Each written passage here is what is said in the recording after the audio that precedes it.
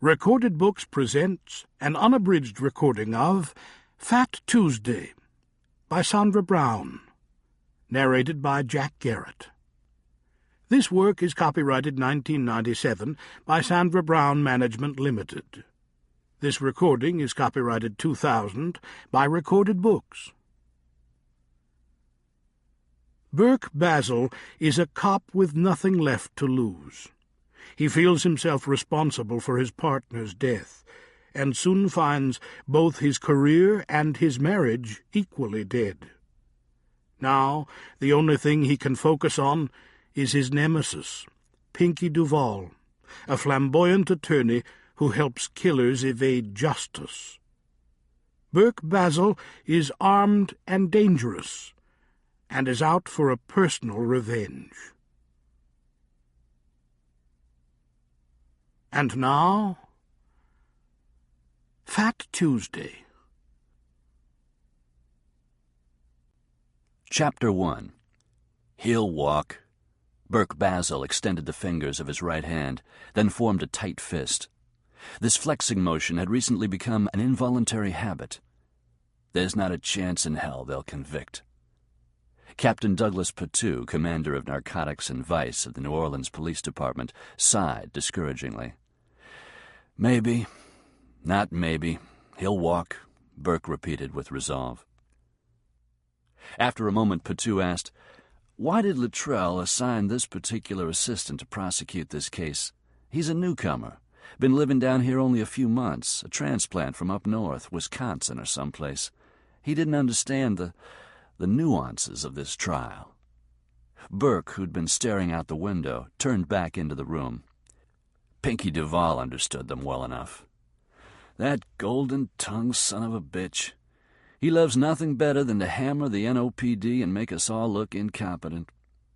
Although it pained him to compliment the defense lawyer, Burke said, "You gotta hand it to him, Doug. His closing argument was brilliant. It was blatantly anti-cop, but just as blatantly pro-justice.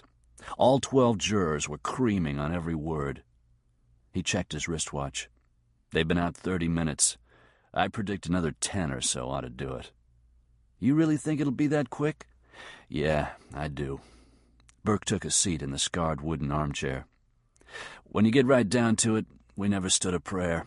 No matter who in the DA's office tried the case or how much fancy legal footwork was done on either side, the sad fact remains that Wayne Bardo did not pull the trigger. He did not fire the bullet that killed Kev. I wish I had a nickel for every time Pinky Duval said that during the trial, Patou remarked sourly. My client did not fire the fatal bullet. He chanted it like a monk. Unfortunately, it's the truth. They'd tramped this ground at least 10,000 times, ruminating, speculating, but always returning to that one irreversible, unarguable, unpalatable certainty. The accused on trial, Wayne Bardo, technically had not shot to death Detective Sergeant Kevin Stewart. Burke Basil wearily massaged his shadowed eye sockets, pushed back his unkempt wavy hair, smoothed down his mustache, then restlessly rubbed his palms against the tops of his thighs. He flexed the fingers of his right hand. Finally, he set his elbows on his knees and stared vacantly at the floor, his shoulders dejectedly hunched forward. Patou observed him critically. You look like hell. Why don't you go out and have a cigarette? Burke shook his head. Coffee? I'll go get it for you, bring it back so you don't have to face the media. No, but thanks. Patou sat down in the chair next to Burke's. Let's not write it off as a defeat yet. Juries are tricky. You think you got some bastard nailed, he leaves the courthouse a free man. You're practically assured an acquittal. They bring in a guilty verdict, and the judge opts for the maximum sentence. You never can tell. I can tell, Burke said with stubborn resignation. Bardo will walk. For a time neither said anything to break the heavy silence. Then Patou said, Today's the anniversary of the Constitution of Mexico. Burke looked up. Pardon? The Mexican Constitution. It was adopted on February 5th. I noticed it on my desk calendar this morning. Huh. Didn't say how many years ago. A couple of hundred, I guess. Huh. That conversation exhausted, they fell silent again, each lost in his thoughts. Burke was trying to figure out how he was going to handle himself the first few seconds after the verdict was read. From the start he'd known that there would be a trial. Pinky Duval wasn't about to plea bargain what he considered to be a shoe-in acquittal for his client. Burke had also known what the outcome of the trial would be. Now that the moment of truth was, if his prediction proved correct, approaching, he geared himself up to combat the rage he knew he would experience when he watched Bardo leave the courthouse unscathed. God help him from killing the bastard with his bare hands. A large, noisy housefly, out of season and stoned on insecticide, had somehow found its way into this small room in the Orleans Parish Courthouse, where countless other prosecutors and defendants had sweated anxiously while awaiting a jury's verdict. Desperate to escape, the fly was making suicidal little flats against the window pane. The poor, dumb fly didn't know when he was beaten. He didn't realize he only looked a fool for his vain attempts, no matter how valiant they were. Burke snuffled a self-deprecating laugh. Because he could identify with the futility of a housefly, he knew he'd hit rock bottom. When the knock came, he and Petu glanced first at each other, then toward the door, which a bailiff opened. She poked her head inside. "They're back." As they moved toward the door, Petu checked the time, murmuring, "Son of a gun, 10 minutes." He looked at Burke. "How'd you do that?" But Burke wasn't listening. His concentration was focused on the open doors of the courtroom at the end of the corridor. Spectators and media streamed through the portal with the excitement of Romans at the Colosseum, about to witness the spectacle of martyrs being devoured by lions. Kevin Stewart, husband, father, damn good cop, and best friend, had been martyred.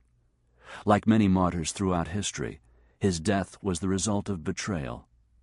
Someone Kev trusted, someone who was supposed to be on his side, furthering his cause, backing him up, had turned traitor. Another cop had tipped the bad guys that the good guys were on the way.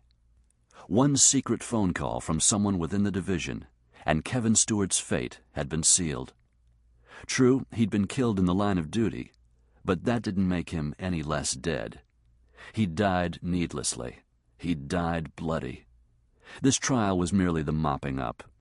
This trial was the costly and time-consuming exercise a civilized society went through to put a good face on letting a scumbag go free after ending the life of a fine man.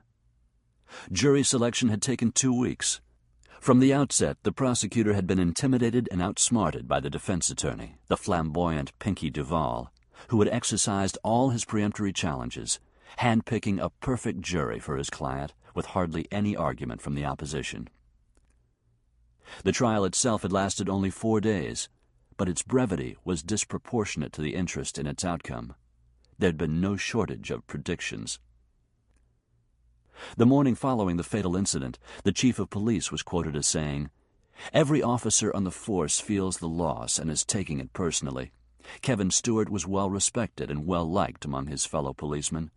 We're using all the resources available to us to conduct a complete and thorough investigation into the shooting death of this distinguished officer." "It should be an open and shut case," one pundit had editorialized in the Times-Picayune the day the trial commenced. "An egregious mistake on the part of the NOPD has left one of its own dead. Tragic? Definitely. But justification to pin the blame on an innocent scapegoat? This writer thinks not. The DA is squandering taxpayers' money by forcing an innocent citizen to stand trial for a trumped-up charge, one designed to spare the New Orleans Police Department the public humiliation that it deserves over this incident. Voters would do well to take into account this farce when District Attorney Luttrell comes up for re-election."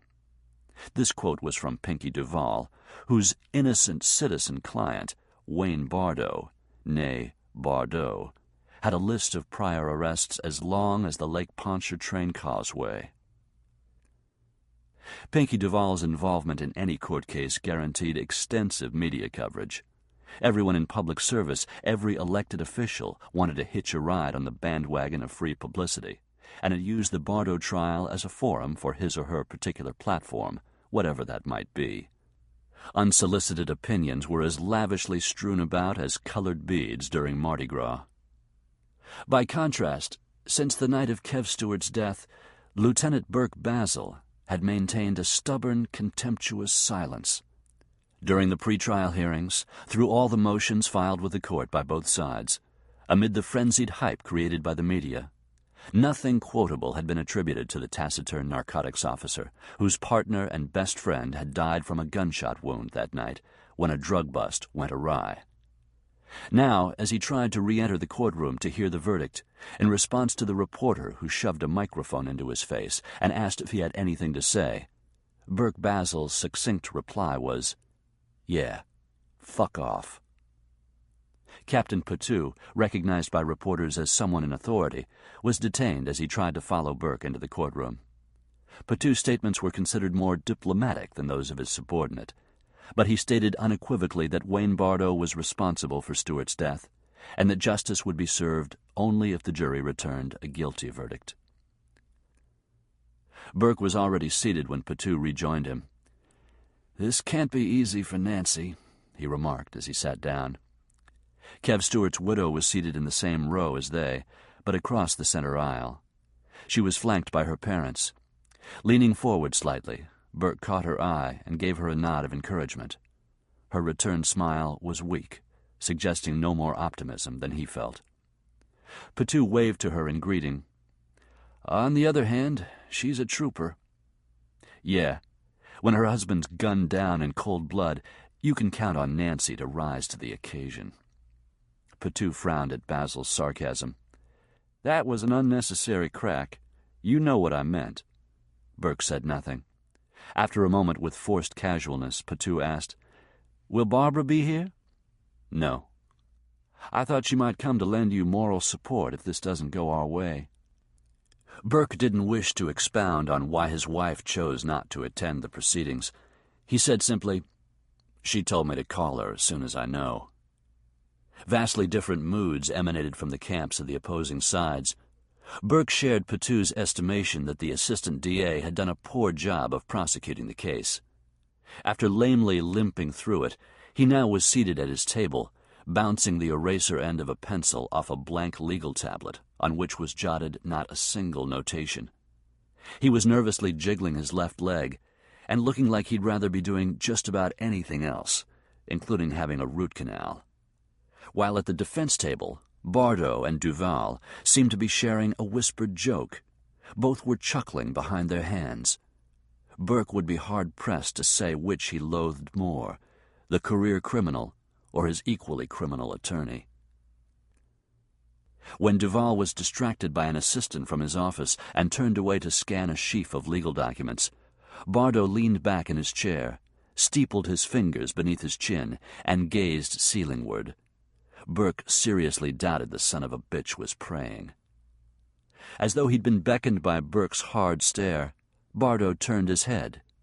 Connecting with Burke's gaze were flinty, dark eyes, which he doubted had ever flickered with a twinge of conscience. Lizard-thin lips parted to form a chilling smile. Then Bardo dropped one eyelid in a wink. Burke would have come out of his chair and lunged toward Bardo if Patou, who'd witnessed the insolent gesture, hadn't grabbed Burke by the arm and restrained him. "For Christ's sake, don't do something stupid." In a tense undertone, he said, "Fly off the handle, and you'll be playing right into the hands of those bastards. You'll lend truth to every negative allegation they made about you during this trial. Now, if that's what you want, go ahead." Refusing to honor the reprimand even with a comeback, Burke yanked his arm free of his superior's grasp. Smug grin still in place, Bardo faced forward again. Seconds later, the court was called to order, and the judge resumed the bench. In a voice as syrupy as the sap that dripped from summer honeysuckle, he admonished everyone to conduct himself in an orderly manner when the verdict was handed down. Then he asked an aide to summon the jury. 7 men and 5 women filed into the jury box. 7 men and 5 women had voted unanimously that Wayne Bardo was not guilty of the shooting death of Detective Sergeant Kevin Stewart. It was what Burke Basil had expected, but it was harder to accept than he'd imagined, and he had imagined that it would be impossible. Despite the judge's instructions, spectators failed to restrain or conceal their reactions. Nancy Stewart uttered a sharp cry, then crumpled. Her parents shielded her from the lights of the video cameras and the rapacious reporters who swarmed her. The judge thanked the jury and dismissed them. Then, as soon as court was loudly and formally adjourned, the ineffectual prosecutor quickly stuffed his blank legal pad into his new-looking attaché case and walked up the center aisle as though it had just been announced that the building was on fire. He avoided making eye contact with Burke and Patu. Burke mentally captioned the expression on his face. "It's not my fault. You win some, you lose some. No matter what, the paycheck comes on Friday. So get over it." "Asshole," Burke muttered. Predictably, there was jubilation at the defense table, and the judge had given up trying to control it. Pinky Duvall was waxing eloquent into the media microphones. Wayne Bardo was shifting from one bally loafer to the other, looking complacently bored as he shot his cuffs. His stone-studded cufflinks glittered in the TV lights. Burke noted that his olive-complexioned forehead wasn't even damp. The son of a bitch had known he had this rap licked, just as he'd beaten all the others. Patu, acting as spokesman for the NOPD, since the incident involved his division, was busy fending off reporters and their questions. Burke kept Bardo and Duvall in his sights as they triumphantly worked their way through the crowd of reporters toward the exit. They dodged no microphones or cameras. Indeed, Duvall cultivated and relished publicity, so he basked in the spotlight. Unlike the prosecutor, they were in no hurry to leave, and in fact loitered to receive the accolades of supporters. Nor did they avoid making eye contact with Burke Basil. On the contrary, each slowed down when he reached the end of the row where Burke stood, right hand flexing and releasing at his side. Each made a point of looking Burke straight in the eye. Wayne Bardo even went so far as to lean forward and whisper a hateful but indefensible fact. "I didn't shoot that cop, Basil. You did."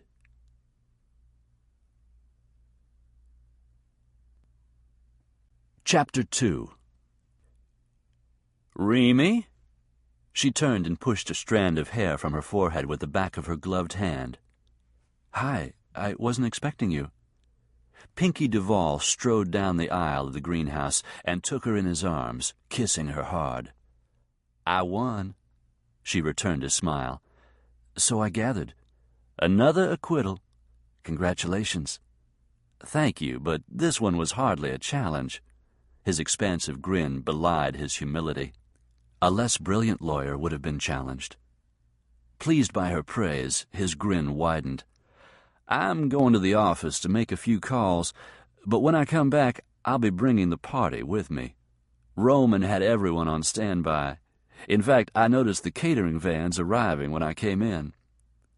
Their butler, Roman, and the entire household staff had been on alert since the trial began. The parties Pinky hosted to celebrate his legal victories contributed to his notoriety as much as the flashy diamond ring he wore on the small finger of his right hand, from which he'd derived his nickname. His post-trial bashes were as much anticipated as the trials themselves, and were well documented in the media. Sometimes Remy suspected jurors of voting for an acquittal just so they could experience firsthand one of Pinky Duvall's famous fetes. "Is there anything I can do?" Of course there wasn't, and she knew that before asking. "Just show up looking as gorgeous as always," he told her, sliding his hands down her back and giving her another kiss. After releasing her, he wiped at the smear of dirt on her forehead. "What are you doing out here anyway? You know I don't like a lot of traffic in here." "There hasn't been a lot of traffic, only me. I brought a fern from the house because it didn't look healthy and I thought it could use some TLC. Don't worry, I didn't touch anything I shouldn't." The greenhouse was Pinky's domain. Horticulture was his hobby, but he took it seriously and was as much a stickler for neatness and precision in the greenhouse as in his law practice and in every other area of his life.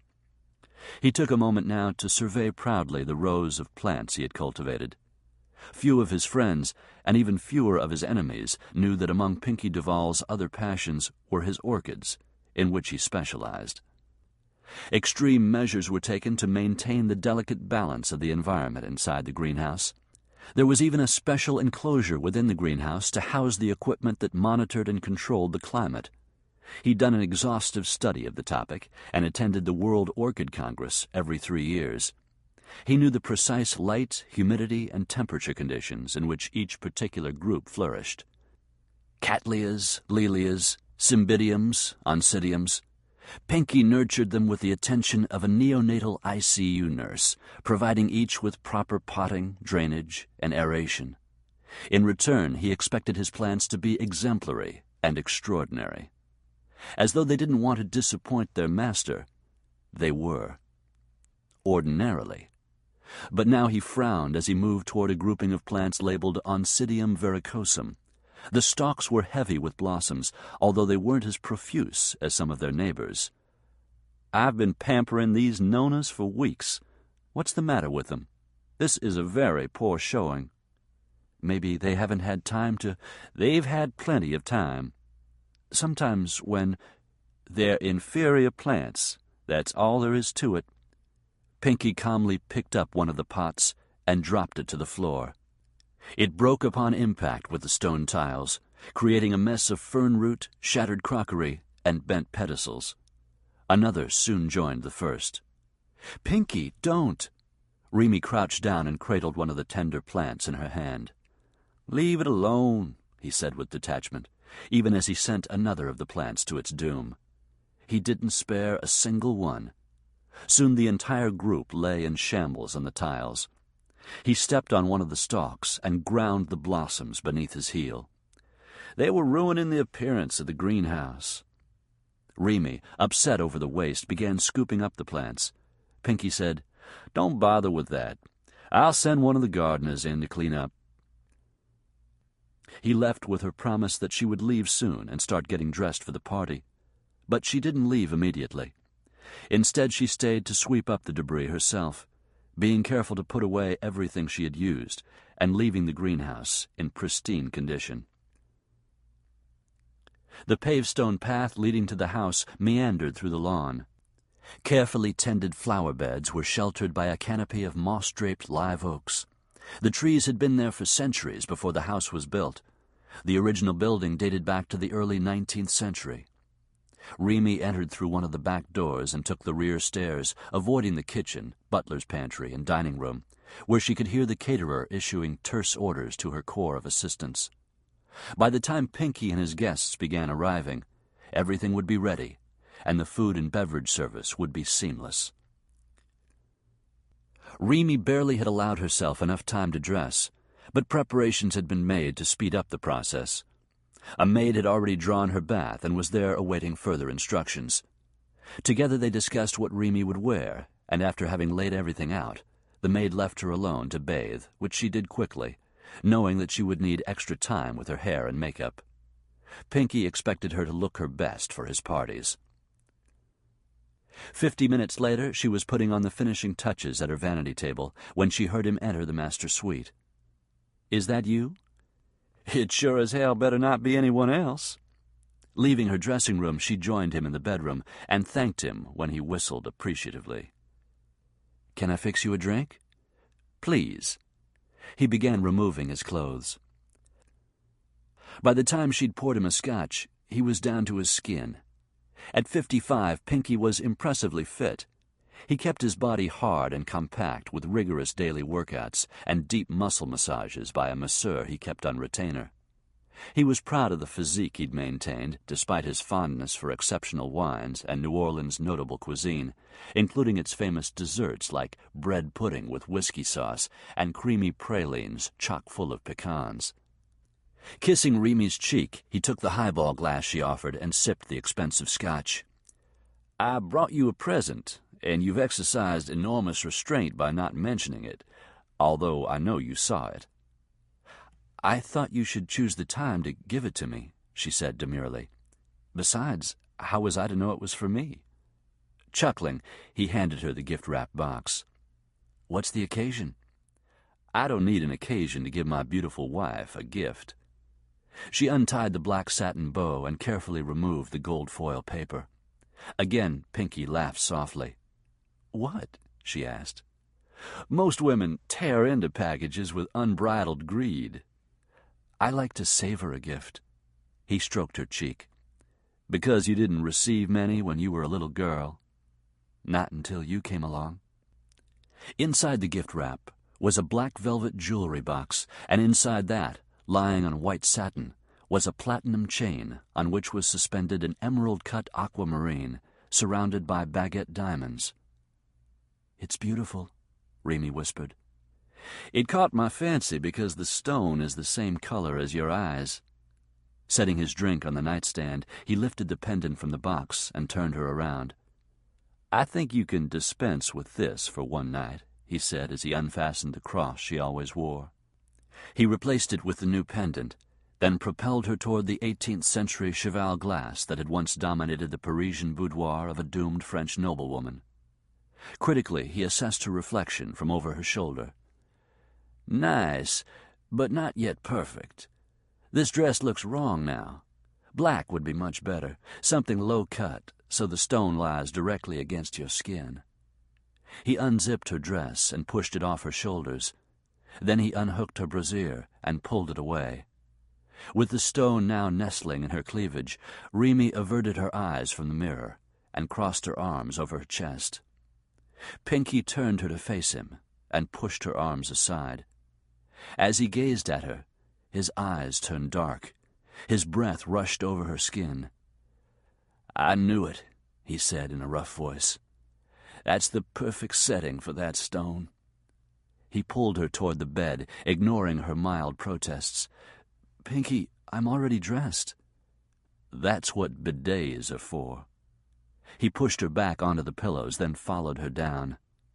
Always potent, Pinky's sex drive was never as strong as following a successful trial.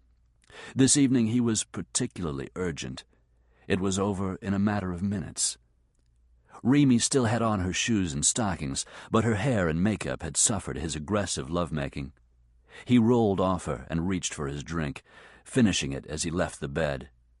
Whistling softly, he crossed the bedroom and went into his separate dressing area. Remy turned onto her side and stacked her hands beneath her cheek. She dreaded beginning the dressing procedure all over again. In fact, given a choice, she would go to sleep where she lay and skip the party altogether. She had started out the day feeling tired, and the lethargy was still weighing her down. However, the last thing she wanted was for Pinky to notice her lack of energy, which she'd been hiding from him for weeks. She forced herself to get up. She was filling her tub with another bath when he emerged from his dressing room, freshly showered and shaved, dressed in an impeccably tailored black suit. He looked at her with surprise. "I thought you'd be ready." She raised her hands helplessly. "It's easier to start over than try and repair. Besides, I don't like using a bidet." He pulled her close and gave her a teasing kiss. "Maybe I left you in that convent school a semester too long. You developed some awfully prissy habits." "You don't mind if I'm a little late making an appearance, do you?" He gave her fanny a pat, then released her. "You'll be ravishing and well worth the wait." At the door he added, "Remember to wear something sexy, black, and low-cut." Remy lingered in her second bath. Downstairs she could hear the musicians tuning their instruments. Before long the guests would start to arrive. Until the wee hours they would gorge themselves on rich food and strong drink. There would be music, laughter, dancing, flirtation, and talk, talk, talk. Just the thought of it made her sigh wearily. Would anyone notice if the mistress of the house decided to stay in her room and skip the party? Pinky would. To commemorate his courtroom victory, he'd bought her another beautiful piece of jewelry to add to a collection that was embarrassingly considerable. He would be offended to know how much she dreaded attending his celebration, or how little value she placed on his gift. But deriving any real joy from his generosity was impossible, because his lovely and expensive gifts were poor substitutes for all that he denied her. With her head still resting on the rim of her tub, she turned to look toward the dressing table, where the new treasure lay in its satin-lined box. The beauty of this particular stone escaped her. It radiated no warmth, and indeed looked cold to the touch. Rather than shooting off sparks of fire, the facets glittered with an icy light. It called to mind winter, not summer. It didn't make her feel happy and fulfilled, but hollow and empty. Silently, Pinky Duval's wife began to cry.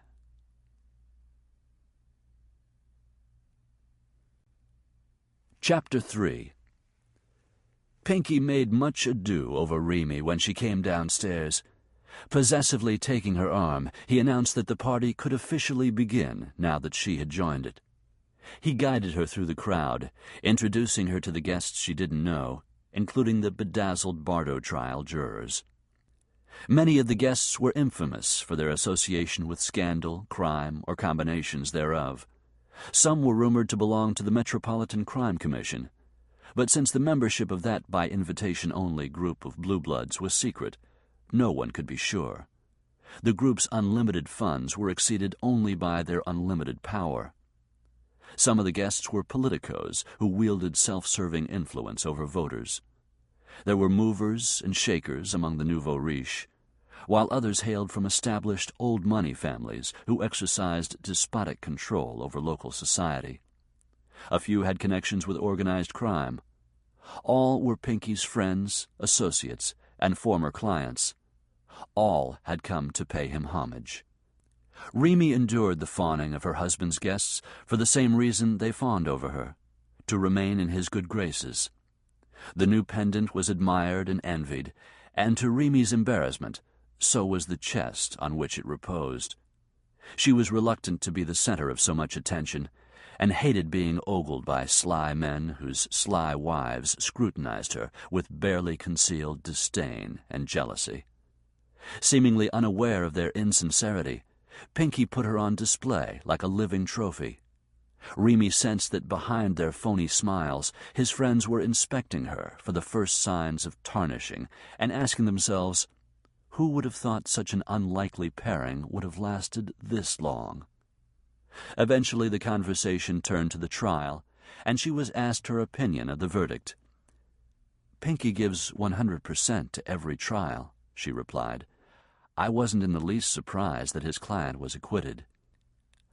"But you must admit, my dear, that this one was easy to predict." The remark was tinged with condescension and came from a society maven whose turkey-wattle neck dripped diamonds. Pinky spoke for Remy, countering the woman's comment. "The outcome of a trial is never predictable. This one could just as easily have gone the other way. Any time you get a policeman on the witness stand, you better be on your toes." "Please, Pinky," one of the men in the group scoffed. "A policeman's credibility in the courtroom was destroyed forever when Mark Furman testified at the O.J. Simpson trial." Pinky shook his head in disagreement. "Granted, Furman did that prosecution more harm than good, but Burke Basil is a different animal altogether. We searched his past for something that would discredit him. His record was impeccable." "Until the night he shot his own man," one of the guests chortled. He whacked Pinky on the shoulder. "You really raked him over the coals on the witness stand." "Too bad the judge refused to let the trial be televised," another guest remarked. "The public would have seen live coverage of cop meltdown." Another said, "It wouldn't have surprised me if the jury had stopped the trial during Basil's testimony and asked if they couldn't close up shop and go home right then." "We're talking about a man's death," Remy blurted. She considered their joking and laughter obscene. Regardless of the outcome of the trial, Mr. Stewart would not have been shot if Bardo hadn't used him as a human shield. Isn't that right? The laughter died a sudden death, and all eyes turned to her. "Technically, my dear, that's precisely right," Pinky replied. "We acknowledged in court that Mr. Bardo was holding the wounded officer against him when he was shot, but I wouldn't go so far as to say that Stewart was being used as a shield. What happened was a tragic accident. but that doesn't warrant sending an innocent man to prison. Remy had never been invited to attend a trial and see Pinky in action, but she was well acquainted with the facts of this case because she'd followed the media coverage. Narcotics Officer Stewart and Basil had been the first of their unit to arrive at a warehouse where it was suspected that drugs were being manufactured and distributed. Those inside the warehouse had been alerted that a raid was imminent. When Stewart and Basil approached the building, they were fired upon. Without waiting for backup, Stewart had charged into the warehouse, exchanging gunfire with and killing a man named Toot Jenkins. Toot Jenkins lay dead. Stewart was badly wounded. His bulletproof vest had deflected potentially fatal shots, but he'd been hit in the thigh, the bullet narrowly missing his femoral artery. Another bullet had shattered his ulna. The doctor testified at trial that Stewart was probably in shock, but that he would have recovered from those wounds, Remy said. They were serious, but not life-threatening. But your husband destroyed the doctor's credibility. Pinky held up a hand as though to say he didn't need anyone to come to his rescue, particularly since the one challenging him was his own wife. "Put yourself in Mr. Bardow's place, darling," he said. "One man lay dead, another was wounded and bleeding. Mr. Bardow reasoned correctly that he had inadvertently walked into a very dangerous situation. He thought that perhaps the men outside weren't police officers as they claimed, but were in fact Mr. Jenkins's business rivals impersonating officers. Toot Jenkins had been dealing with an Asian gang. These gang members can be extremely clever, you know." Officer Stewart was red-haired and freckled. He could hardly be mistaken for an Asian. One of the guests chuckled and said, "Touché, Pinky. Too bad for the D.A. Remy wasn't arguing his case." Pinky laughed along with the others at the mild put-down, but perhaps only Remy noticed that his laughter was forced. His eyes moved over her. "Remy in a court of law? I hardly think so. Her talents lie elsewhere." As he said that, he ran his fingertip across her low neckline. Everyone else laughed, but a hot flush of humiliation and anger surged through her. "Excuse me, I haven't eaten anything yet." She turned away from the group. She had an opinion on what had happened the night Stewart died, but it wouldn't be prudent to air it in front of Pinky and his friends. They were celebrating his client's acquittal, not his innocence, which weren't necessarily one and the same. She didn't believe for a moment that Wayne Bardow had been confused when gunfire erupted. He had known exactly what he was doing when he lifted the wounded policeman off the floor of the warehouse and used him as a shield when he went through the dark, open doorway, drawing fire from any other law enforcement agents who might have taken cover outside the building. Unfortunately, Burke Basil had excellent reflexes, and he was an expert marksman. Believing he was firing at an assailant, he'd gone for a headshot, and his aim had been true. The jury's verdict had laid all the blame for Stewart's death at his feet. Making good her lie about being hungry, she went into the formal dining room, where, as she had expected, the buffet was a gourmand's delight. Sterling silver chafing dishes were brimming with steaming crawfish étouffée, red beans and rice, and barbecued shrimp steeping in a sauce so fiery that the aroma alone caused her eyes to tear. Raw oysters on the half-shell lay upon trays of ice. A chef was carving slices of ham and roast beef off enormous slabs of meat. There were deviled eggs and deviled crab, along with salads and side dishes and sausages, breads and desserts to suit every palate. The sight and smell of so much rich food didn't pique Remy's appetite, but rather made her slightly queasy. Glancing around, she saw that Pinky was now conversing with some of the recently dismissed jurors. They appeared to be enthralled by whatever he was saying, and he loved having an audience, so he wouldn't miss her for a while. Unnoticed, she slipped through a French door into the relative quiet and seclusion of the backyard. The air was cold enough to make vapor of her breath, but the chill actually felt good against her exposed skin. She moved along the pathway that led to the gazebo. The lacy wrought-iron structure with the onion-shaped dome roof was located in a far corner of the property. It was one of her favorite spots. Whenever she desperately needed seclusion or a semblance of it, she retreated to the gazebo. Stepping into the circular structure, she leaned into one of the support posts, practically hugging it while resting her cheek against the cold metal. She was still embarrassed over what Pinky had insinuated in front of his guests.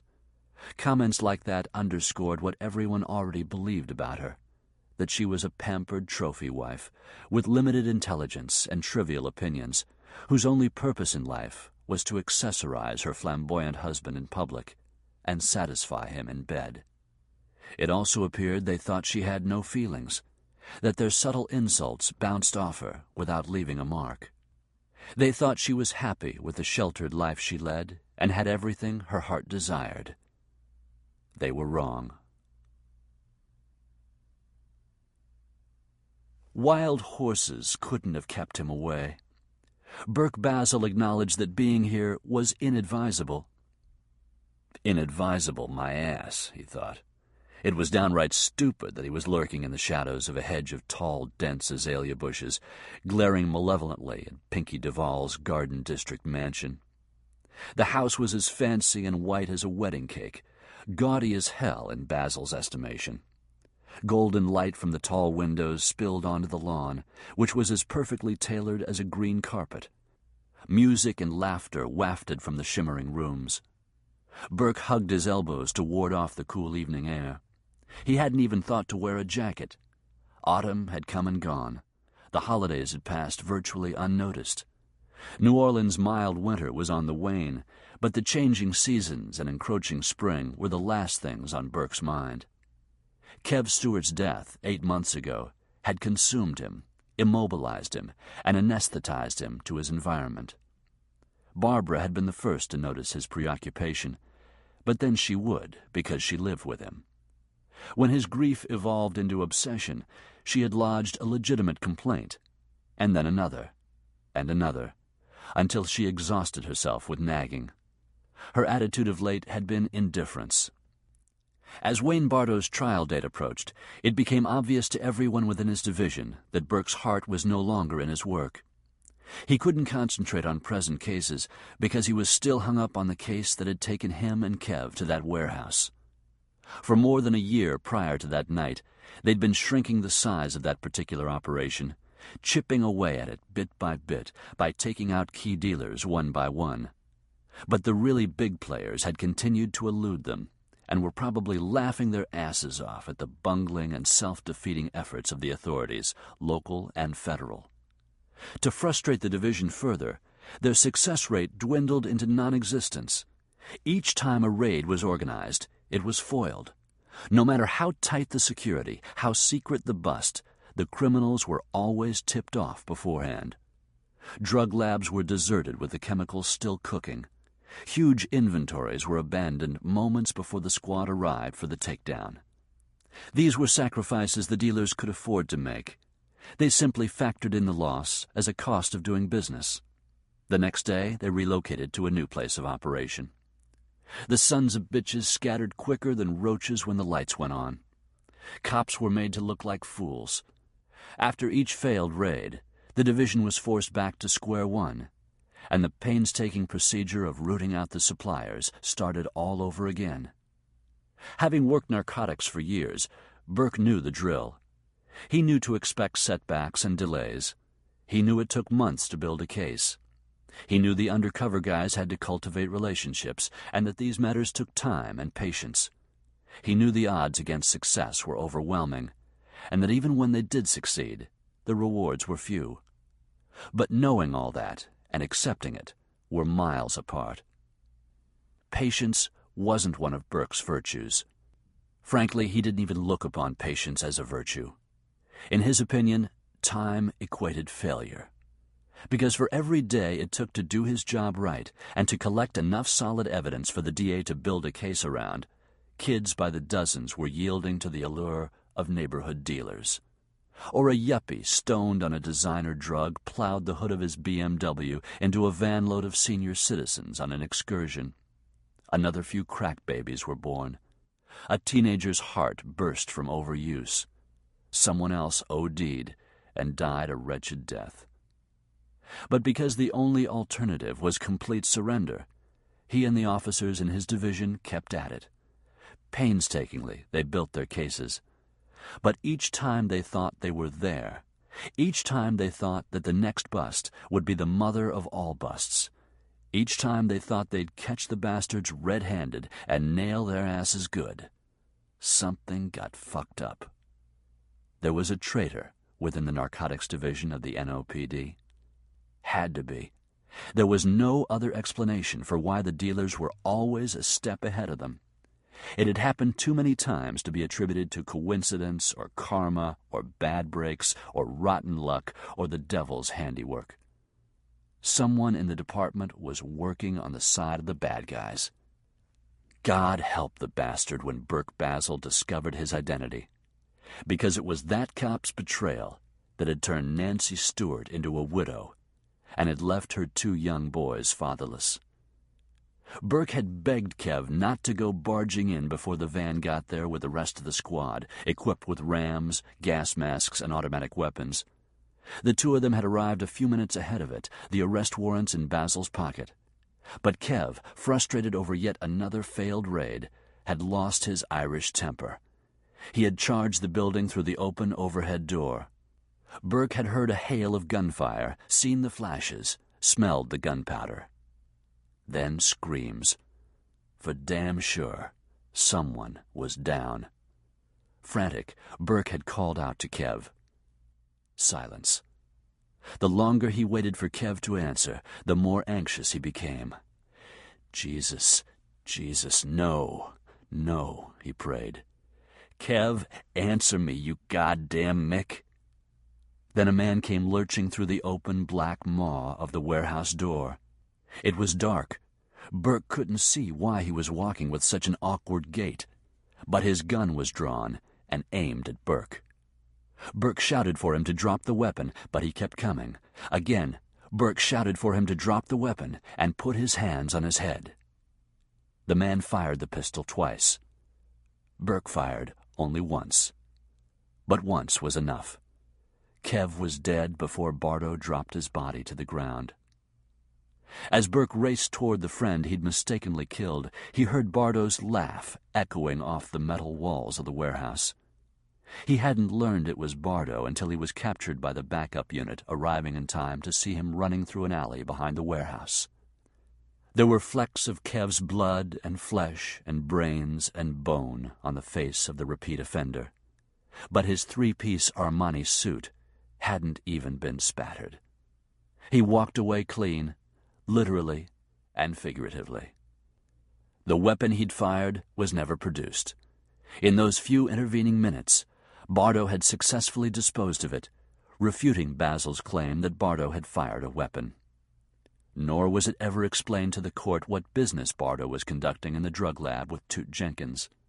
Pinky Duval argued that Bardo's presence in the lab was irrelevant to what had transpired, and that it might only serve to prejudice the jury against his client. No shit, Einstein, Burke remembered thinking. It was supposed to prejudice the jury against Bardo. On that question, the judge had ruled in the defendant's favor. No mystery there. Duval contributed heavily to the election of judges. The candidates with the most money backing their campaigns usually won, and then went soft on the lawyers who helped put them on the bench. Duval had most of them in his pocket. And that wasn't the only dirty pool Pinky Duval played. Wayne Bardo had been in that warehouse that night conducting business for his boss, Pinky Duval. It was an accepted fact throughout the division, although never proved, that Duval was the primo operator they'd been after for years. He had more connections to drug trafficking than whores did to herpes. Every trail led to him, but ended just short of contact. There was no solid proof against him, but Burke knew the son of a bitch was a player. A big-time player. Yet here he was, living it up in his fancy house, celebrating Kevin Stewart's death with a big blowout party. Movement at one of the rear doors interrupted Burke's bitter reflections. He shrank farther back into the foliage so as not to be seen by the woman who made her way along a path to a gazebo. She was alone. For a time, she leaned into one of the support columns. Then she made a slow circuit around the gazebo, trailing her hand along the ivy-covered railing. When she returned to her original spot, she leaned against the support column again, this time placing her back to it. Burke saw her face for the first time, and although he didn't speak it aloud, he thought, "Wow." Her black hair looked iridescent in the cool, bluish light, while that same moonlight made her skin appear as pale and translucent as alabaster. The short black cocktail dress showed off a lot of leg. Her breasts swelled above the scooped neckline. Burke immediately pegged her as one of the expensive whores who worked the classy hotel bars where conventioneers from out of town were eager to spend huge sums of money for an hour or two of carnality with what they were promised was a genuine, hot-blooded Creole gal. Burke smiled grimly. He bet this one was higher priced than most. She had a look about her that said, "I'm expensive and worth every penny." She was the kind who could hold out for clients with Duvall's flash and finances. Not that she would have to hold out. A man with a bankroll like Pinky Duvall's didn't have to surround himself with ugly women. Maybe this one had been hired only for the night as a party decoration. Or maybe she was the girlfriend of one of the guests. Or she could be a permanent hanger-on who put out routinely for Duvall and his friends in exchange for designer clothes and good drugs. The keeping of mistresses had been an accepted practice in New Orleans since the city was first settled. Flesh peddling was a major industry in any convention town. New Orleans was certainly no exception. Every cab driver in the city knew the address of Ruby Bouchereau's place. Her girls were top-notch. Ruby herself was one of the richest women in the state. But there were also the street hookers who worked the dark corners of the quarter. They would give blowjobs in an alley for a hit of crack. They were no more selective than the crib girls who had made Storyville one of the most notorious red-light districts in the world. Regardless of the price tag, there was no shortage of work in the Big Easy for a hardcore whore. But even as the thought crossed his mind, Burke realized that this one didn't look hardcore. Since drug dealing and prostitution often crossed lines with each other, he'd learned a lot from watching these girls. He could size one up and know immediately if she was going to succumb to the life, or if she possessed the killer instincts to survive. He wouldn't put his money on this one to make it. She was classy, all right, but she didn't look rapacious and calculating. She looked sad. Still unaware that she was being watched, she relaxed her head against the ornate ironwork and closed her eyes. Then she slid her hands down her body until they met at the center of her lower abdomen. Burke's mouth went dry. His gut clenched. The guys working Vice routinely circulated pornographic videos, films, or magazines that had been confiscated for evidence. It wasn't Burke's habit to watch them, but he was as normal as the next guy, and what man, cop or otherwise, could turn away from this scene without waiting to see what was going to happen next? Actually, nothing did. She didn't remove her clothing. She didn't actually fondle that erogenous zone. She didn't moan or groan or gyrate or breathe heavily through partially opened lips. Nevertheless, her pose was arresting, arousing even, and apparently he wasn't the only one who thought so. Burke had been so transfixed by her that he saw the approaching man only seconds before she herself became aware of Wayne Bardo.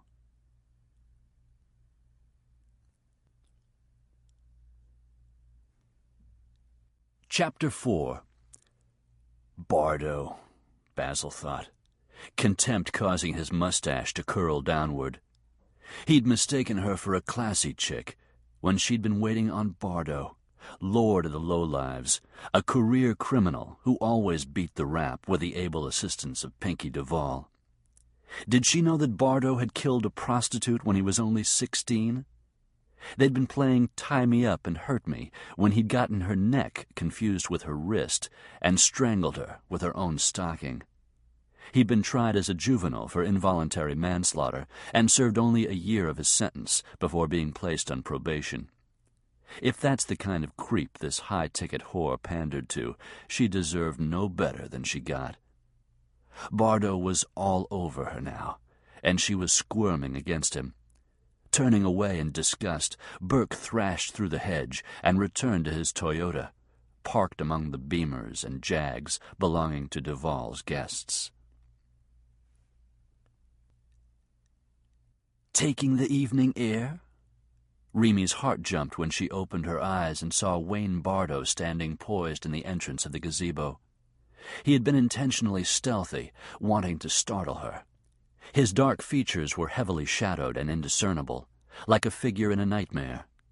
Instantly she lowered her hands, but she knew he'd seen her pressing them against her body, because his grin was even more suggestive than usual. He was blocking her exit.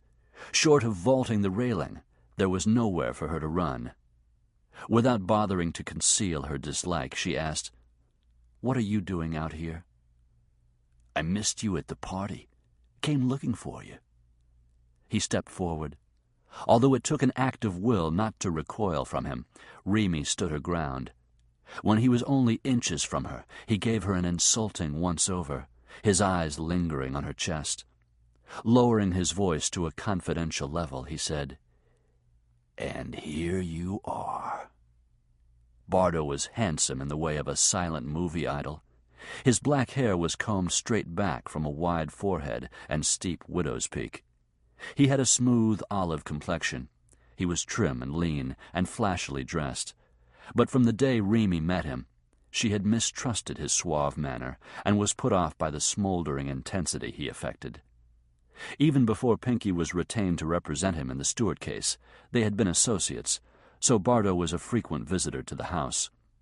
Remy treated him with cool politeness, but avoided having any close contact. His smoky stares gave her the creeps.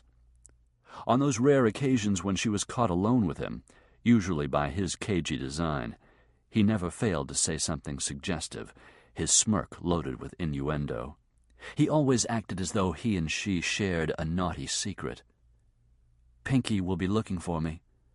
She tried to move past him, but instead of giving way, he boldly splayed his hand over her lower body and stroked her with his fingers. "Why don't you let me take over for you here?" He had never dared to touch her, and for a moment she was paralyzed by repugnance and fear. She had overheard enough of his boasts to know that he enjoyed all forms of violence, a penchant that logically would extend to his relationships with women. No less importantly, she feared what Pinky would do if he were to learn that another man had laid a hand on her. Bardo's boldness tonight was probably due to his delusions of invincibility following his acquittal, and possibly to the alcohol she smelled on his breath. His excitement would only be fanned if she showed any fear. Instead, in a harsh and distinct voice, she told him to remove his hand. Stretching wider his reptilian grin, he ground his palm more firmly against her. "Or what, Mrs. Duvall?" Pushing the words between clenched teeth, she said, "If you don't take your hand off me." He was fucking you, wasn't he? Unable to stand his touch another second, she shoved his hand away. "Leave me alone." This time, when she made to go past him, he roughly took her by the shoulders and backed her against the support column. "That's why you were late for the party, right? Pinky was screwing his brains out. If you belonged to me, that's what I'd do, day and night. All the time I'd be at you, one way or another." Lewdly, he rubbed his pelvis against her. "You think Pinky is good? Until you've had me, you don't know from good, Mrs. Duvall." He stuck out his tongue and wagged it obscenely, then dragged it across her neck. "It's only a matter of time, you know. I'm gonna have you." She swallowed her nausea and pushed against him with all her strength. She couldn't have physically overpowered him. He allowed her to push him away. When he stepped back, he was laughing at her attempts to stave him off. "If you come near me again..." "You'll what?" "Well, speak up, Mrs. Duvall. What'll you do?" He placed his hand above her head on the column and leaned into her. His voice was taunting. "You'll what? Tattletale to Pinky?" He shook his head. "I don't think so. If you told your husband I'd come on to you, he might blame you instead of me. He trusts me, see? And you do have a way of advertising the merchandise." He reached for her breast, but she slapped his hand aside. "I won't bother telling Pinky. I'll handle you myself." "Handle me," he mocked. "I like the sound of that." Her voice calm, eyes glittering as coldly as the gem around her neck, she said, "Mr. Bardo, are you under the misconception that you're the only killer for hire on my husband's payroll?" For a fleeting moment his arrogant grin faltered, and his dark eyes lost some of their gleam. Using that momentary lapse in his self-confidence, Remy pushed him aside, and this time successfully escaped him. She walked quickly and purposefully up the pathway back to the house, hoping that Wayne Bardo couldn't see how unstable her knees were. Because, despite her boast, in a toss-up situation between her and Bardo, she wasn't sure whom Pinky would believe. Barbara was already asleep when Burke got home. He undressed in the dark, not wanting to awaken her. But when he got into bed beside her, she rolled toward him. "Where have you been?" "Sorry I woke you up." "It's late, isn't it?" "A little after midnight." "Where have you been?" she repeated. "Working." "You told me Doug had given you the rest of the week off." He did. He wished she would leave it there, but he sensed her unspoken demand for an explanation. "I had to put some closure on it, Barbara. Isn't that the catchphrase these days? Closure?" She gave him a little huff of disapproval. "For God's sake, Burke, Kev Stewart's been dead for months. The verdict is in on Bardo's trial." "I know all that." "So get over it," she snapped. "It's not that easy." "It's not easy, but you're making it harder than it has to be." A dozen sharp retorts sprang to mind, but he held them back. He and Barbara had plowed this row countless times. He didn't want to plow it again tonight. Their arguments always left him feeling like he'd been wrung out and hung up to dry. He couldn't take another defeat today. In a more conciliatory tone, she said, "What happened to Kev was terrible. But the harsh reality is that policemen get killed. The risk goes with the job. But it's pretty damn rare that a cop's own partner is the risk. It wasn't your fault. The jury must have thought so. In any event, they didn't blame Bardo."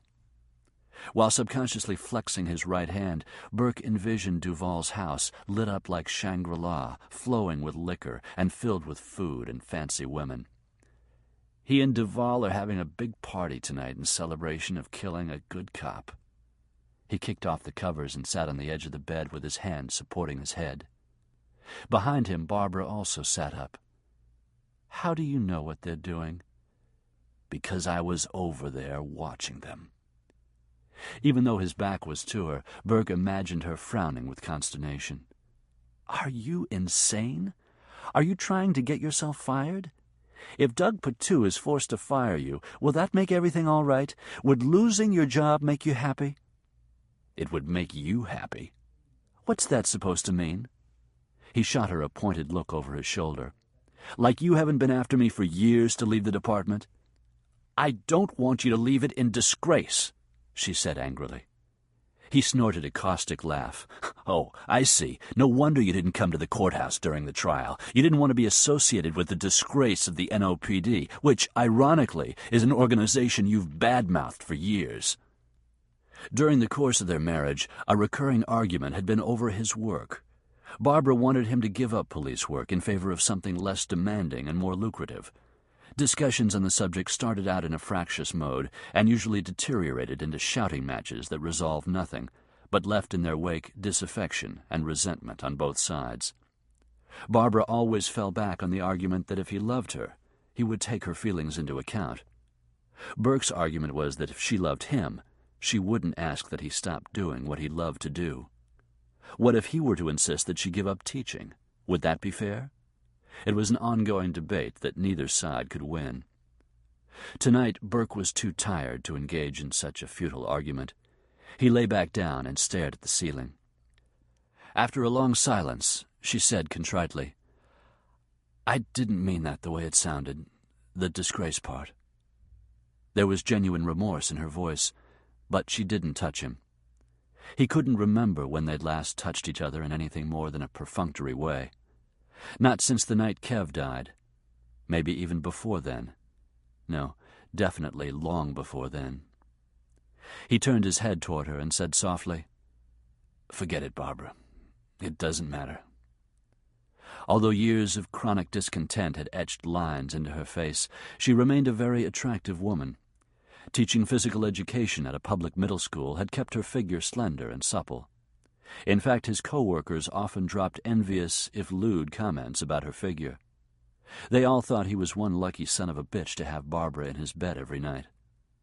Sadly, Burke couldn't recall the last time they'd done anything in bed except sleep.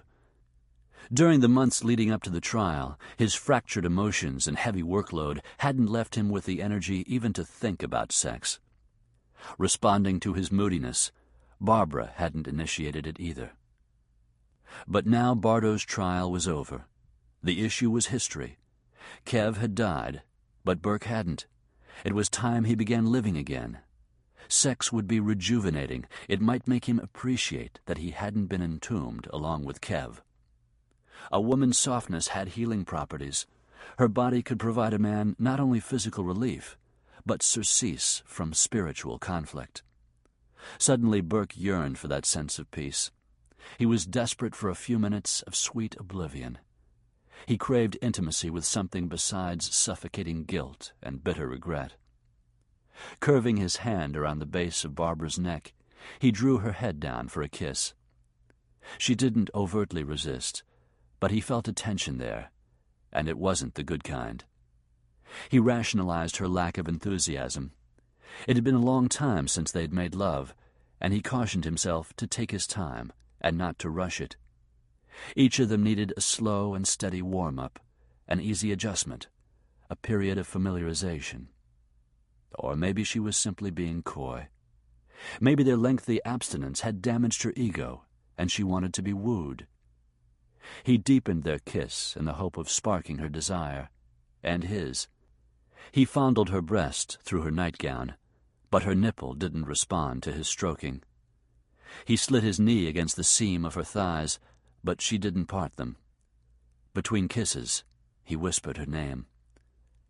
After another few awkward moments, she disengaged herself. "I've got to be at school early tomorrow morning. We begin a volleyball tournament during first period." He released her. "Yeah, okay." "I'm sorry, Burke. It's cool. Don't apologize." "I really do have to be up early, but—" "Barbara, it's no big deal," he said, more sharply than he intended. "Okay, I'm sorry I woke you up at all. Go back to sleep." "You're sure you're—" "I'll live, believe me. You don't die from not getting laid." "Don't blame me, Burke," she lashed out. "You've done this to yourself. You've harbored this grief far too long. It's unnatural. Why is it still eating at you?" He refused to answer. He couldn't answer. "All right, then," she said. "Good night." "Good night." He closed his eyes, but he knew he wouldn't go to sleep, and he didn't. Her rejection had pissed him off, but he wasn't as pissed off as he had a right to be, and that in itself bothered him. When he was sure she'd fallen asleep, he got up, went into the kitchen, and fixed himself a sandwich. Then he sat down at the table, and holding his head between his hands, stared unseeingly at the sandwich he never ate. Chapter 5. Double or nothing? She'll stop in front of us and give us an up-close and personal look. Do we have a bet? No. Burke rubbed his temple where a headache had taken root an hour ago, and which so far had continued to outpound the drums in the jazz band and defy 2 analgesic tablets. Maybe he should have taken Patu up on his offer of a paid week off, but he'd rather work than stick around the house where he had too much idle time to think. "I don't want to play anymore, Mac. Give it a rest, okay?" Mac McEwen flashed his irrepressible grin. "I'm giving you a chance to win back some of the money you've lost to me." "No thanks." McEwen would bet on anything from the outcome of the World Series to which cockroach would win the race to the donut box. Disappointed by Burke's lack of interest, McEwen turned his attention to the topless dancer, who by God did stop directly in front of him. Breasts shimmying, she winked at the narcotics cop, who was young and good-looking and who dressed like a GQ model, even when he wasn't pretending to be a gawking out-of-towner taking in the nightlife of Bourbon Street. By comparison, Burke looked tired and disheveled and ill-tempered, which was exactly how he felt. He'd been up most of the previous night, alternately wallowing in self-pity and honing his anger over Barbara's rebuff to a razor's edge. They'd mumbled hostile good mornings and goodbyes to each other this morning, and his piss factor had been at a record high all day. Scowling, Burke watched Mac as he watched the gyrating dancer. What was Mac's real first name, he wondered. All he'd ever heard was Mac. McEwen had made repeated requests to be transferred into narcotics and vice before he was actually assigned to it a little more than a year ago. In Burke's opinion, the guy was too flashy and effusive to be a good narc. "I've got a $5 bill, says her tits are plastic," McEwen said as the dancer strutted away. "What do you say?" "I say I'd be stupid to lay money on that. How do you propose we determine it? By asking her?" McEwen couldn't be provoked. Engaging grin still in place, he lifted his glass of club soda and took a sip. "I'm just jacking with you, Basil, trying to get a smile out of you. Besides, if I went near a chick like that, my old lady would kill me. She's jealous as hell. I've never given her reason to be. I look, sure, but I've never cheated, and we're going on 3 years together." His record of marital faithfulness seemed to surprise him. "You ever screwed around, Basil?" "No." "Not ever?" "No." "Geez, that's impressive. All the women you meet? And you've been married a long time, right? How long?" "Long enough." "Happily?" "Are you a wannabe marriage counselor or what?" "Don't get pissed," Mac said, sounding wounded. "I was only asking." "Well, don't ask. We're here to work, not to ogle the dancers, and not to discuss our private lives. A good way to get killed is to stop thinking about the job and—" "Our guy just came in," Mac said, interrupting. He was still looking at Burke, still smiling. Maybe he was a better cop than Burke gave him credit for. "He's moving this way. Ass-ugly yellow sport coat." Burke didn't turn around, but he felt the familiar adrenaline rush he experienced before every arrest. An undercover cop had been buying from this guy for months. His name was Roland Satchel. He was a nickel bag dealer, but only quality stuff, and there appeared to be no shortage of his supply. It was believed his drug trade was more for the thrill than for the income it provided. He owned a legitimate business, a handbag factory that produced designer knockoffs that sold to discount stores. Satchel's turf wasn't the streets, but the trendy clubs. He liked to rub elbows with celebrities, professional jocks, and their groupies. He enjoyed the good life and moved in a circle of acquaintances that availed themselves of it. Narcotics was operating under the theory that if they could bring Satchel in, even on a petty charge, he might hand over Duval. The undercover cop working the case had supplied them with information during a secret meeting that morning. "Satchel is ambitious and greedy. He's all the time grumbling about the boss, and since he's the boss at his factory, I figure he's referring to the boss of his drug business. I think Satchel would hand the boss to us if we offered him a deal." "Has he given you a name?" Burke had asked. "Never. Just the boss." "But I'd wager my left nut it's Duval," Mac said. Patu asked, "You're sure Satchel would go for a deal?" "He's got a kid who plays football," the undercover cop explained. "Satchel's crazy about him, bragging always. He's going to LSU next year, and naturally Satchel wants to see him play. It would be hard for him to make the games if he's doing time, even for a chicken shit dealing rap." Burke hated the whole concept of making deals with people who broke the law. It was a cop-out in the strictest meaning of the term. Satchel would come back to haunt them. As soon as he was free, he'd get right back into business. But Burke wanted Duvall. He was willing to sacrifice a sleazoid like Satchel in exchange for Duvall.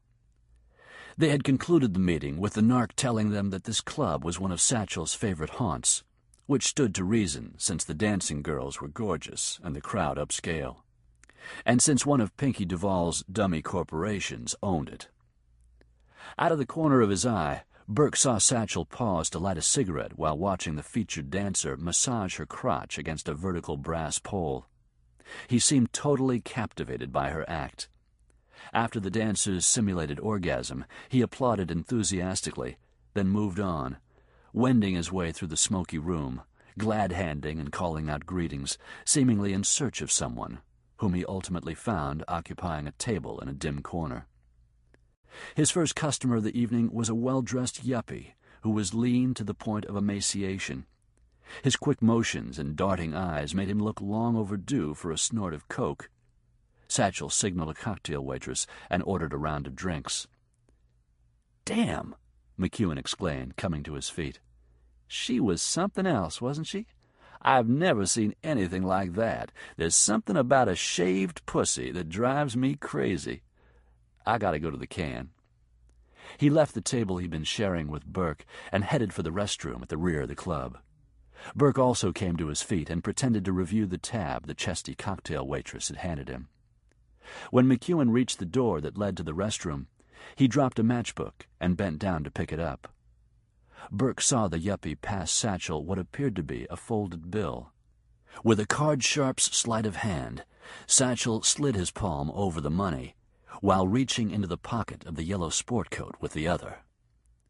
Burke hurdled several tables and was across the room before the band's next drumbeat. Pistol drawn, he shouted for Satchel to freeze. McEwen was already there, the barrel of his pistol resting on the patch of skin behind the yuppie's right ear.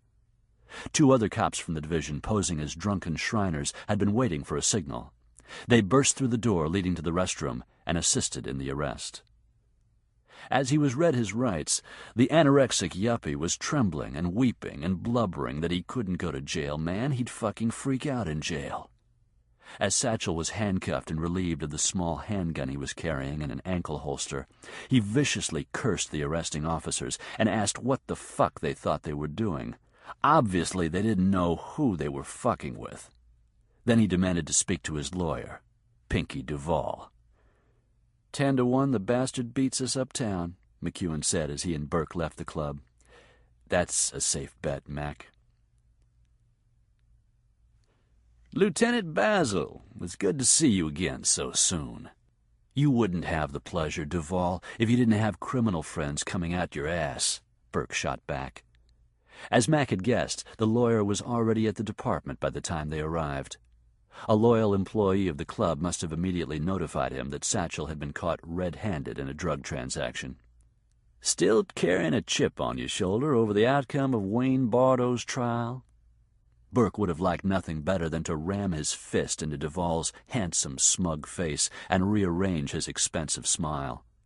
Although it was nearing midnight, when one would expect him to look a little rumpled and fresh from bed, the lawyer was wearing a three-piece suit and a stiff white shirt. He smelled of shaving cream. Not a single silver hair was out of place. Sensing a potential for trouble, Doug Patu stepped between them. I'll take Mr. Duvall in to see his client. Burke, they're waiting for you. He nodded toward an interrogation room where, through the glass, Burke could see the arrested yuppie puffing on a cigarette like it was the last one ever to be rolled. What's his name? Burke asked. Raymond. Patu consulted the label on the file before handing it to Burke. Hahn. Priors? Possession, misdemeanor. He was given probation. As Burke turned and moved toward the room, Duvall said, Instead of arresting him, why didn't you just shoot him, Basil? Knowing Duvall was trying to goad him into doing something he could file assault charges for, Burke kept moving and didn't stop until he was in the relative safety of the interrogation room, with the door firmly closed and serving as a barrier between him and the lawyer. He watched Patu escort Duvall into a similar room where Satchel was waiting. Duvall would advise Satchel to say nothing, which he wouldn't. But there would be a time when they had Satchel to themselves. Hopefully they could wear him down, and by this time tomorrow night it would be Duval they were locking behind bars. Mac McEwen had already grilled Raymond Hahn. So had the cops in the Shriners' fezzes. Before taking his turn, Burke poured himself a cup of tepid, rancid coffee, pulled out a chair for himself, and moved it close to the arrested man. "Talk to me, Ray." Raising his cuffed hands, the undercover officer took a long drag off his rapidly shrinking cigarette. "It's iffy." His eyes darted about the room, briefly lighting on all the somber faces staring at him. "He didn't have a lot on him, right?" he asked, addressing one of the Shriners. "Couple of ounces. They're stripping down his car, but looks like he's going to be clean." "So it won't be any big deal," Hahn continued. "Duval will plead him out of a long sentence. Not much threat, so there's not much for us to bargain with. Can you take these off now?" One of the officers stepped forward to remove the hand restraints. "Thanks." Raymond Hahn massaged circulation back into his wrists. "Scared me shitless when you charged across that room, gun drawn," he said to Basil. Hahn still looked edgy. Burke figured he was in reality a cokehead, and that's why he was so convincing to dealers. "Since this morning, we've talked to several of Satchel's former customers who are doing time," Burke told him. "They're willing to testify against him in exchange for early parole. Those raps, added to delays in trial dates, could keep Satchel out of commission for a long time, say long enough for his son to graduate LSU without his seeing a single game except maybe on TV. "It might work," Hahn said, gnawing on the nub of a fingernail. "But I don't know. He's a turkey with an ego big as Dallas, but he's no fool. And for all his complaining about the boss, I figure he's scared of him. Besides, he could be out on bail while all these delays are taking place." Patu came in. "Surprise, surprise. Mr. Duval has advised his client to keep his mouth shut. Hope you've got something solid for us, Ray." Before the undercover officer could respond, Burke said, "Know what I'm thinking?" Slowly he came to his feet, rubbing the spot in his temple that was still throbbing. "I'm thinking we were stupid to bust Satchel over a nickel bag sale. We should have held out until we could raid his factory and warehouse." "He doesn't do his drug trade out of there," Hahn said. "I've tried to buy from him there. He refused. He makes a point of keeping his two businesses separate." "A lesson he learned from Duval," Mac remarked dryly.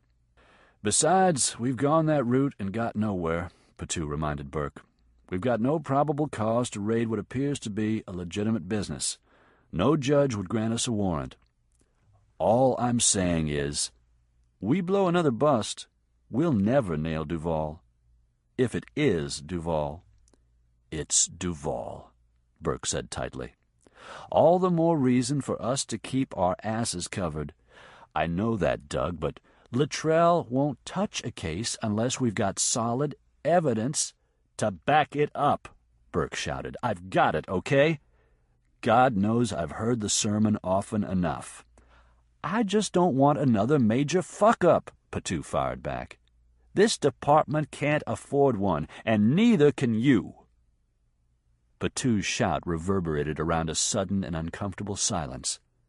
The other officers averted their eyes from the two who were arguing. "Oh, come on, y'all," Mac mumbled. "Stay cool." It was well known, especially to Burke, that Patu favored him over other officers in the division. Not only because he considered Burke a good cop, but because the two had started out friends. They'd gone through the academy in the same class. Patu had chosen administration over street work, but rank hadn't made a difference in their relationship. Until recently. The circumstances surrounding Kev Stewart's death had placed a strain on their friendship. Burke felt it, but he also understood where it was coming from. Doug had to answer to his superiors for the conduct and performance of each of the officers under his command. Being the go-between was difficult at any time, but especially when he was trying to protect the reputation of an officer who was also a friend. Burke realized that Doug didn't want his career sacrificed to that one dreadful mistake. Doug had gone to the mat for him when his stability and reliability came into question following the incident. Publicly and privately, he'd backed him 100% through the trial. Despite the anger of the moment, Burke understood that Doug didn't want him to lose his head and do something reckless, providing the nervous decision-makers a good reason to seize his badge. Since the outburst, he and Doug hadn't broken eye contact. His temper now under control, he said, "Give me a shot at Satchel." "In your present frame of mind, I don't think so," Patu replied evenly. "Tomorrow, maybe. He'll be sprung by tomorrow. We'll drag our feet on the bail hearing." Burke sighed, rubbed the back of his neck, then gave each of the other officers a sour glance. "Then I'm going home." "What about me?" Hahn asked. Patu looked at Burke. "You call it. This is your show." "Like hell it is," he grumbled. Then, to Hahn, he said, "We'll lock you up for a couple of hours." "Oh, Jesus, I hate that stinking place." "Sorry, Ray, but we can't let you be blown, or we're really screwed." Pinky stood up and snapped shut his briefcase. "You're leaving?"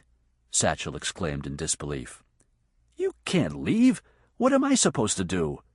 "You're supposed to spend the night in jail." "Jail? Jail? When can you get me out of here?" "I'll start working on a bail hearing first thing in the morning. I'm afraid you're in for the night." "Well, that's just great. Fucking great." "A little cell time will be good for you, Satchel. It might make you think about how stupid you've been." Satchel stopped his grousing and looked sharply at Pinky. "What do you mean?" "I mean you're a fool to get arrested for selling to a customer in the club." Pinky had kept his temper under control as long as the policemen were in the room, but now that they had granted him a moment alone with his client, he felt free to vent his rage. "This guy is no stranger to me," Satchel said in his defense. "He's a regular. I sell to him all the time. I didn't see any harm." "Shut up," Pinky snapped. "Since when did you become a user?" "Me? I'm not. Never have been." "But your girlfriend is." "Girlfriend? What the hell are you talking about, Pinky? I got a wife, a kid. I don't have a girlfriend." Pinky hated for someone to lie to him. He hated it even worse when the lie was so blatantly transparent as to imply that he was too stupid to see through it. "The acrobatic dancer? Frizzy red hair, skinny ass, small tits but nipples the size of saucers. Come on, Satchel. You know the one." Satchel swallowed hard. Sweat popped out on his forehead, and his skin turned a sickly shade of pale that clashed with his bright jacket. "You've been banging her for 3 months, Pinky said softly, almost sympathetically. "She's swapping you sex for dope. My dope. You're supplying it to her for free, and that's stealing, Satchel. Furthermore, because it's free, she's doing so much of it that about half the time she's too stoned to perform. As you know, she's the club's most popular dancer. Men drink for hours while waiting for her act. They pay well to stay and see her famous backbend finale, but they go home early if she cancels." Pinky stepped close enough for Satchel to smell his minty mouthwash. "Your hard-ons are costing me money, Satchel." Sweat rings had formed around the sleeves of Satchel's yellow coat. "I wouldn't do anything against you, Pinky. You know that." "Do I?" He shook his silver head. "I've heard rumors, Satchel. Upsetting talk about you and your ambitions." Satchel tried to smile, but his rubbery lips didn't quite cooperate. "You can't believe gossip." "Oh, I believe it. After tonight, I do." "What do you mean?" "Why would a smart narc like Burke Basil arrest you over a couple of ounces? He was careless once, but he's too damn clever to screw around with a cheap, smarmy hustler like you, unless he wants something from you." "Like what?" "Information. Evidence." "I'd tell them to go fuck themselves." Ignoring Satchel's self-righteous indignation, Pinky continued. "They'll let you spend a night or two in jail with the worst of the worst, let you see how really bad incarceration is, and then, when your defenses are down, They'll offer you a deal. My guess is it'll be a dismissal of all the charges against you in exchange for information about your operation. I'd never take a deal. Pinky smiled. No, I don't believe you would. Satchel relaxed. Hell no, I'd never betray a friend. I'm confident you won't. Pinky's voice was deceptively silky. Because I'm sure you'd rather do some jail time than have anything bad happen to your boy. Satchel's bravado collapsed. My boy? Oh, God, Pinky, no, Pinky laid a hand on Satchel's shoulder to calm him and to stop his sputtering.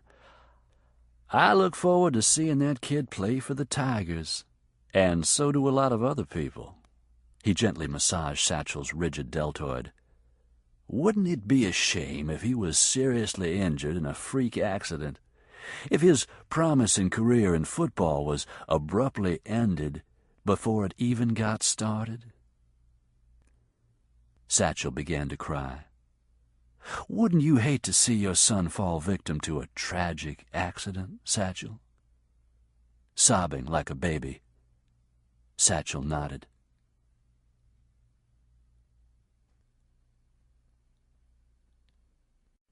Chapter 6.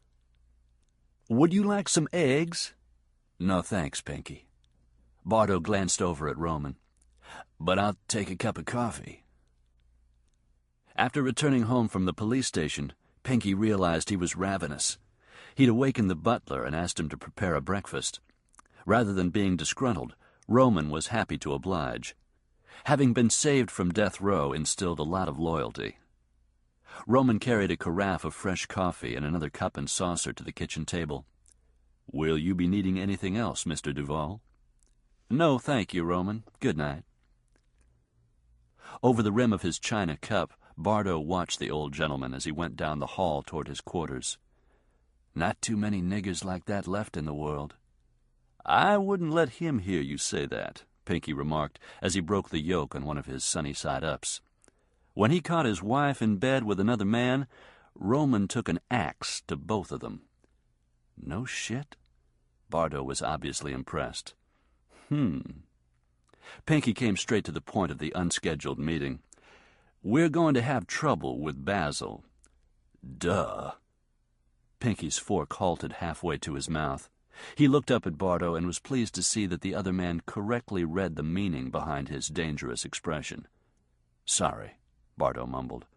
Didn't mean to sound like a smartass. It's just, I'd already figured we weren't finished with that Boy Scout yet. I thought we could take care of him in good time, but I've changed my mind. I don't think we should wait. Why? What's up? Pinky told him about Satchel's arrest. I think it's time we sent Mr. Basil a message. Okay. A clear message that if he meddles with us, he's begging for trouble. Bad trouble. What do you want me to do? Pinky? At the sound of Remy's voice, both men looked toward the open doorway where she was standing, wrapped in a robe, her hair tousled, eyes sleepy. I didn't hear you come in. I've been back a while. Pinky noticed that she had deliberately kept her eyes away from Bardo, and Pinky couldn't help but wonder why that was. Mr. Bardo and I had some business to discuss. At this hour? Urgent business. I see. Go back to bed. I'll be there shortly. Her gaze shifted to Bardo for a millisecond before she looked back at Pinky. Don't be long. Keeping his voice low, he finished his conversation with Bardo. It took no longer than it did for him to finish eating his food. In conclusion, he said, I'd like this taken care of immediately. Sure. Immediately, Pinky repeated with emphasis. The impact should be hard and strong, like a blow to the head. I want this to be a real wake-up call for Basil and everyone in the narcotics division. I understand. As to your fee, the usual? Pinky nodded. You can leave by the back door, same as you came in. After Bardo left, Pinky reset the alarm system, then went upstairs. Remy was in bed, but she was still awake. What was that about? I told you. Business. He began undressing, but his eyes remained on her. Are you feeling well, Remy? He could tell the question made her uneasy. Of course, yes. Why wouldn't I be? You haven't been yourself lately. She gave him an unconvincing smile. You know I get a little blue every winter. I'm ready for spring. It seems a long way off. You're lying. In their natural state, other men might feel vulnerable and less imposing. Not Pinky. Nakedness didn't inhibit him. Placing his hands on his hips, he gave his wife a stern stare. You've been dragging your ass around for weeks. I told you, it's the time of year bullshit. Where'd these newfangled ideas of yours come from? What newfangled ideas? The ones you so outspokenly shared with our party guests last night.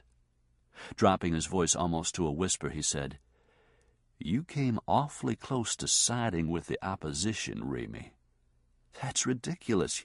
You know whose side I'm on. Do I? You should. She met his gaze levelly. He could see no equivocation in her eyes, but he wasn't ready to let the matter drop just yet. Her position in his life did not include the voicing of opinions on anything of importance. I also didn't like the fact that you disappeared during my party. I didn't disappear. I developed a headache and had to come upstairs and lie down. A headache? He repeated skeptically. You've never had headaches before. You've never been this lethargic before either. Are you ill? Maybe I should schedule a doctor's appointment for you. No. The force of her answer surprised even her. She mollified it with a light little laugh. It's nothing, Pinky. I'm fine. Just a little moody, that's all. He sat down on the bed close to her and stroked her neck. The one thing I won't tolerate, Remy, is someone lying to me. His fingers ceased stroking her. Tell me, now, what the hell is wrong? All right, she exclaimed angrily. Throwing back the covers, she left the bed, then turned back to confront him. It's that man. He came to his feet. What man? Wayne Bardo. What about him? He makes my skin crawl. She hugged her elbows and rubbed her bare arms. I loathe him. I can't stand to be in the same room with him. Why not? Has he done something, said something to you? No, nothing like that. Obviously vexed, she expelled a deep breath and pushed her fingers through her hair. It's just a feeling I get. He gives off vibes, evil vibes. I was hoping that after his trial he wouldn't be hanging around so much. Tonight I find him at our kitchen table. Pinky was on the verge of laughing with relief. Most women thought Wayne Bardo was attractive, until they got to know him better. It pleased him that Bardo's Mediterranean good looks held no appeal for his young, beautiful wife. Her studious avoidance of him was due to repugnance, not attraction. Hiding his relief, he said, Bardo does odd jobs for me. He's working off part of his legal fee. Well, from now on, please conduct your business with him somewhere other than the house. Why do you dislike him so much? Isn't it clear? He frightens me. Pinky did laugh then as he pulled her into his embrace. He frightens a lot of people. That's why he's so useful to me. You use him to frighten people? Above her head he frowned. She rarely asked him even the most harmless questions about his business dealings. Lately she had expressed more than a passing interest, and that could be dangerous. More than a few of his clients had been double-crossed by spiteful wives or girlfriends who knew too much. Why are you so curious about my association with Bardo? I'm not, so long as he doesn't come to the house. I don't want him here. All right. If Bardo offends you, I'll try and keep you separated. Thank you. Now that's settled, I want your promise that you'll stop this irritating moping. I'll try.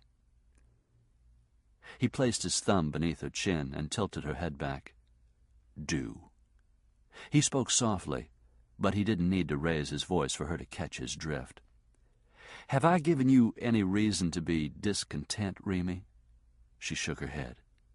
Good. He ran his thumb across her lips. I'm glad to hear that, because I want you to be happy. I'd hate for us to have another situation like Galveston. That was a long time ago. But not so long ago that we've forgotten it. No, I haven't forgotten it. So you're happy? Of course. He reached for her hand and guided it to his lap. Show me. Later, just as he was drifting off to sleep, she said, A visit to Flora will cheer me up. I'll go see her tomorrow. Good idea. I'll send Errol to drive you. Don't bother, I can drive myself. Pinky thought about it a moment. His uneasiness hadn't been entirely allayed either by their conversation or their lovemaking. She'd given him a plausible explanation for her recent melancholia, but he suspected there was more to it than her dislike for Bardo. Doubts could cripple the thinking of a reasonable man. Mistrust and jealousy were weakening and destructive. On the other hand, Pinky preferred erring on the side of caution to being a fool, especially when dealing with a woman. Errol will drive you. Say, you're sure you're okay with this? The woman formed a pouty frown and toyed with the buttons of his shirt. Of course I'm okay with it. Would I have invited you to my place if I weren't? But we only met an hour ago. Doesn't matter. It didn't take me even that long to know I wanted you tonight. He grinned. Then what are we waiting for? Groping each other along the way, they stumbled up 2 flights of stairs.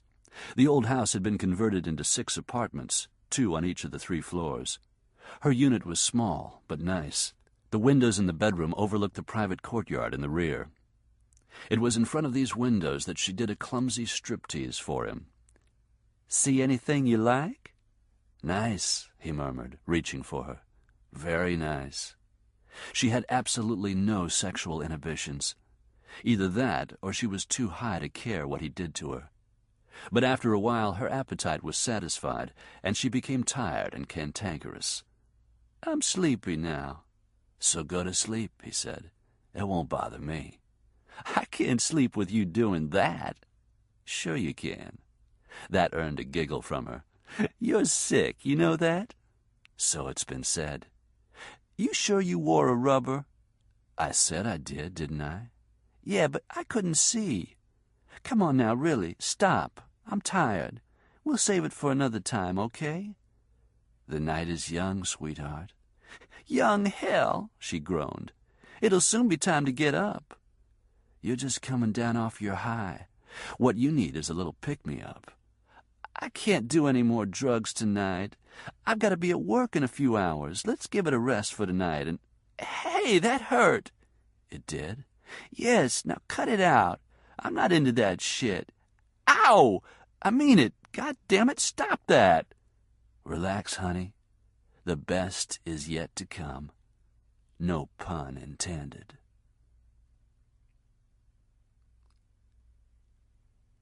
Raymond Hahn drove himself home from City Hall, one eye on the rearview mirror all the way. He was good at his job, mainly because he was scrupulously careful. His cover was a job in a 3-man accounting office, but his paycheck originated at the NOPD. Ostensibly calling on clients, he moved facilely through neighborhoods, meeting people and setting up networks of drug users and dealers.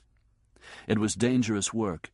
He could spend months winning the confidence of a paranoid dealer, constantly putting his ass on the line, and then have all his efforts wasted. A prime example was the snafu at the warehouse where Kev Stewart had been killed. It didn't take a rocket scientist to deduce that somebody in the division was tipping the dealers of impending raids. But that was an inner office problem. His problem was to stay alive by seeing that his cover wasn't blown. He'd been working undercover for 3 years, which may have been too long. He was tired of continually having to look over his shoulder, tired of being suspicious of everyone, tired of living a double life. Lately he'd been toying with the idea of relocating and going into another line of work. There was one major drawback. No other occupation would give him easy access to drugs. That was a bonus to his present job, at no small consideration whenever he thought of leaving it. After making sure that nobody had followed him home, he unlocked the door of his apartment and slipped inside, then secured all the deadbolts. Every time it was necessary for him to be arrested and jailed, it gave him the shakes. He played his part so well that sometimes even he was fooled into thinking that the make-believe was real. He and Burke Basil were on the same team. Nevertheless, the guy scared the hell out of him. It was frightening to think what Basil would do if he learned about his habit. He wouldn't want to get on Basil's bad side. The guy was all business. So straight as an arrow, in fact, that he hadn't endeared himself to other cops of the NOPD. Taking graft was the accepted modus operandi. It was the rule, not the exception. Some cops figured that in a crime-crazy society, it made sense to look away from petty malfeasances and to get tough only on crimes that were a threat to human life. Burke Basil saw it differently. A law was a law. It was either right or wrong, legal or illegal, period. He didn't preach. He didn't have to. His silent reproach was effective enough to make cops on the take mistrustful of him. Now that Kev Stewart was dead, the only other officer Basil could regard as a friend and drinking buddy was Doug Patu. And being the boss's friend didn't win him any favor among his colleagues either. Not that Basil seemed to mind being out of the fraternal loop. In that respect, Hahn thought, he and Basil were somewhat alike. He worked alone, and he liked it that way, just as he suspected Basil did. He doubted Basil ever cried over his unpopularity. Hahn undressed in the dark. His girlfriend got pissed if he woke her up after she'd fallen asleep. She resented his staying out late and leaving her alone when he went carousing. She thought he was an accountant and didn't understand his penchant for night-clubbing, even on weeknights. Their schedules often clashed, but actually the less they saw of each other, the better they got along. Their relationship was based almost strictly on convenience. When she invited him to move in with her, it was more convenient for him to accept than to come up with a reason to decline. Besides, they liked the same drugs. They bonded best when they got stoned together. The rest of the time, they were more or less compatible, but not what you could call intimate, except when they had sex. He knew his main appeal was the drugs he brought home to her, but that didn't bother him. He even suspected her of cheating on him, but since he had to be out nearly every night, he couldn't really blame her. He just hoped she didn't contract a sexually transmitted disease. The public service announcements on TV warned against relationships such as theirs. But hell, his odds for getting whacked by a drug dealer he had set up were far greater than his dying of AIDS. He slid in beside her and was grateful that she didn't stir. He didn't want a scene, not after everything he'd been through tonight, including a couple hours in jail. What a freaking zoo. He'd been locked in a cell with two redneck brothers covered in homemade tattoos who'd opened up a third brother's scalp with a can opener during a family dispute. Their other cellmate was a transvestite who cowered in the corner and wept in fear of the abusive rednecks. He'd cried so hard over their insults that his fake eyelashes had come unglued, and that had brought on another crying jag, which had prompted more shouted invectives. Raymond never had been a good sleeper, but tonight he found it particularly difficult to relax and shut off his skittering thoughts. After a while he sat up, thinking that a joint might help relax him. He reached across his sleeping girlfriend and switched on the nightstand lamp. What he saw barely registered before he sensed movement behind him. Raymond Hahn died with a silent scream on his lips.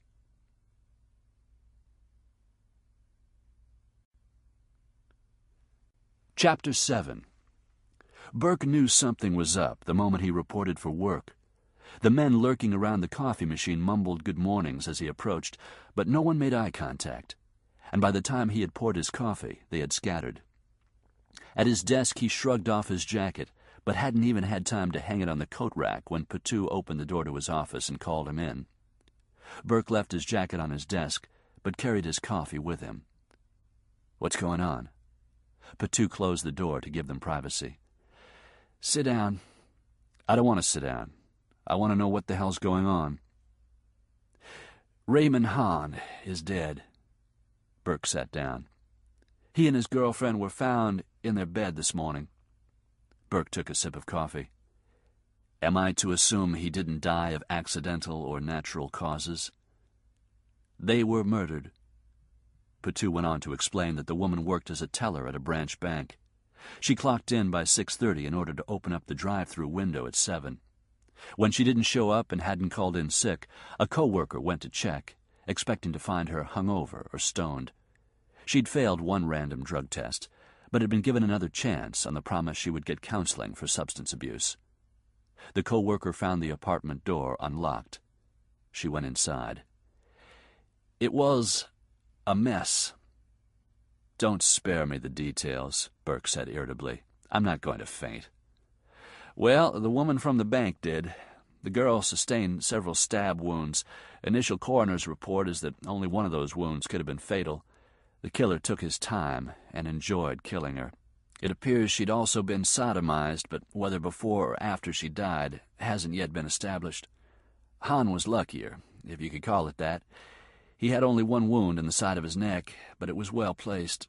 The killer knew where to stick him for a quick and silent kill." Burke left his chair, took his coffee with him to the third-story window, and stared out of it while sipping coffee from his personal mug, which was decorated with multicolored seahorses. Barbara had bought the souvenir mug on a rare vacation to Florida. He didn't remember how long ago that had been. Eons. At least it seemed that long ago. He could no longer imagine doing something as carefree as going on a trip to the beach and shopping for silly souvenirs. Any frivolity in his life had died the night he shot and killed Kev Stewart. Clues? "The crime unit is on it, but so far it looks clean. Something might turn up in autopsy. The girl's rectum and vagina were bruised and abraded, but there wasn't visible semen on her. The lab was wasting their time and manpower. There wouldn't be any evidence. Bardo liked knives, and this sounded like his kind of hit.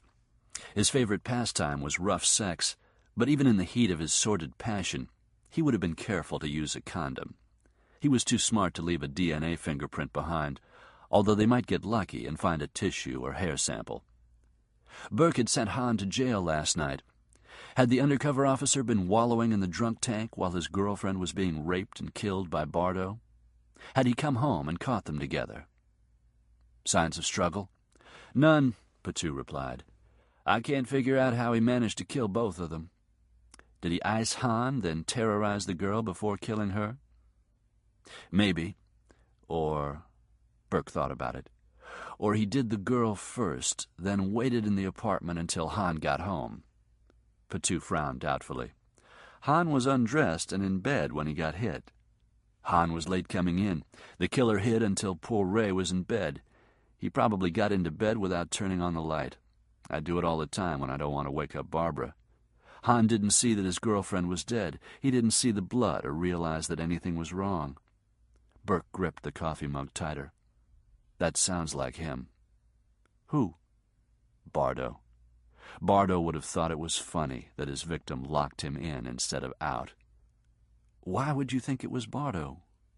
We arrested Hahn and Satchel. Duval shows up here in the middle of the night. We know that Satchel is on Duval's secret payroll. Bardo is his hired gun. Our undercover man gets hit. Figure it out. It can't be a coincidence. Of course it can, Patu exclaimed. Burke came around to face him, but Patu continued before he could say anything. You know as well as I do that Hahn was a junkie. It appears the woman was too. The hit could have been over a drug deal gone south. It could have been a love triangle. It could have been... That Duval knew Ray was ours and wanted to put him out of commission, while at the same time teaching us a sound lesson. All right, it could, Patu conceded, coming to his feet. But I don't want you to take this personally, like it only happened to you. The whole division will feel shitty about it. We're a team, Burke. We got to work together. We can't let a few setbacks send us spinning out of control. We must continue to work methodically. This managerial bullshit speech was uncharacteristic of Doug. He usually reserved the textbook pep talks for when he addressed the entire group. In private, he and Burke were more candid with each other. What else? Burke asked. What do you mean? I mean there's more, isn't there? What is it you're dreading to tell me? Patu rubbed the back of his neck. He was a slender man, with a high, smooth forehead and a receding hairline. This morning he seemed years older than he was. You're too smart for your own good. Yeah, I get that all the time, Burke said impatiently. "What?" "Satchel declined our deal." "Give me 15 minutes with him." "It won't do any good, Burke. He turned it down before we even laid out the terms. He left absolutely no room for negotiation." "He's going to risk a trial?" "No, he's going to enter a guilty plea to all charges." "Son of a bitch," Burke swore. "Duval got to him." "That would be my guess, yeah." "Jesus, is the guy immortal?" He barked a caustic laugh. "He beats us at every turn." "Duval doesn't play fair. We abide by the rules." Burke gnawed the inside of his jaw, muttering, "Maybe it's time we didn't." "Come again?" "Nothing. Say, Doug, I gotta get out of here." "Burke, catch you later." He slammed the door behind him, grabbed his jacket as he sailed past his desk, and headed for the exit, nearly colliding with Mac McEwen. "Hey, Basil, I've been looking everywhere for you. We need to talk." "Not now." He wasn't in the mood for McEwen. Right now he couldn't stomach McEwen's unflagging optimism and irritating, inexhaustible energy. Without even slowing down, he said, "Later, Mac."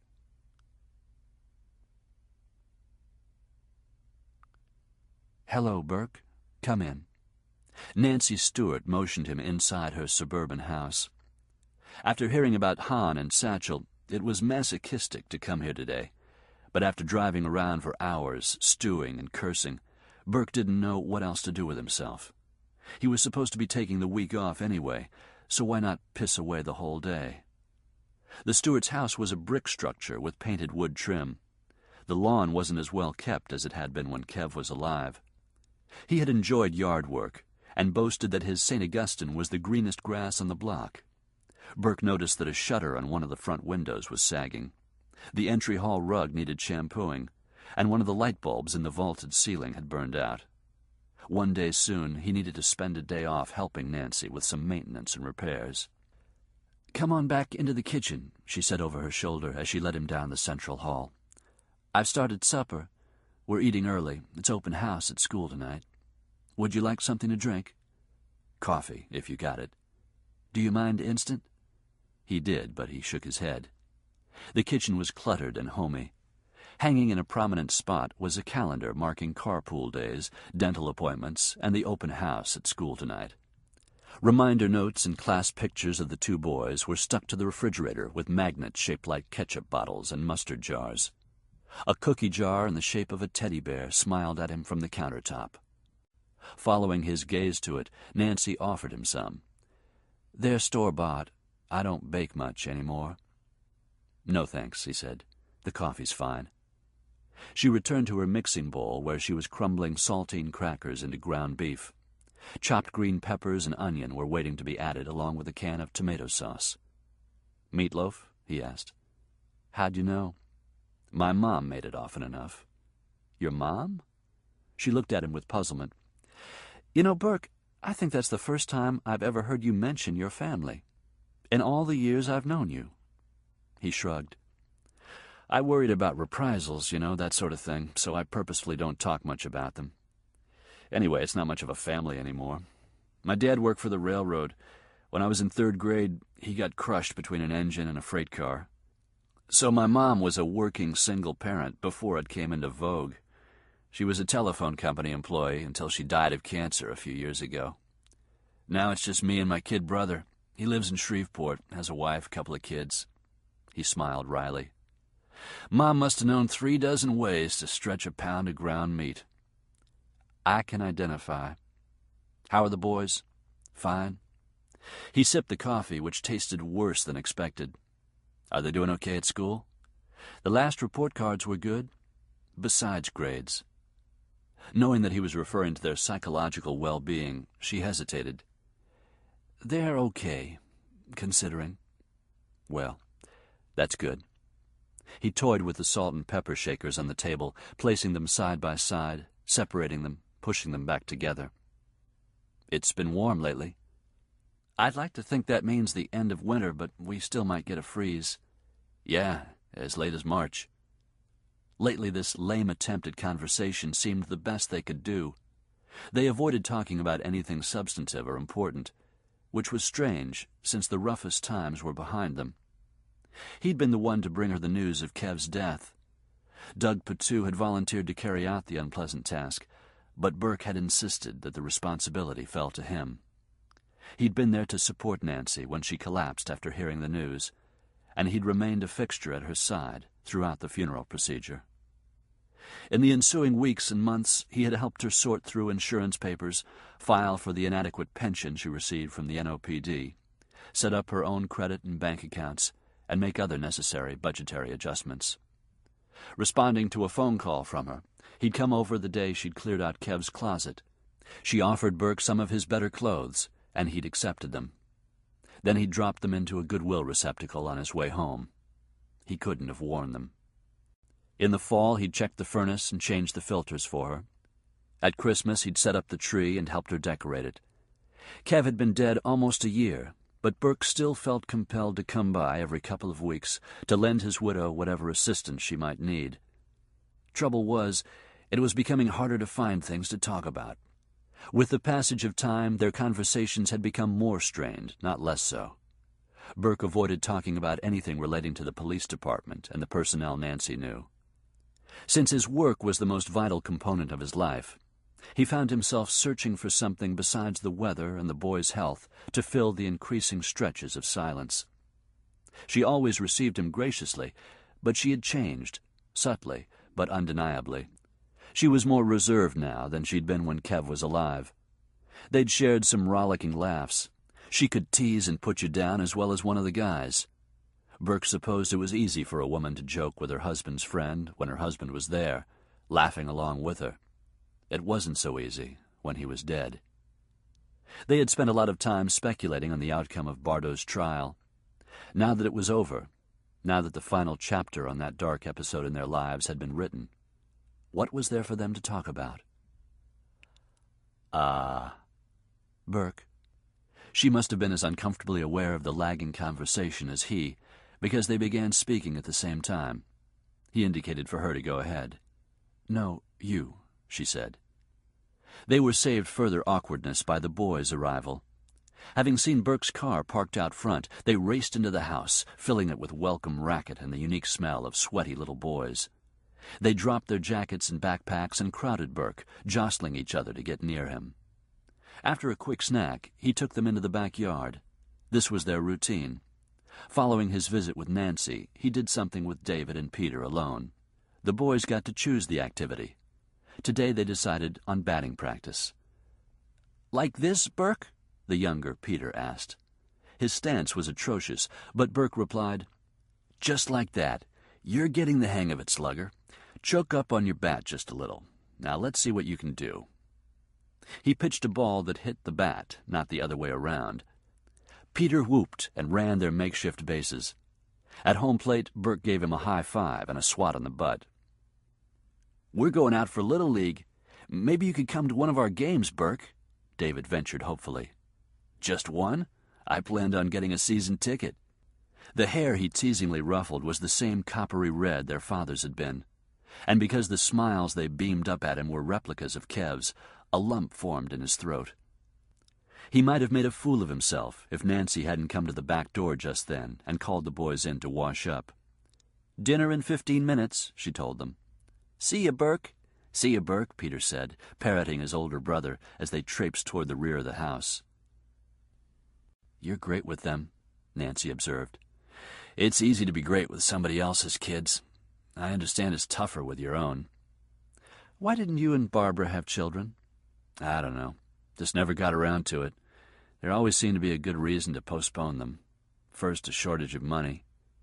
And then, a shortage of money." He meant it as a joke, but it fell flat. "I don't know what I would have done without my sons. Kevin is still alive in them." Solemnly, he nodded with understanding.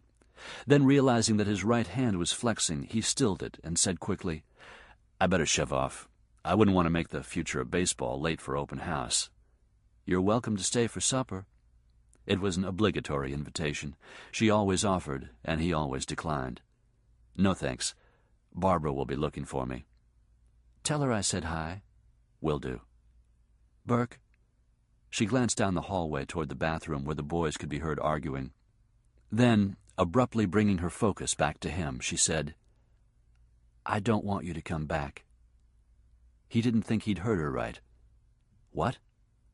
Even after she repeated it, he was dumbfounded. She drew a deep breath and pulled herself up straighter. Obviously, she had given whatever she was about to say a great deal of thought.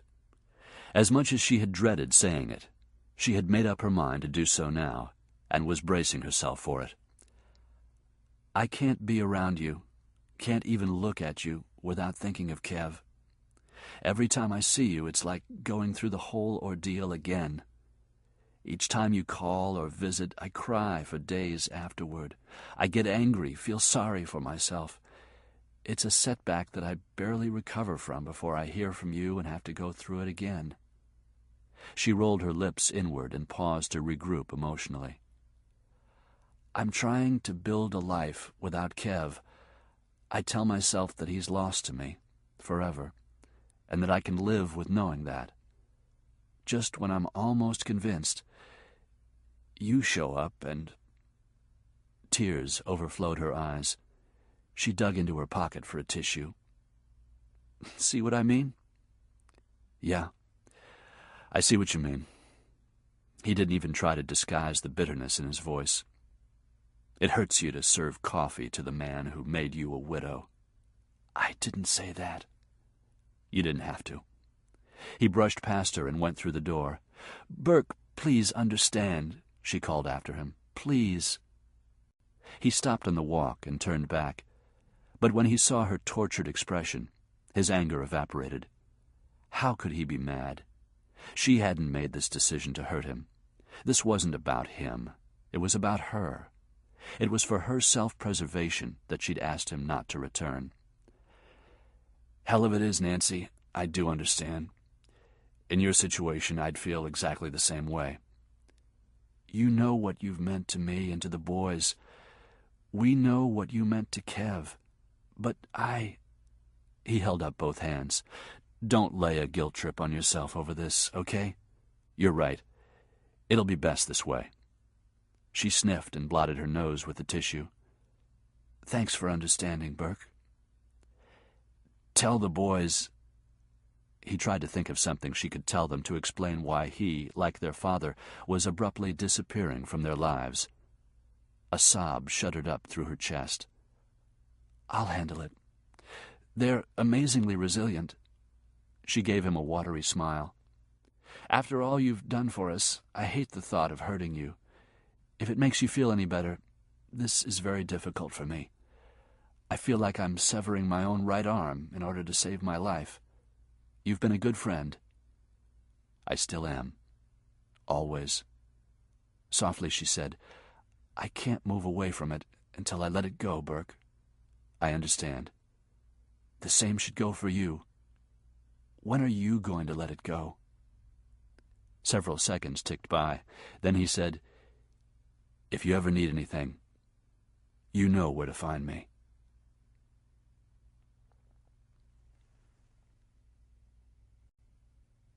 Chapter 8. Barbara's car was in the driveway when he reached home. She would be pleased that for once he was home on time, even early. Guiltily, he had hoped that the volleyball tournament or some other activity would have kept her at school for a while. He needed some downtime, some solitude. The day had begun with Patou's double-barreled bad news. Then Nancy Stewart told him, essentially, to get lost and stay that way. Today, even a mild argument with Barbara would be too much to handle. A minor disagreement, one cross word, might upset some delicate balance within him. He feared that on his present emotional yardstick there would be only a hair's breadth between irritation and outrage. He entered through the back door, calling her name. She wasn't in the kitchen or in the forward rooms of the house, so he went upstairs. When he reached the landing, he heard the TV set in the bedroom. Water was running in the shower. But when he went into the bedroom, he saw that he was only half correct. The shower was running, but the voices he'd heard weren't coming from the television set. Crossing the bedroom, he went through the connecting door into the bathroom. It was foggy with steam. Burke yanked open the glass door of the shower. Barbara was against the tile wall, eyes closed, mouth open, legs wrapped around the furiously pumping hips of the short, stocky boys' football coach from the middle school. With a surge of feral fury, Burke grabbed the guy with both hands and jerked him from the shower stall. The coach lost his footing on the slippery, soapy tile and would have fallen had Burke not been holding him by the neck. Barbara uttered a sharp scream, then clamped her hands over her mouth as she watched her husband slam her lover against the bathroom wall several times before starting to pummel him with his fists. Working like pistons, they hammered into the man's flesh, making slapping sounds against his wet skin. He was younger than Burke by 15 years, well-muscled and perfectly conditioned, but Burke had the element of surprise on his side. Even so, he didn't fight with any particular stratagem. He was maddened by a need to cause pain, to spread some of the suffering around, to make this rutting son of a bitch hurt as much as he was hurting.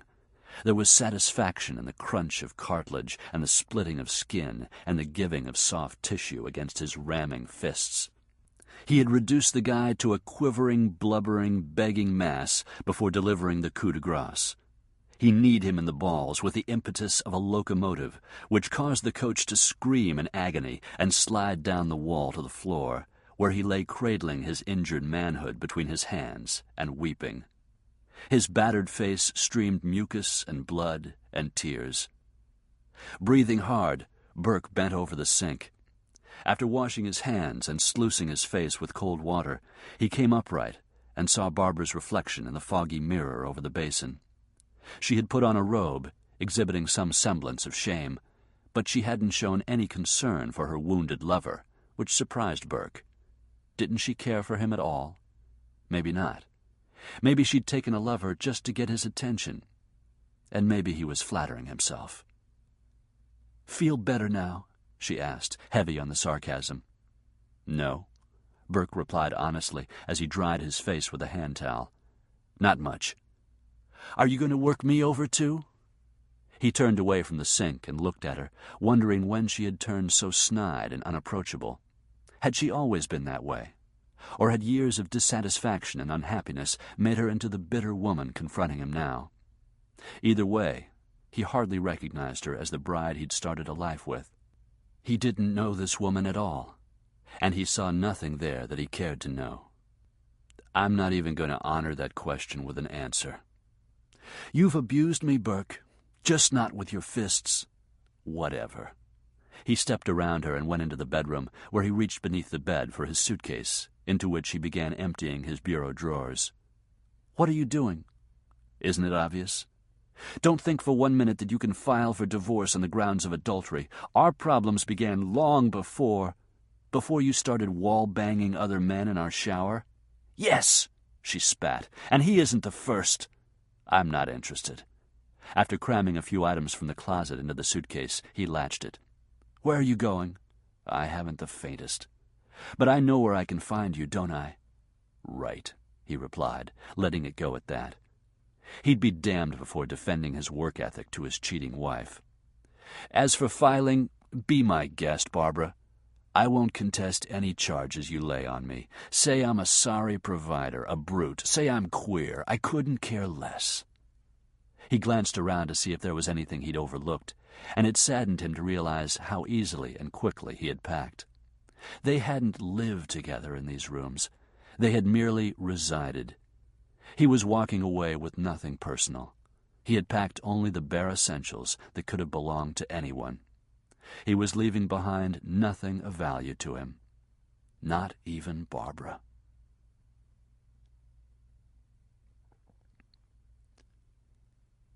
He wasn't even certain the building would still be there. But he found it squatting between similar buildings, all stubbornly withstanding the encroachment of development around them. The escalating tourist trade was rapidly destroying the uniqueness of New Orleans, which was the attraction that caused tourists to flock to the city in the first place. It was a paradox that defied logic. Burke would have hated to find this building destroyed because, for all its signs of aging, it had character. Like a dowager who clung to fashions of decades past, it wore its age with dignity and an admirable air of defiance. A section of the ironwork was missing off the second-story balcony. The front brick walkway was buckled. Weeds sprouted from cracks in the mortar. But there was an element of pride in the pot of pansies on each side of the gate, which squeaked when Burke pushed it open. The first door on his left was designated as belonging to the building manager. Burke rang the bell. The man who answered wasn't the landlord he remembered from years before, but this one and the one in his memory were virtually interchangeable. The apartment behind the stooped elderly gentleman was a stifling 90 degrees and smelled of a cat box. In fact, he was holding a large tabby in one arm as he peered curiously at Burke through the rheumy eyes of a lifetime alcoholic. "Do you have a vacancy?" The only thing required for leasing an apartment was a $100 bill to cover the first week's rent. "That includes a change of towels on the third day," he was told by the landlord, who shuffled up the stairs in his slippers to show Burke the corner apartment on the second floor. Basically, it was one room. A shabby curtain was a nod toward privacy for the commode and tub. The bed was a double that dipped in the middle. The kitchen amounted to a sink, a narrow shelf, a refrigerator not much larger than a mailbox, and a 2-burner hot plate that the landlord believed was in working order. "I won't be doing much cooking," Burke assured him as he accepted the key. A black-and-white TV set chained to the wall was about the only amenity that had been added since he had rented here nearly 20 years ago, after leaving his hometown of Shreveport to accept a job with the NOPD. Before he could find more suitable lodging, he had leased a temporary room in this building and wound up staying 18 months. His recollections of it were hazy. He hadn't spent much time in the apartment because he was at the station nearly every waking hour, learning from the veterans, volunteering for overtime, and catching up on the paper shuffling that was the scourge of policemen around the world. He'd been a young crusader then, committed to ridding the world of crime and criminals. Tonight, a less idealistic Burke Basil drew a hot bath in the antique claw-footed tub and climbed into it with an uncapped bottle of Jack Daniels Black. He drank straight from the bottle, watching dispassionately as a cockroach the size of his thumb scuttled across the water-stained wallpaper. When a guy catches his wife in flagrante delicto with another man, the first order of business, after beating the shit out of the other man and buying a bottle of whiskey, which he intends to drink from until it's empty, is to reassure himself that he can still get it up. So with his free hand, he brought himself erect. Closing his eyes, he tried to replace the image of Barbara fucking the football coach with a fantasy that would sustain his erection long enough for him to enjoy it and bring him to an ego-restoring climax. In an instant, there she was in his mind's eye, the whore in Duval's gazebo.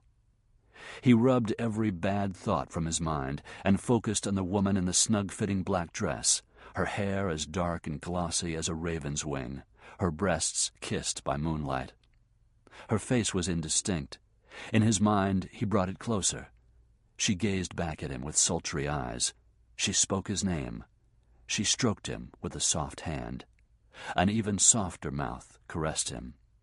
Her tongue... He came, cursing blasphemously through bared teeth. It left him feeling weak and dizzy and slightly disoriented, but that could be as much from the hot water and whiskey as the sexual release. It was comforting to know that he was still a functioning male.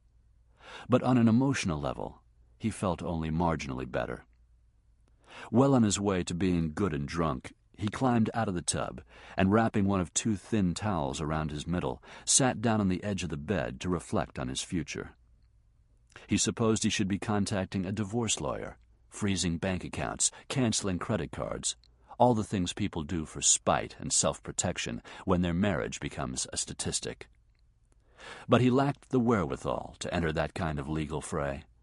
Let Barbara have it all, whatever the hell she wanted from the spoils of their life together. He'd salvaged all he needed, a few changes of clothes, his badge, his 9mm. He reached across his pile of discarded clothes on the bed and picked up the pistol, weighing it in his hand. It was from this gun that he'd fired the bullet that had killed Kevin Stewart. His personal life was for shit. So was his career. He no longer nursed illusions about valor and duty. Only fools believed in that crap. Those standards were outdated and didn't apply to contemporary society. When he enrolled in the police academy, he had fancied himself a knight, but the Round Table was history before he even began. Burke Basil was a pariah, an embarrassment to the Narcotics Division for shooting one of his own men, then for demanding justice when no one else seemed to give a damn. Wayne Bardo was free to kill again, and he had. Duval was ensconced in his ivory tower with his servants and his rich friends and their expensive whores. Meanwhile, Burke Basil's expressions of sympathy were being rebuffed, and his wife was screwing younger men in his own house. Again he hefted the pistol in his palm. He wouldn't be the first cop, dejected over the futility of his work, to eat a bullet. How long before he'd be missed? Who would miss him? Patu? Mac? Possibly. Or secretly, maybe they'd be glad he had solved their problem for them. When he began to stink up this horrible little room, when the landlord's cat began scratching at the door, they'd find him. Who would be surprised that he'd taken his own life? He had destroyed his marriage, they'd say. Gossip would get around that he had caught his old lady, the one with the great body, doing the wild thing with another man in Basil's own shower. Poor schmuck. They would shake their heads and lament the fact that he had never fully recovered from killing Stewart. That's when all his troubles had started. While Stewart's widow struggled to keep food on the table for her children, unscrupulous lawyers and criminals threw lavish parties to celebrate their lawless successes. Old Burke Basil couldn't take that. He couldn't handle the guilt anymore. So, bang. Simple as that. It occurred to him that he might be suffering a bad case of self-pity, but why the hell not? Wasn't he entitled to a little self-analysis and regret? He'd been deeply wounded by Nancy Stewart's decision, although he admitted it was the right one for her. She was holding on to her life with both hands. Eventually the pain of Kev's death would abate. She would meet someone else and remarry. She didn't blame him for the accident, but his visits were bound to stoke her most painful memories. He wanted to think of Barbara as a cheating bitch who'd been unwilling even to try to understand the hell he'd gone through over his partner's death. But that wasn't entirely fair. She certainly wasn't without flaws, but he hadn't exactly been an ideal husband either, even before the fatal shooting incident, and certainly not since. The marriage should have ended long ago, putting both of them out of their misery. He'd made lousy choices all around. Bad choice of wife, bad choice of career. What the hell had all the overtime hours and all the hard work been about? He had accomplished nothing. Nothing. Well, not exactly nothing. He had killed Kev Stewart. Damn, he missed that Mick. He still missed Kev's quiet logic and his stupid jokes and his unshakable sense of right and wrong. He even missed his bursts of temper. Kev wouldn't have minded dying in the line of duty. Actually, that was probably how he would have preferred to go. What he wouldn't be able to tolerate was that his death had gone unavenged. The criminals responsible for it had gone unpunished by the system of law that Kev had dedicated himself to uphold. Kevin Stewart would have had a hard time accepting that. And that was the thought that sobered Burke Basil like a cold shower. He set the bottle of Jack Daniels on the rickety nightstand, and alongside it, his pistol. Removing the towel from around his waist, he stretched out on the lumpy bed and stacked his hands beneath his head. For hours he lay there, staring at the ceiling and thinking, although there really was nothing more to think about. He knew now what he had to do. He knew who he had to kill, and it wasn't himself. When he finally fell asleep, he slept as he hadn't for months, deeply and dreamlessly. Chapter 9. Quitting? Quitting, Burke repeated. For a moment, Patu was speechless. Just like that? For Christ's sake, why? It's not just like that, Doug, and you know why. Because of Kev? Primarily, And Duval, and Bardo, and Satchel. Shall I go on? How can you do this? Patou left his chair and began to pace the area behind his desk. If you quit a job you love because of them, they win. You're making it too damn easy on them. You're giving them control over your life. It might look that way, but it's not. I wish my reasons were that simple and clear-cut. Patou stopped pacing and gave him a sharp look. There's more? Barbara and I have split. Patou gazed down at the floor for several seconds, then looked at Burke with regret. I'm sorry. Is this a trial separation? No, it's for good. Jeez. I sensed that you two were having problems, but didn't know that things had unraveled that completely. Neither did I, Burke admitted. Until last night. I won't bore you with the details, but take my word for it that we reached the point of no return. I moved out and told her to file the divorce on the grounds of her choosing. The marriage is kaput. I'm sorry, Patou said again. He wasn't any more sorry than Burke that his bad marriage had finally ended. The real regret was in the timing. Burke said, I'm fine with it, really. It had been coming for a long time. As for the other, the job, that's been coming for a long time, too. I'm burned out, Doug. In my present frame of mind, I'm no good to you. Bullshit. You're the best man in the division. Thanks, but this is the right thing for me to do. Look, we've just come off a disappointing trial. You're upset about you and Barbara. Not a good time to be making a career decision. Take a week off. Burke was shaking his head before Patou finished. That's not what this is about. A week off would be like using a Band-Aid when I need open-heart surgery. So maybe a desk job for a while, Patou suggested. Work in an advisory position, something that would relieve the pressure a bit.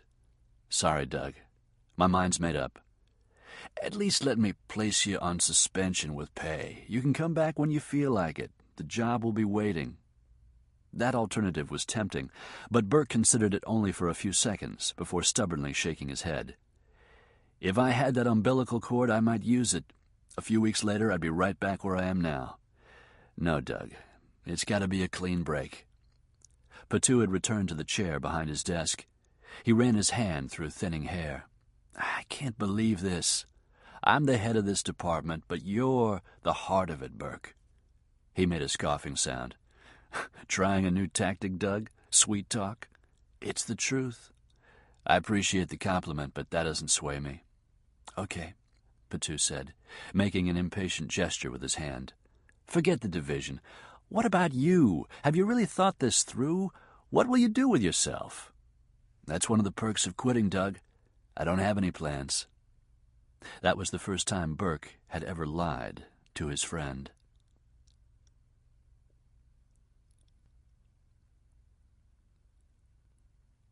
The brothel was as imposing a structure as a branch of the public library. It was set well off the street behind an iron picket fence in a grove of spectacular magnolia trees. The house had been built by a wealthy Creole family who had grown and imported cotton prior to what was commonly known as the War of Northern Aggression. During that conflict, the Yankees had seized all the family's ships and warehouses, burned their plantation upriver, and commandeered this, their home in the city, to be used as quarters for Union officers. It was this final insult from which the family never recovered. Following the Civil War, the house had fallen into ruin because no one could afford to own it and pay the property taxes. In the early 1880s, a northern entrepreneur fell in love with the mansion. He poured money into the refurbishing of it until it surpassed its original splendor. That lasted until his grandson and heir was caught swindling his partners and lost not only his family's fortune, but his own life in a suspicious shooting accident beneath the dueling oaks. The house again sat vacant until the 1920s, when a group of investors converted it into a speakeasy. The upstairs room saw as much, if not more, action than the elegant salons on the ground floor. Flesh was peddled as actively as bootleg liquor. Soon the madam had made enough money to buy out her partners. Under her management, the business flourished. When she died, the business was passed down to her daughter, and now the present owner, Ruby Bouchereau, was the third-generation madam. The elegant establishment had been under Ruby's control since the 60s. she had outprospered even her enterprising mother and grandmother. Ruby Bouchereau's house was part of the Big Easy's mystique. Local law enforcement had an understanding with Ruby. She was allowed to run her business without any interference, except where drug trafficking was involved. Occasionally, one or more of Ruby's girls saw a way to make a little extra cash on the side, while promising a client heightened sensitivity and staying power with the help of a controlled substance. Ruby didn't like the temporary interruption in business that a raid created, but she liked even less the prospect of being permanently shut down if one of her well-heeled clients died of asphyxiation or heart attack while in the throes of ecstasy. Nor was she too keen on her girls having an enterprise of which she got no percentage, so she regarded the occasional raid as a necessary evil and remained on good terms with the authorities. Burke had been to the house twice in the line of duty. Naked men, clutching their three-piece business suits and Rolexes, were pulled from the luxurious beds and shaken down with no more deference than hollow-eyed junkies who begged for coins around Jackson Square. If one of Ruby's customers was caught using drugs to spike his sex, Burke didn't have any compunction about arresting him, no matter how wealthy he was or which public office he held. The door was answered by a bouncer who greeted Burke with a suspicious scowl. "Please tell Miss Bouchereau that Burke Basil would like to see her." "Aren't you a cop? You got something to hide?" He closed the door in Burke's face and left him standing on the threshold for 5 full minutes before reappearing. "She'll see you," he said, sounding none too pleased about it. He led Burke to an office that could have belonged to any hard-working, overachieving executive who delegated little and insisted on exercising absolute control over everything. It was equipped with a multi-line telephone, 2 fax machines, and a computer. Prostitution had gone high-tech. The woman seated behind the desk motioned him into a chair. "This is an unexpected pleasure, Lieutenant Basil. Thank you for seeing me without an appointment." She offered him something to drink, which he declined. After dismissing the bouncer, she said, "I hope you've come to establish a line of credit with us. My girls will be thrilled. Your rugged good looks, especially that attractive mustache, haven't gone unnoticed whenever you've graced us with your presence, even if it was to carry out your unpleasant duty." She was a diminutive woman, no more than 5 feet tall, with platinum hair that was said to be natural. Her skin, it appeared, had never been exposed to sunlight, because it was as white and smooth as a gardenia blossom. Rumor had it that she had undergone a facelift without anesthesia, so that she could oversee the surgeon's work and make certain he was acting on her precise instructions. But the story was a little too far-fetched to be believed, even for Ruby Bouchereau, about whom rumors abounded. In any event, she was stunning. Since he entered the office, her lavender eyes hadn't wavered from his. She was old enough to be his mother, and he knew her art of flirtation had been perfected over years of practice. Nevertheless, he felt himself blush at her compliment. "I'm afraid I can't afford your services.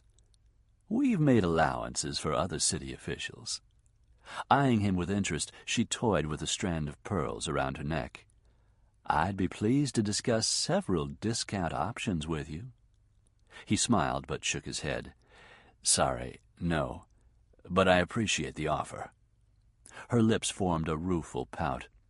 "The girls will be disappointed, and so am I." Then, folding her small hands together on top of her desk, she inquired why he had come to see her. "Pinky Duval." The change in her expression was so subtle, only someone with Burke's experience in gauging people's reactions could have detected it. "What about him?" "You two were partners in a club down in the Quarter before you had a falling out a couple years back." "That's correct. What happened?" "Off the record?" "Entirely." "Pinky wanted one of my girls to come dance in the club. She wasn't interested and politely turned him down. Shortly after that, Wayne Bardo paid us a visit and requested this girl. After an hour with him, she couldn't even walk, much less dance. Bardo was sent by Duval to teach her a lesson." When Ruby agreed with a slight inclination of her head, he asked if he could please speak to the girl. "I'm afraid not, Lieutenant. 2 days after her session with Bardo, she took a razor to her wrists. She didn't believe that her face would ever look the same, and frankly, neither did any of the doctors we consulted. She was a gorgeous girl. Mr. Bardo ruined her, not only for this profession, but for any other where meeting the public is required. I don't suppose you reported this to the police? "A whore getting assaulted in a whorehouse?" she said with a harsh laugh. "How sympathetic do you think the authorities would be? I couldn't prove that the assault had taken place here, or that Bardo was the culprit, or that he was carrying out Pinky Duval's directive. Besides, it would have been bad for business. I don't advertise our mistakes and misfortunes. Any time a girl goes into a room alone with a man, she runs the risk of being hurt. I and my staff do everything to prevent that sort of thing from happening, but we can't be in the rooms to guarantee that it won't. It's a hazard of the profession." Burke leaned forward slightly. "Miss Bouchereau, as a former partner, do you know anything about Duval's sideline businesses?" "I assume you're referring specifically to drug dealing." "So you're aware of it?" "Of course, but I couldn't prove it any more than you can. He's incredibly shrewd. Pinky and I only discussed business relating to the club we held in common. He didn't pry into my other interests, and I didn't pry into his." "You see my dilemma," Burke said. "District Attorney Luttrell won't touch Duval without hard evidence, and there's not a chance in hell that he's going to make a mistake and give us any room to maneuver. What has all this got to do with me? I was hoping that you'd be willing to cooperate with the Narcotics Division, help us out, maybe work out an arrangement. Like no more raids for a while if I help you catch Pinky Duval? Something like that." She gazed at him unflinchingly while still fiddling with a strand of pearls. "You're in no position to be making deals on behalf of the Narcotics Division. You no longer work for the police department." Caught, there was no point in denying it. Expelling his breath, Burke sat back, appraising her with heightened respect. "It was worth a try. I'm sorry. I thought it was very strange for a policeman to come calling before noon. While you were waiting to see me, I placed a call. I turned in my badge this morning." "Why?" "I'm going after the bastard on my own." Her eyes narrowed slightly. "How intriguing. A personal vendetta." "I suppose you could call it that." "No doubt because of Stewart's death. I followed the story." He nodded, but didn't elaborate. "I knew the partnership between you and Duval had gone sour, and figured there would still be some animosity. Even so, I took a chance by coming here. If something unfortunate were to happen to him, I'm trusting you to forget that I was here." "You have my word on it, Mr. Basil." "Thank you. How can I assist?" "You're willing, even though I tried to trick you?" "Let's just say that I appreciate passion in all its forms." Returning her smile, Burke sat forward eagerly. "Where does Duval keep his records? Not for his law practice, his personal records." "Here," she said, tapping her temple. "There won't be any records of what you need to know, either written or on computer disks." "You're certain?" "As certain as I can be. This is no small undertaking you've chosen for yourself.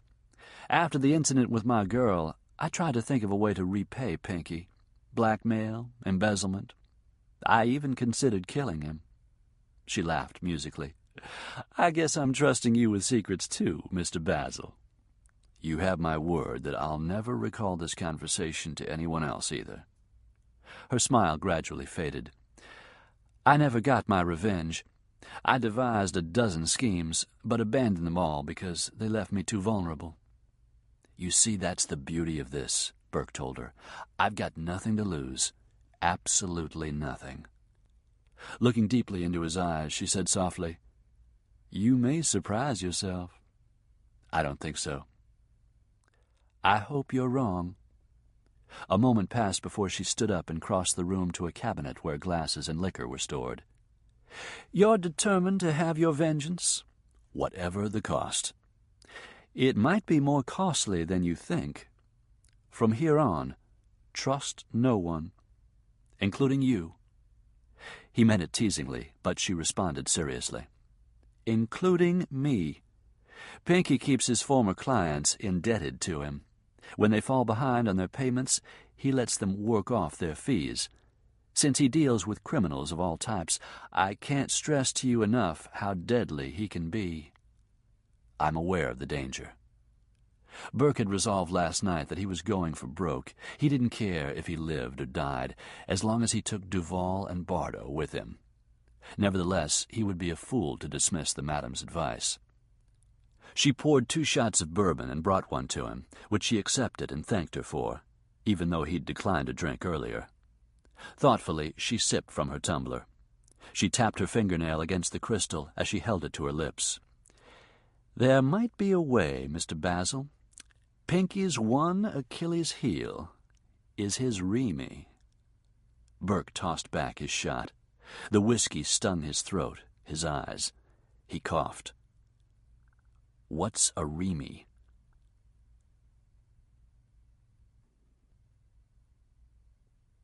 Chapter 10. Remy, I don't think I need remind you that this makes the 3rd episode this semester. No, Sister Beatrice, I'm all too aware of my sister's infractions. She smoothed her skirt, an unconscious gesture of contrition held over from her days at the academy. I agree that Flara's behavior is unacceptable. Not only are we responsible for our girls' educations, the nun continued, but for their spiritual harmony and emotional stability. Here at Blessed Heart we take very seriously the responsibility of guiding our students in every area of their lives. It's because of those high standards that Flora is enrolled here. Yet she seems determined to break the rules, which are in place for her safety, as well as to instill self-discipline. If something like this happens again, we will be forced to expel her. I understand, Remy said, feeling soundly chastised herself. Although it had been 12 years since she graduated from Blessed Heart Academy, the few lectures she'd received for disobedience or poor performance were embedded in her memory. For all the benevolence of their profession, the boarding school's administrators knew how to magnify a minor infraction until it seemed a cardinal sin. May I see my sister alone now, please? Sister Beatrice stood. Certainly. You may have use of the office for 15 minutes. Please give my regards to Mr. Duval, and thank him on behalf of the faculty for his latest endowment. His generosity never ceases. God will bless him. I'll tell him. As Sister Beatrice moved past, she paused and laid her hand on Remy's arm. How are you, Remy? Very well. Happy? Certainly. The nun had taught Remy English literature before becoming principal of the school. She could be stern when required, but she was as kind as she was strict. Her life and her career had been devoted to education, but she might have been equally as successful as a psychologist or a detective. With unsettling perception, she peered deeply into Remy's eyes. I still think of you often, Remy, and when I do, I pray for you. Thank you, sister. Sometimes I question... She let the thought trail off without vocalizing it, saying instead, I love all the young ladies God places in my charge, but I'm human. Every now and then one comes along who touches my heart in a special way. You can't be surprised to know that you were one of those select few, Remy. I doubt I hid my partiality from anyone, especially you. I sensed your love, yes. I'm still grateful for the attention you gave me when I needed it most. I wanted very much for you to be happy. I would hate to think that your life hasn't been all that you hoped it would be. If I seem a little out of sorts today, it's because I'm upset by Flora's latest stunt. Sister Beatrice studied her face a moment longer, then patted her arm before releasing it. Don't worry too much about Flora. Your sister is a delightful girl, a bit more headstrong and impulsive than you. Or simply more courageous. Perhaps, the nun said with a small laugh. You came to us much later than she did. You had seen more of the world. What I had seen of it didn't hold much allure for me. Sister Beatrice smiled sympathetically. Flora regards that lack of exposure a curse, not a blessing. Her problem isn't disobedience so much as curiosity. She feels constrained. After a slight hesitation, she added, "As much as I'd hate losing her, it might be time for you to consider moving her into another school, where she'll have interaction with other young people and get a better feel for what the world is like." "I'll think about it." Sister Beatrice withdrew slowly, gracefully, and silently, except for the whispering of her habit and the clacking of her rosary beads. In contrast, Flora flounced in and slammed the door closed. Her expression mutinous, she threw herself into the chair facing Remy's and glared hard at her older sister. "Well, are they kicking me out? I hope." "No such luck for you." Flora's resentment lasted only another few seconds before her hauteur collapsed and her eyes filled with tears. "Remy, I can't stand it in here any longer." "Is that why you and 3 of your friends sneaked out?" "We didn't get very far." A policeman had seen the girls, recognized them as too young to be out walking past midnight, picked them up in his patrol car, and returned them to the school. "Where were you off to?" Remy asked. "The French Quarter." "At that time of night? Don't you see what an irresponsible and crazy thing that was to do, Flora? The Quarter isn't safe." "I wouldn't know. I never get to go." "Pinky and I take you there all the time. You've eaten in the finest restaurants, shopped in the best boutiques." "With you and Pinky, big deal. It's not the same as going with a group of friends." Remy conceded that her sister had a point, and her tone softened. "No, I'm sure it's not." Noticing the change in her sister, Flora looked across at her. "Did you ever sneak out?" "Once," Remy admitted with a mischievous smile. 2 of us, but we didn't get caught. We sneaked back in before we were discovered missing." "If you confessed to Sister B today, she'd probably make you do penance." "Probably," Remy laughed. "Actually, I wasn't so scared of her finding out as I was that Pinky would hear of it." "How old were you?" 17, thereabouts." "You got married when you were 17. The day after graduation."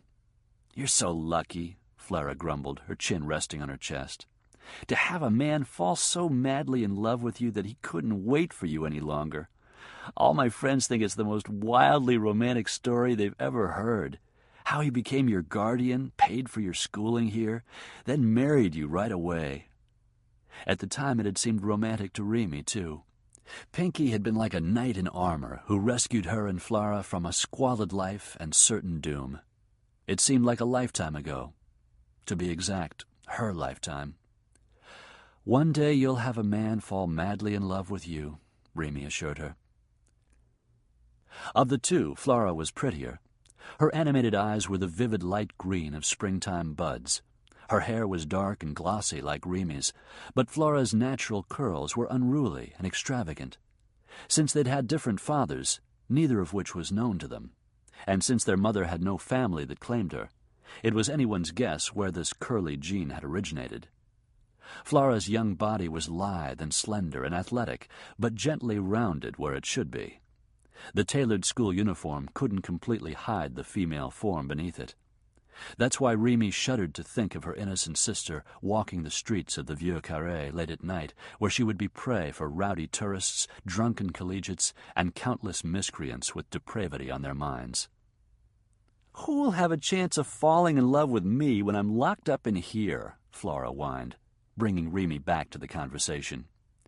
"Only another year and a half, then you'll graduate and be off to college where you'll meet many new friends." "Remy!" Flora slid from her chair onto her knees and knelt in front of her sister. "My spirit is dying in here. I've lived inside these walls for as long as I can remember. I want to explore and experience new places. I want to meet new and interesting people. I want to meet men. I've never even been kissed." "You told me your date to the Christmas dance kissed you." "That?" Her face puckered with disgust. "That doesn't count. He grabbed me and sort of poked his mouth against mine when the nuns weren't looking. It was gross. He was all sweaty and nervous. Rather than turning me on, it made me mad."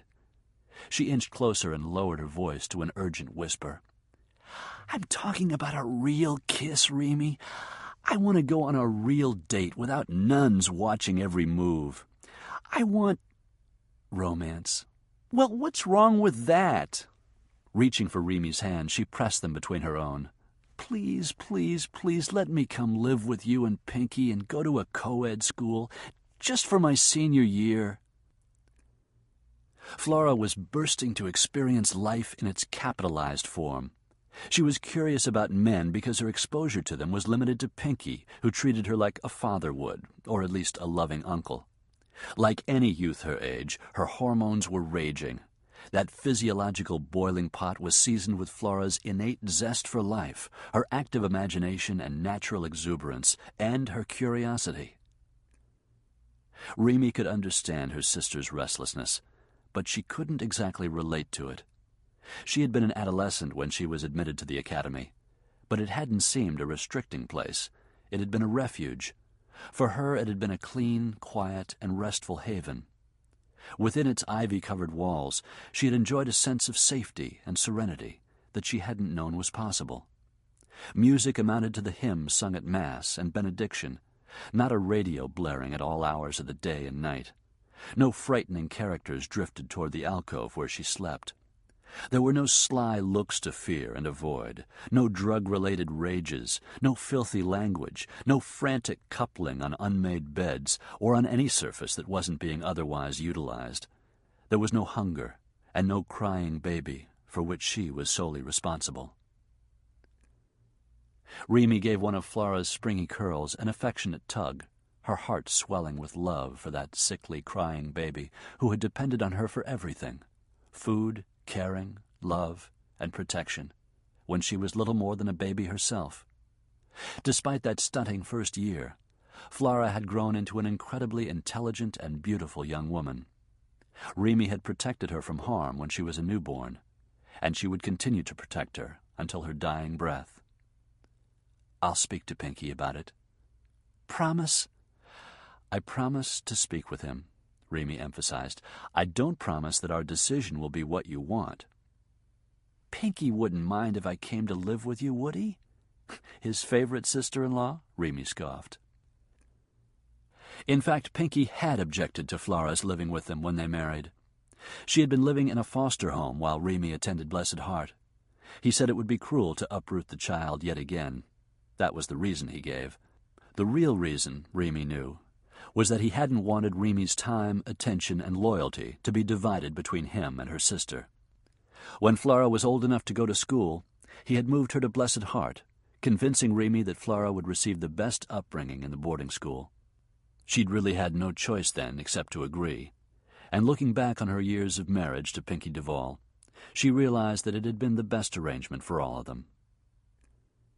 Over the years, Pinky might have changed his mind about having Flora with them. Remy didn't know. She hadn't asked, because she was the one now opposed to Flora's living under their roof. God forbid that her impressionable and impulsive younger sister come into contact with Pinky's nefarious associates, men like Wayne Bardo. Granting Flora's request was out of the question, but she couldn't tell the girl that without having a battle on her hands. Nor could she tell her the reasons why she opposed it, or discuss with her matters that she wouldn't understand. She couldn't talk to Flora about Galveston. For the time being, Remy remained non-committal. A lot will depend on how you conduct yourself for the remainder of this semester. Will you behave yourself? The 16-year-old took that as a definite maybe. She leaped to her feet and executed a graceful pirouette. I promise on my maidenhead. Flora, don't freak. That's all that's going on with my maidenhead. What about Mardi Gras? What about it? Last year you said that maybe this year I could come to your party. That's right, I said maybe. Remy! I'll bring it up with Pinky, Flora. You're hardly in a position to be asking for favors. But you'll ask him? The girl insisted. I'll ask. Then Flora took Remy's hands and pulled her into a hug. Thanks, sis. I love you. Remy hugged her tightly, whispering, I love you too. When they pulled apart, Flora's face had turned sad. What do you think she would think of me? Of us? Flora could only be talking about their mother. Who knows? I don't think about her at all, Remy lied. Neither do I. Flora was lying, too. Naturally, they thought about the woman who had given them away without a smidgen of regret. Of course, if she hadn't, Flora probably would have died before her second birthday. As to Remy's fate, she knew what she would have become. I must go, she said, moving toward the door. Pinky will be getting home soon. Does he make love to you every night? None of your business. We, my friends and me, think he does. Completely naked and with the lights on. Are we right? Instead of speculating on my sex life, shouldn't you be studying geometry? Remy, are you feeling okay? It was customary for Flora to switch subjects with rocket speed. This time she caught Remy with her guard down.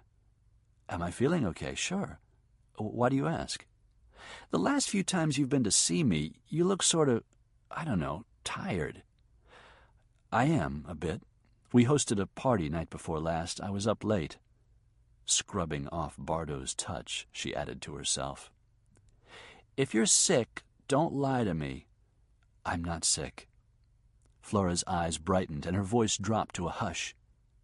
Could you be pregnant? No, I'm not pregnant. Damn, I thought maybe... She pulled her lower lip through her teeth. You don't have cancer or something, do you, Remy? No, of course not. Flora, I swear there's nothing wrong with me. But if something were wrong with you, something terrible, you'd tell me? I would tell you. Because I'm not a kid. I know that. Because if I lost you, She swallowed hard. I couldn't lose you, Remy. You won't, Remy declared with soft urgency. I swear I'll always be here for you. If something were wrong, I'd tell you. But there's not, so don't worry, okay? Flora released a gust of breath and flashed her engaging grin. Okay. I'll see you Friday night. No, I'm afraid we won't be taking you to dinner as planned. How come? From the threshold of Sister Beatrice's office, Remy looked back at her crestfallen sister. Because you squandered that privilege on your adventure last night.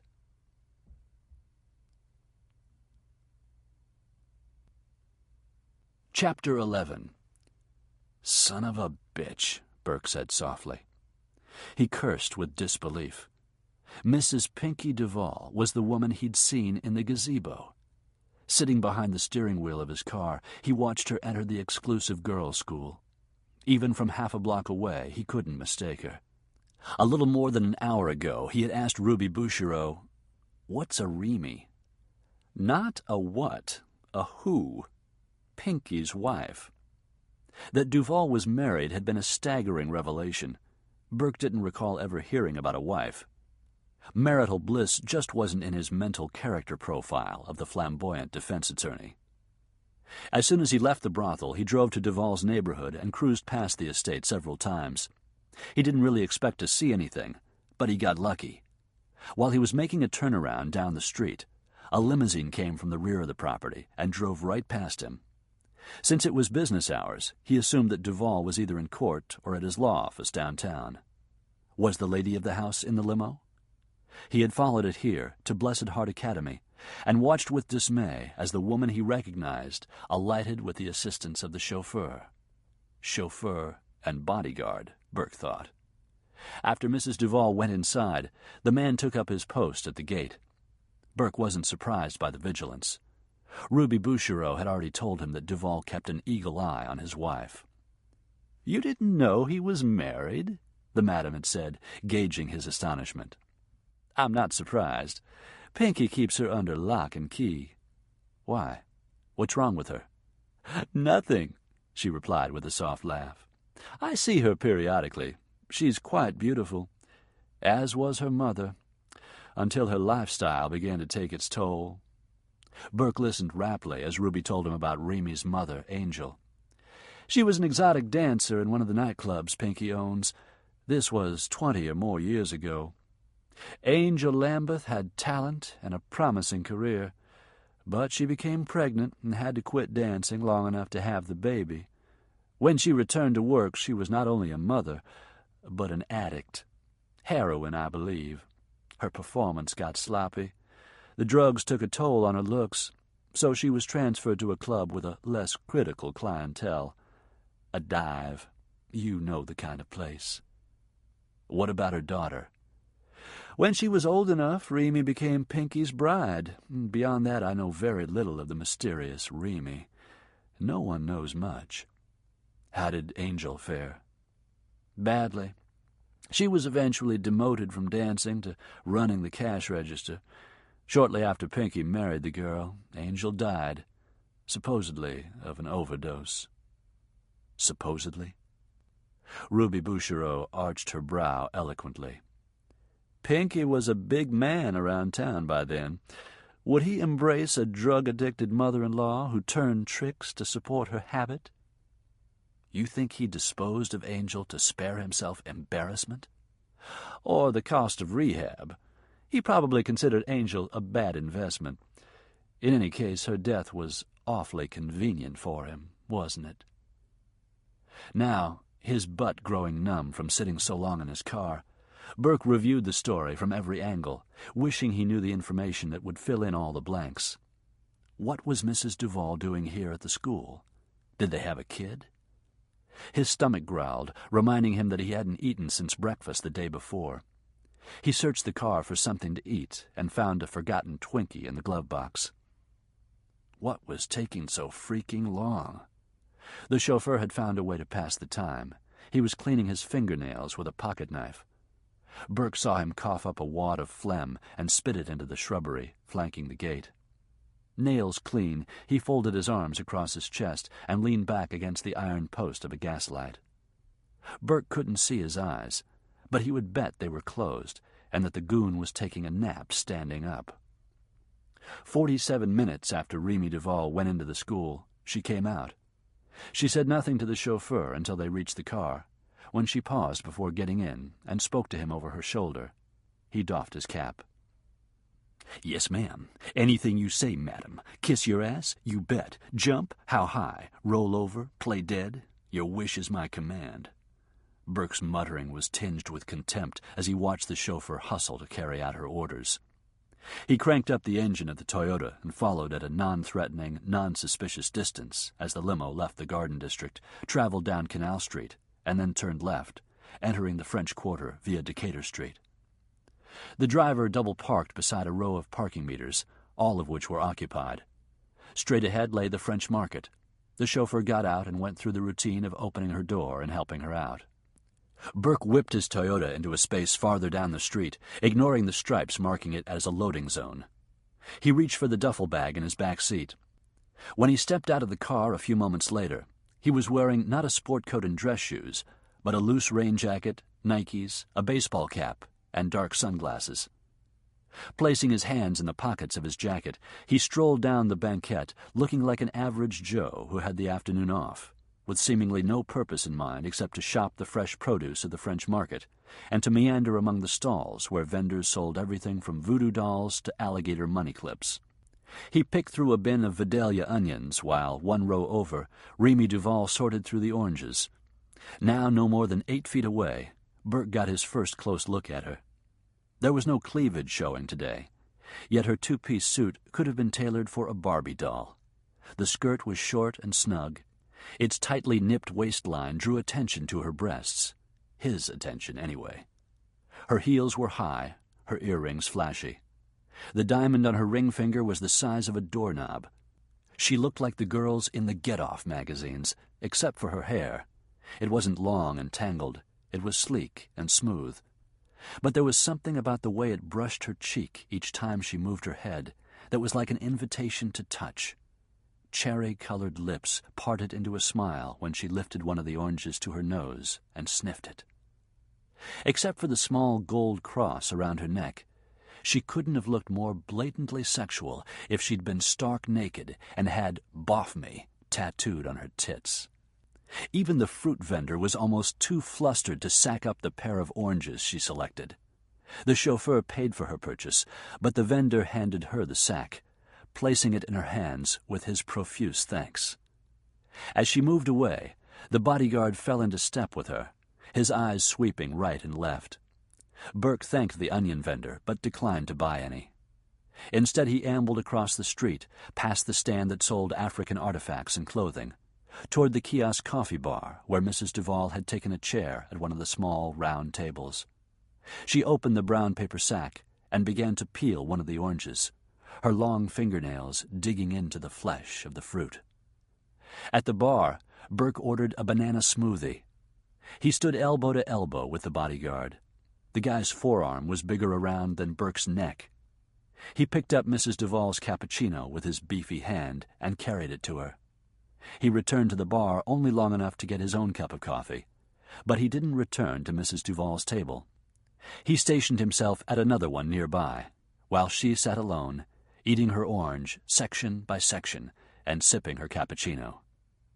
The banana smoothie was even more obnoxious than Burke had imagined, but he drank it slowly and with feigned, drawn-out pleasure as he watched Mrs. Duval's reflection in the mirror behind the bar.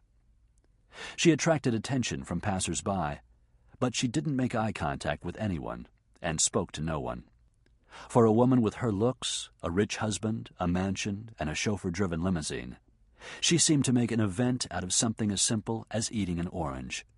She chewed each section slowly and waited several minutes before consuming another.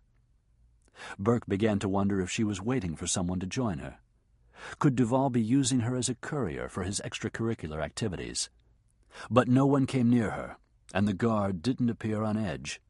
His head was buried in a tabloid newspaper. The banana smoothie had melted into a syrupy slush that smelled like suntan lotion before Remy Duval finished her orange and wrapped the peel in a paper napkin. When she stood to dispose of it in a trash can, the chauffeur closed his tabloid and rushed over to assist. Together they began making their way back toward the illegally parked car. "Hey, lady!" Burke cursed himself for acting impulsively, but at that point he was committed. Both Mrs. Duval and her guard dog had turned back and were looking at him. The brown paper sack with the extra orange in it was still sitting on the table. He picked it up and jogged toward her. "You forgot this." It was the chauffeur who snatched the sack from him. "Thanks." Burke, ignoring him, addressed her. "No problem." He was close enough to smell an expensive floral fragrance and the essence of orange. For her hair to be so dark, her eyes were an incredibly light shade of blue, almost clear. The red lipstick had been eaten off, but her lips were rouged from the orange's acid sting. She said to him, "Thank you." Then the bodyguard stepped between them, blocking her from Burke's view. Although wanting to watch her walk away, Burke turned and ambled off in the opposite direction. He waited until the limo was out of sight before returning to his car, where he sat for a long time, motionless, but breathing as though he'd sprinted a mile. "And that's it?" Errol, the chauffeur, was sweating under the incisive glare that Pinky used on clients he knew were lying. "That's it, Mr. Duval, I swear. I drove her to the school, then she asked me to take her to the market. She bought a couple of oranges and had some coffee at that little cafe across the street there. I took her to church. She was in there for half an hour, same as always. Then I brought her home." "You didn't take her anywhere else?" "No, sir." "She was within your sight the entire time?" "Except when she was inside the school, yes, sir." Pinky steepled his fingers and tapped them against his lips while keeping the nervous bodyguard beneath his baleful stare. "If Mrs. Duval asked you to take her somewhere that I hadn't okayed first, you would refuse to take her, and then you'd tell me, right?" "Absolutely, Mr. Duval." "If she went somewhere that wasn't scheduled, if she kept an appointment that I didn't know about, you'd report it to me right away, correct?" "Right, sir. I don't understand." "Because I'd hate to discover that your loyalty had shifted from me to my wife, Errol. She's a beautiful woman. I'm sure you are aware of that." "Geez, Mr. Duval, I'd have to be—" "My wife could twist any man around her finger. She could get a man to do something for her that she knows would not meet with my approval. "Swear to God, sir," the chauffeur exclaimed, swallowing hard. "No, sir, that would never happen, not with me. You're the boss, nobody else." Pinky reprieved him with a wide smile. "Good. I'm glad to hear you say that, Errol. You can go now." Baffled and looking downcast, Errol slunk from the office. Pinky watched him go, thinking that he had come down on him a little harder than necessary. But that's how a man in his position instilled and maintained fear in the people who worked for him. Look at Satchel. He was now a guest of the state at Angola, and would be for a while. Was fear a powerful motivator, or what? Pinky had enjoyed several private chuckles over how quickly Satchel had capitulated when his son's football aspirations were threatened. Tonight, however, he didn't feel like laughing. Something was going on with Remy, but damned if he could figure out what it was. For weeks this problem had been nagging him with the persistence of a toothache. Remy had become uncommonly withdrawn. Uncommonly being the operative word, because on occasion she retreated into herself and nothing could touch her. Not lavish gifts, not teasing, not sex, not threats to snap out of it. These spells were usually short-lived, and she always got over them. Except for that one character flaw, she was as perfect as a woman can be. But this period of despondency had lasted longer than most, and it was more profound. When he looked into her eyes, they were shuttered. When she laughed, which was rarely, it seemed forced. She was distracted when he talked to her, and vague when she talked to him. Even in bed it seemed he couldn't touch her, no matter how tender or how forceful he was. She never refused him, but at best her performance could be described as passive. Her symptoms were those of a woman having an affair, but that was impossible. Even if she'd met another man, which was highly improbable, she couldn't rendezvous without Pinky knowing about it. He could account for how she spent every minute of her day. He doubted that Errol's loyalty had shifted. The man was too afraid of him. But even supposing Remy had managed to bribe her bodyguard or otherwise put something over on him, someone within Pinky's wide network of acquaintances would tattle on her. He had already asked the house staff about incoming and outgoing telephone calls. Besides those to and from Flora, there'd been none. No one had come to the house to see her. She'd received no packages, no personal mail. Rule out an affair. Then what in God's name could be the matter? She had everything a woman could want or dream of wanting. Although, he reminded himself, she might think differently. After they married, she had sulked when he told her that college wasn't in her future. That's when she began taking courses by correspondence and reading every goddamn book she could get her hands on. He'd indulged her quest for knowledge until it became so tiresome he forced her to ration her studies and to read only when he wasn't in the house. A few years after that, she had become obsessed with the notion of joining the workforce, at least on a part-time basis. That whim had been squelched soon enough. So was this current mood just another female passage that he must endure before she returned to normal? Or was this something more serious? On impulse, he pulled up a card from the Rolodex on his desk. "Dr. Caruth, please." After identifying himself, the call was put straight through to Remy's gynecologist. "Hello, Mr. Duval." The broad greeted him tersely, like she had better things to do than take his call. He'd heard from doctors he played golf with that she was a real ball-breaker, the scourge of the hospital. She was one of those women who seemed to work at making herself unattractive and unlikable, especially to men. Pinky had never liked her, and he knew the feeling was mutual. But Remy was her patient because he sure as hell wasn't going to give another man, any man, that kind of private access to his wife. "Are you calling on behalf of Mrs. Duval?" she asked. "There's nothing wrong, I hope." "That's what I'd like to know. Is there something wrong with her?" "I can't discuss a patient with you, Mr. Duval. That would violate professional privilege. As an attorney, you should understand that." "We're not talking about a patient. We're talking about my wife." "Even so. Is she ill?" "No, not exactly." If Mrs. Duval feels she needs to see me, have her call my office in the morning and set up an appointment. I'll work her in. Beyond that, it would be improper for me to carry this discussion any further. Good night." She hung up on him. "God-damn dyke!" Her abrupt manner made him furious, but the call had told him what he needed to know. Dr. Carruth had always talked down to him. She talked down to everybody. She'd been no different tonight. If Remy had recently been diagnosed with a serious illness, the doctor would have been much more alarmed. She would have put aside her low opinion of him to find out what symptoms he had noticed to prompt the call. Contacting the doctor had been a long shot anyway. Remy's problem wasn't health-related. It was mental, emotional.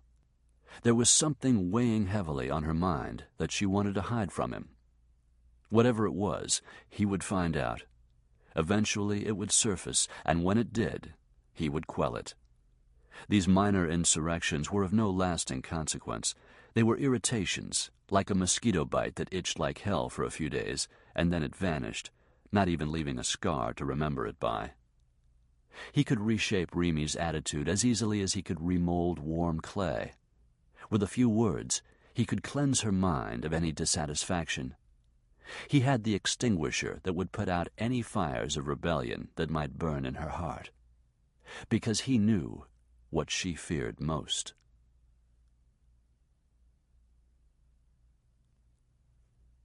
Chapter 12. Pinky was reading a legal brief when Remy came from her dressing room and joined him in bed.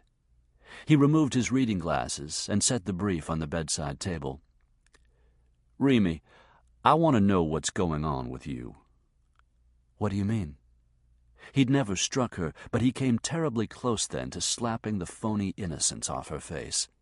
Instead, he reached for her hand and squeezed it hard, but not as hard as he felt like. "I'm tired of this game. I was tired of it weeks ago. It ends tonight." "Game?" "Your game of keeping secrets." "I'm not keeping secrets." "Don't?" Bringing his raised voice under control, he began again. "Don't lie to me." "I'm not." He gave her a long look. "Are you planning to run away again?" "No." "Because if you are, I caution you not to try. I was forgiving before, but I won't be again." She tried to turn her head away, but he pinched her chin between his fingers and forced her to look at him. He rubbed his thumb across her lower lip, pressing hard. "I wanted you the first time I saw you. I could have had you then, but I was patient. I didn't do what it would have been within my rights to do, did I? Answer me." "No, you didn't." "I could have taken you then, but I waited. Even after you were old enough, I didn't have to marry you, but I did. Have you ever thought of where you'd be if you'd try to steal from somebody else that day? Remy, Where would you be if I hadn't been so understanding?" "I don't know." "Yes, you do," he whispered, stroking her cheek. "You'd be whoring just like your mother." Tears sprang to her eyes. "No, I wouldn't." "Yes, you would. When we met, you were already well on your way to becoming another angel." His eyes moved over her in a way he knew she hated. "Oh, yes, Remy. Even then, you were alluring. I bet your mother's customers were hot to get on you long before I entered your life." His fingers tightened around her hand. He thrust his face close to hers, but kept his voice soft. "Maybe you would have liked that life. Maybe you wish I hadn't saved you from all those men. Maybe you liked their fondling and heavy breathing better than you like being married to me." "Stop it!" Yanking her hand free, she left the bed. "What are you threatening to do, Pinky? Report my crime after all these years? I'm not one of your clients or one of your lackeys, so don't speak to me as if I were. I deserve better than veiled threats. I'm your wife." "Well, I want my wife to tell me why she's been slinking around the house like a goddamn ghost," he shouted.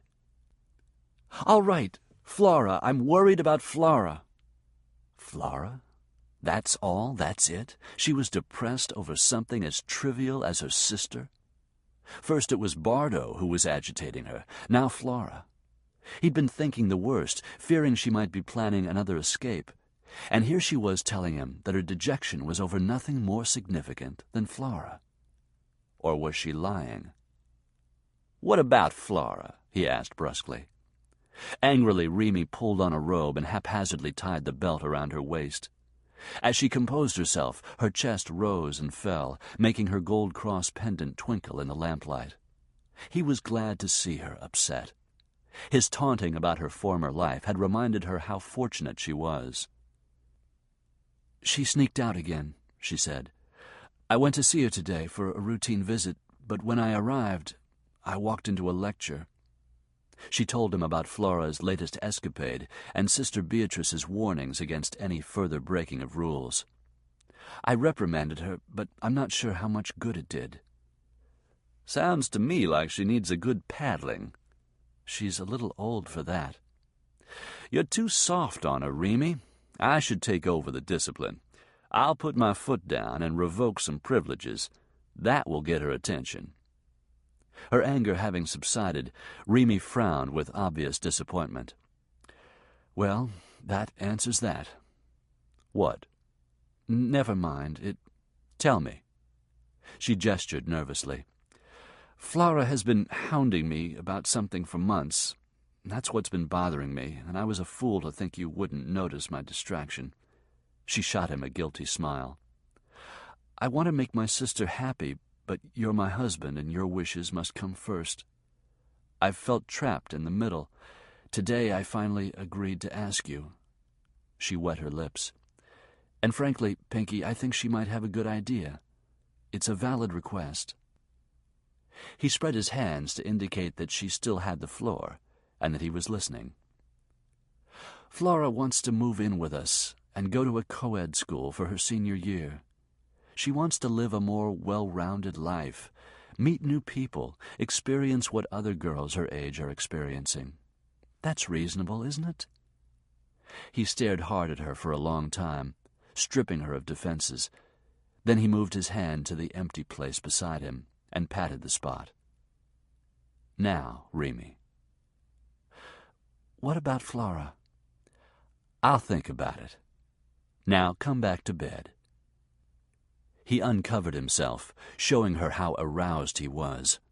Her anger had stirred him, but her earnest petitioning had excited him even more. When she rejoined him, he left no doubt in her mind that she belonged to him. He owned her. Her body, mind, and spirit were his to do with as he wished. Afterward, he told her that Flora would remain at Blessed Heart Academy through her graduation. For a moment she didn't respond. Then she said, "Whatever you think is best, Pinky." He stroked her hair. "Your sister is young and doesn't know her own mind. It's up to us, to me, actually, because you're far too lenient, to see that she doesn't make any major mistakes or wrong decisions. I know what's best for her, just as I knew what was best for you." She also asked permission to attend our Mardi Gras party. "She's got her gall," he said with a chuckle. "That's a very prestigious guest list." "That's why she wants to come." "We'll see." "Be prepared for her to sulk the next few times we're with her." "She'll get over it," he said, dismissing the warning with a chuckle. As he drifted off to sleep, he was smiling. Thank God that's the end of that. Burke went to the university library because it stayed open later than the public library, and he knew he had a lot of material to cover. For hours he scrolled through microfilms of the Times-Picayune. Years back, the newspaper had done a profile on the city's most illustrious lawyer. Patrick Duval had grown up in a middle-class neighborhood, but his parents worked hard to keep him in parochial schools, where he excelled in contact sports as well as scholastics. He received a scholarship to university, worked his way through law school, and graduated first in his class, apprenticed in an established firm for 9 years before he outgrew it and branched off on his own. How much was truth and how much was fabrication, Burke couldn't guess, but he reasoned that the piece was at least based on fact, because so much of it could be checked out. What came across clearly was that the subject of the piece was an overachiever who had been determined to climb above middle-class mediocrity, and that's what he'd done. The writer touted Duvall as a philanthropist, but no mention was made of the clubs and topless bars he owned. Listed were the sundry citations he'd received for outstanding citizenship from civic groups and professional associations, but Burke knew of just as many hits Duvall had ordered, including, most recently, Raymond Hahn. Duvall was living the good life while thumbing his nose at the law-abiding public who lauded him. And therein, Burke realized, lay the mechanism that made him tick. Drug trafficking wasn't just a means of making money. It was Duvall's primo head trip. He did it because he could get away with it. To him it was a game, and he was winning. His illegal activities allowed him to demonstrate his superiority, if only to himself. Pinky Duvall figured frequently in front-page stories. Aside from that, his name routinely appeared in the society columns. But mention and pictures of his wife were noticeably scarce. When she did appear in a rare candid photo, she was usually standing in her husband's shadow, literally. Was she camera-shy? Or was it impossible to upstage a media-savvy egomaniac like Pinky Duvall, no matter how gorgeous you were? What Burke also thought odd was that very little copy had been written about her. She had never been the focus of a write-up, nor was she ever quoted. So either she didn't have an opinion about anything, or her opinion was so vapid it wasn't newsworthy, or her opinion was never solicited because her verbose husband was always on hand with something printable to tell reporters or columnists. Mr. and Mrs. Pinky Duvall were listed on the rosters of several charities, but Remy Duvall didn't hold an office in any of the social or civic women's clubs, nor did she serve on any board or committee, or chair any fundraisers. Remy Lambeth Duvall was her husband's antithesis. She was a nonentity. He stayed until the library closed. They literally locked the doors behind him when he left. He realized he was hungry. All he'd consumed today were a stale Twinkie and as much of the banana smoothie as he could stomach. To help curb the roach population, he kept nothing edible in his apartment. He eschewed a restaurant in favor of a convenience store, where he bought 2 microwave hot dogs and a big gulp. He drove away from the store with no particular destination in mind. But he knew where he was going. When he got there, the house was dark, except for security lights and a second-story window. The wieners in the hot dogs were rubbery and the buns stale, but he chewed and swallowed mechanically, without tasting, wondering what Mr. and Mrs. Pinky Duvall were doing on the other side of that shuttered window. Talking? From what Burke had seen and read, she was no chatterbox. Was she capable of scintillating conversation only with her husband? Were her opinions and insights reserved for his ears alone? Did she entertain him in the evenings with her witty observations? Yeah, right, Burke thought sardonically, as he wadded up the hot dog wrappers and threw them to the floorboard. She'd keep old Pinky stimulated, all right, but about a yard south of his brain. He belched up the taste of bad hot dogs and washed it down with a swig of his over-carbonated cola. Poor Pinky. He was obviously pussy-whipped by this chick, and blissfully unaware of the things she had going with Wayne Bardo. Or maybe not. Maybe Pinky shared her with his clients. Maybe she was one of the perks he provided for a client when he got away with murder. The light went out. Burke continued to stare at the dark window.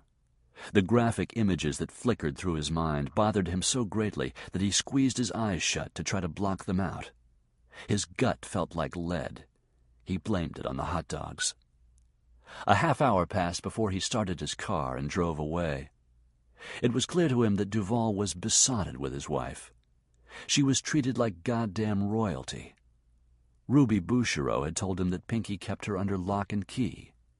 He'd seen for himself how well she was guarded and protected. Well, what does that tell you, Basil? As he let himself into his bleak apartment, he was smiling. Remy lay perfectly still, listening to Pinky's soft snores. She sent up a small prayer of thanksgiving that her ruse had worked. He had denied Flora's request, never guessing that was exactly what Remy wanted him to do. This wasn't the first time she had used reverse psychology to manipulate her husband. Most often it failed, but this time she had the advantage of knowing that he wouldn't welcome anyone intruding on them and making demands on her time, especially Flora. Pinky knew how much she loved her sister, and he was jealous of their bond. Thank you, God, for his jealousy. Keep him jealous. Be careful what you pray for. As on many other sleepless nights, Sister Beatrice's advice came back to haunt her. She understood now the lesson the nun had been trying to teach her. As a child, hadn't she begged God for another life, one free of poverty and responsibility? Well, that's exactly what she had been granted. Little had she known what a tremendous price she would pay for this answer to her naive prayers. Pinky slumbered contentedly, his arm around her. The weight of it seemed crushing.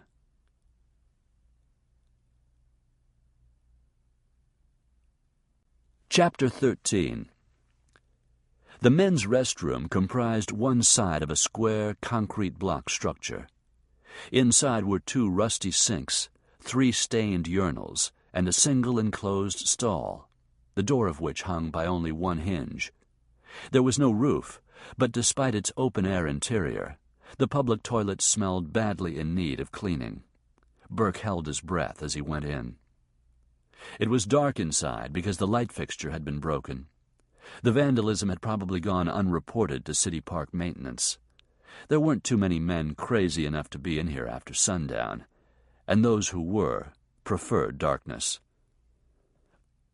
When Burke went in, only one other man was in the room. He was standing at a urinal, his back to the entrance. He must have heard Burke come in, but he didn't even glance over his shoulder at the sound of approaching footsteps. Burke moved to the urinal next to the one being used. The man beside him finished, but didn't immediately zip up. He turned his head slightly in Burke's direction, and somewhat shyly remarked, "Sorta spooky in here." Burke zipped his fly and turned toward the other man. "Sure as hell is. Never know who you might bump into." Gregory James slumped against the wall and grappled with his zipper, groaning. "Basil. Aren't you glad to see me?" "Shit." "Guess not."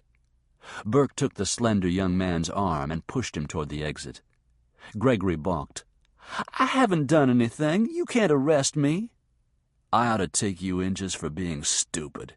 How'd you know I wasn't a Jeffrey Dahmer, or a redneck out to roll myself a queer? One of these days they'll be spooning your parts into a body bag. You're going to make a move on the wrong guy and wind up mincemeat." "Don't bust me, Basil," he pleaded. "Swear to God, I've learned my lesson." "Sure you have. That's why you're lurking around in City Park restrooms in the middle of the night." "I was just taking a leak." "Save it, Gregory.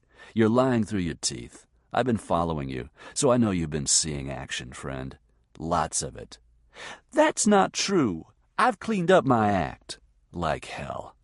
The guy you hustled last night looked like a minor to me. If I hadn't been on other business, I would have hauled you in, and they could have thrown a book of felonies at you." "Oh, Jesus," the young man sobbed dryly. "If you bust me—" "They'll lock you up and throw away the key this time. You're a menace to society." Desperate now, the younger man began to beg. "Please, Basil, cut me some slack. I've done you favors in the past, haven't I? Remember all the times I helped you?" "To save your ass from arrest. Please, Basil, give me a break." Burke pretended to mull it over, then said brusquely, "Let's go, pretty boy." Gregory wailed. "Shut up," Burke ordered, giving him a shake. "I'm not going to bust you, but I'm taking you home and seeing you inside, so at least I'll know your neighborhood is safe for the rest of the night." Gregory thanked Burke repeatedly as they made their way toward Burke's car.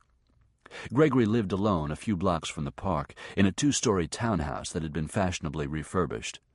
The house and courtyard garden were kept in excellent condition, despite the owner's frequent absences when he was serving time for sex offenses. Burke escorted Gregory past the beveled glass front door and into the foyer. "You don't have to come in with me," Gregory told him. "I'm not going out again. Swear." "Your parents taught you better manners, Gregory. Offer me a cup of coffee or something." Tense and jittery, and obviously mistrustful of Burke's intentions, he agreed quickly. "Right. Good idea. I should have thought of it myself. Don't know what I was thinking."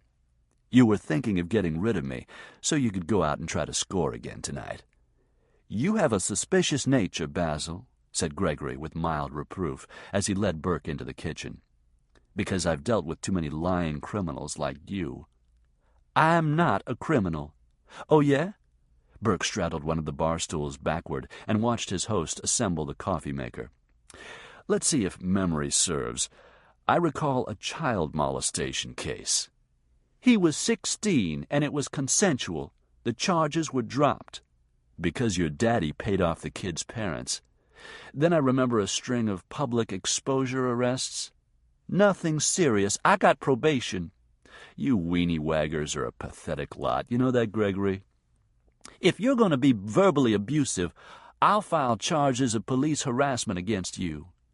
"Be my guest. I'll call your daddy, tell him you're up to your old tricks, and he'll stop paying for this swell place he's set you up in." Gregory gnawed the inside of his cheek. "Okay, you win. But you're a bastard, Basil." "So I've been told." Burke didn't enjoy badgering him, but Gregory James had made himself an easy target of derision. His was the classic story of a young man who hadn't lived up to his wealthy family's standards and expectations. His eldest brother, after successfully playing Major League Baseball for a few seasons, had assumed control of the family's industrial empire and added millions to its coffers. The second brother was a neurosurgeon of world renown. Gregory had broken this chain of overachievement. He probably wouldn't have graduated from the university if his father hadn't bought him a degree by making a sizable grant to the school. Gregory then entered the seminary, the consensus being that a cleric was needed to round out the family. They were counting on a cardinal at least. Gregory endured the seminary for 1.5 years before deserting that ambition, having discovered that his penchant for sexual misconduct was incompatible with a life of religious devotion. To distance themselves from his disgrace, the James clan banished him to New York, where he attended drama school. It was there that Gregory had finally found a niche. He actually had a talent for acting and had performed in several off-Broadway productions before being arrested for performing an indecent act with another man in a public phone booth in Penn Station. Once again his wealthy father interceded, and the charges were dropped. Gregory returned home, shrouded in scandal. This was the final straw for the Jameses, who washed their hands of son number 3, although they continued to pay the bills on this townhouse.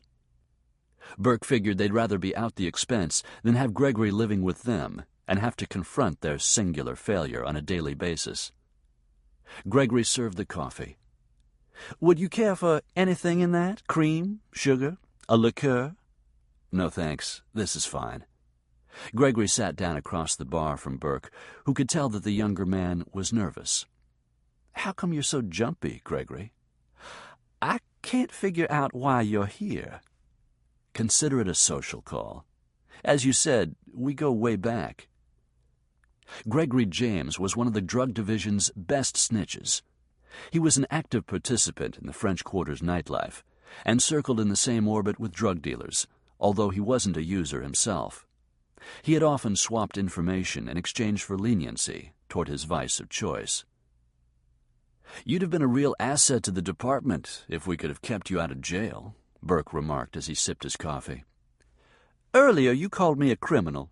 I take umbrage at that, Basil," he said peevishly. "I'm not a criminal." "Then what are you?" "A patient. I have a problem." "That's a given." "I'm suffering an acute emotional disorder that has roots in my childhood. My family's values are skewed. I was forced to be competitive with my brothers when it's not in my nature to be. They were beastly to me. Gee, Gregory, you're breaking my heart. It's true. The prison psychiatrist said my problem was psychological. So was Ted Bundy's. It's not my fault, the younger man exclaimed. It's an urge I can't control. I can't help it that I do what I sometimes do.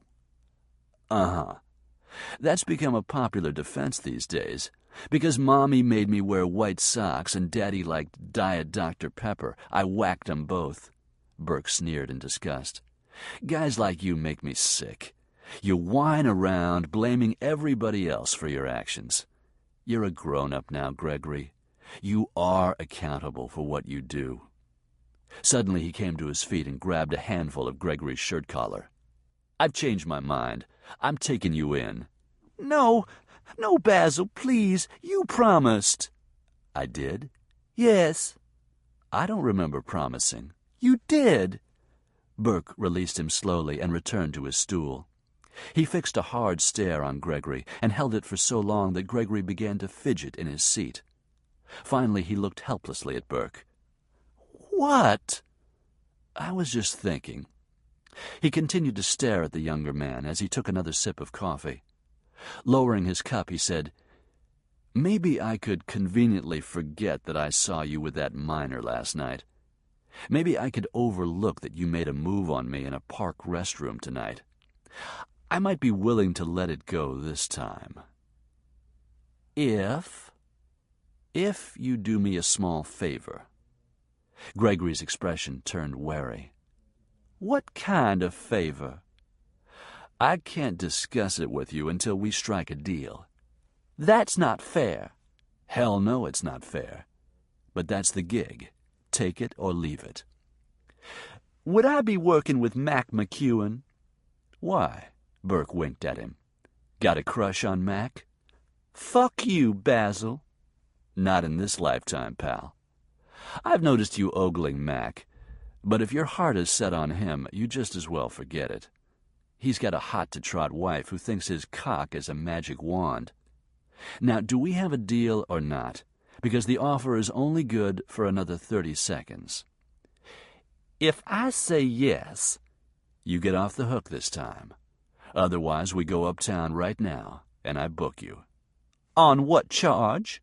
Soliciting me for sex in the men's room in the park. 20 seconds. I didn't. Because I didn't give you a chance. So you can't charge me. Of course I can. Who are they going to believe? You or me? Shit. 10 seconds. Gregory dug into his wavy black hair with his fingers. You give me no choice. Not true. You can choose to say no. Maybe jail won't be so bad this time.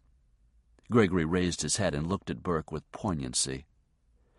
Do you know what they do to guys like me in there? Burke did know, and at that moment he hated himself for manipulating the pitiful young man. And in Burke's human eyes, Gregory was pitiful. But he had to view him through a cop's eyes, too. One of his offenses had taken place on a playground. It was hard to drum up compassion for a guy who'd exposed himself to a class of preschoolers. Time's up. What's it going to be? What do you think? Gregory mumbled dejectedly. Good. Burke stood up and moved to the coffee maker to refill his cup, then patted Gregory's shoulder as he returned to his bar stool. Don't look so glum. This will be a challenging acting job. It could make your career. I'll bet. Gregory glanced over at him.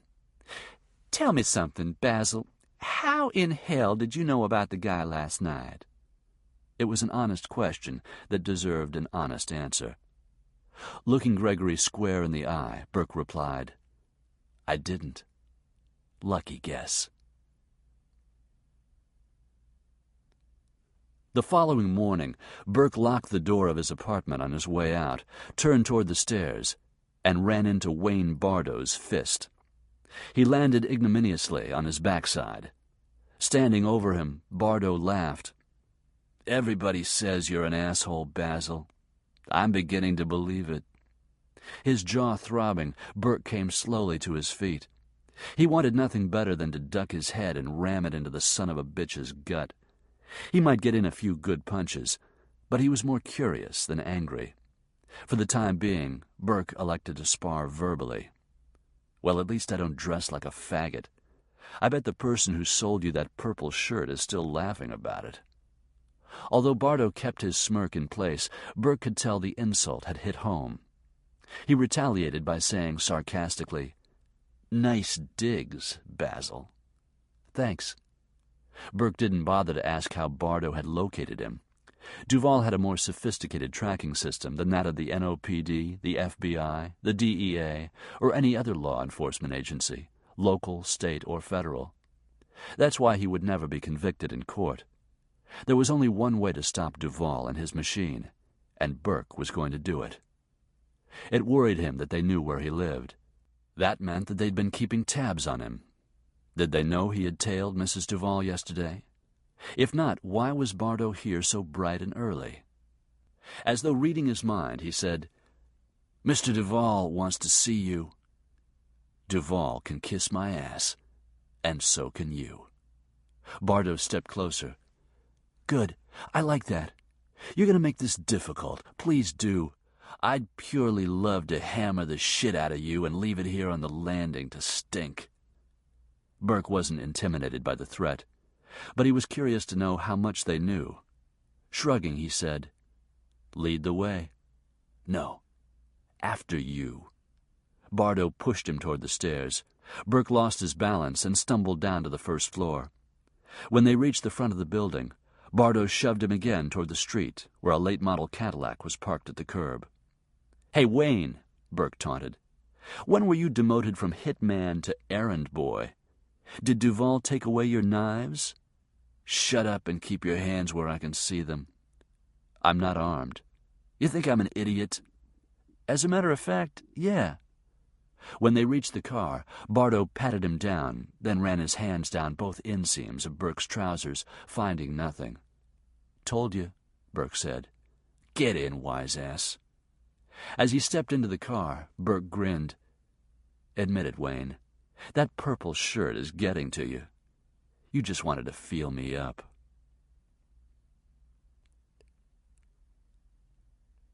Pinky Duval's law offices were as swank as his house, but entirely different. Here the decor was sleek and contemporary. His secretaries and paralegals were leggy and gorgeous.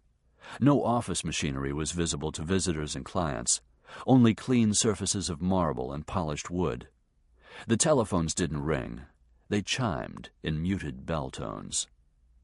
Pinky was behind his desk when a secretary announced that Mr. Basil had arrived, as though this wasn't a command appearance, as though he was keeping an appointment, as though he hadn't been forced to come here under threat of bodily harm. Duval didn't stand when he and Bardo walked in. Burke knew the slight was intentional, calculated to make him feel like a plebeian going before his ruler. Duval said, "Hello, Mr. Basil." Duval. Petty, maybe, but he got in his slight, too. Pinky pretended not to notice. "Have a seat."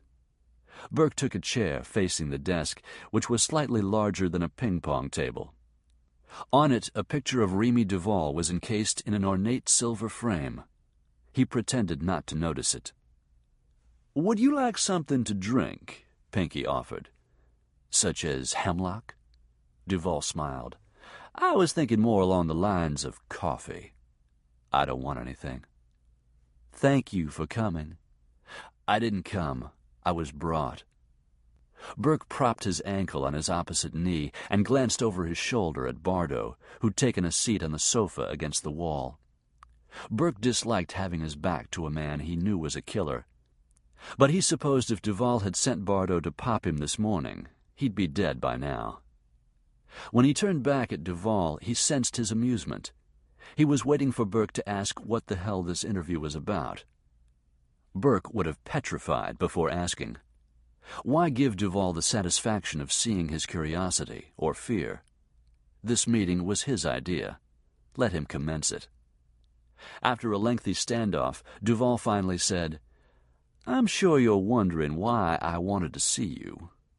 Burke shrugged indifferently. I've heard some surprising news. Yeah, what? You've resigned from the police department. Your sources have always been excellent. Your resignation creates a large hole in the narcotics division. I doubt that. You're too modest.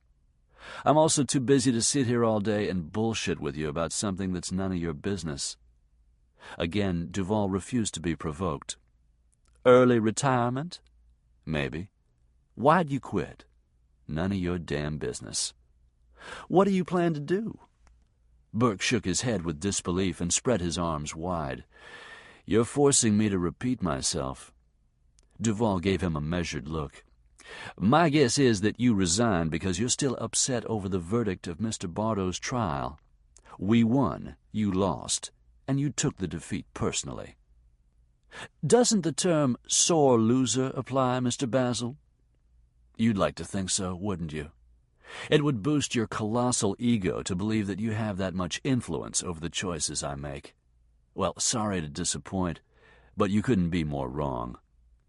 Duval smiled in a way that indicated he knew Burke was lying. You want to know the point of this meeting? Or not. I really couldn't care less. Now that we're no longer on opposing sides, I'd like to offer you a job in my organization. Burke Basil didn't have a sharp sense of humor. In the mirth and merrymaking department, he never lost control. In fact, it was common knowledge that he seldom smiled. Audible laughter was even rarer than that. It had been the unfulfilled ambition of many of his colleagues to make Burke Basil break up with hilarity. They wouldn't have recognized the hearty laughter that burst out of him at Duval's absurd statement. Come again? I believe I made myself clear, Duval said, no longer looking amused. Oh, I heard you. I just can't believe what I heard. You want me to come to work for you? Doing what? A man of your experience could be valuable to me. More valuable than you were to the police department. Reaching into his desk drawer, he withdrew several sheets that had been paper-clipped together. He held them up for Burke to see. A copy of your tax return for last year. Shameful, the pittance society pays the men and women who protect it. Duval wouldn't have had too much trouble getting his hands on a copy of his tax return. It could have come to him through anyone from an IRS employee to Burke's postman. He didn't care that Duval knew how much or how little he had earned at his former job. What bothered him was that Duval had such easy access to him. That, he felt, was also the point Duval was making.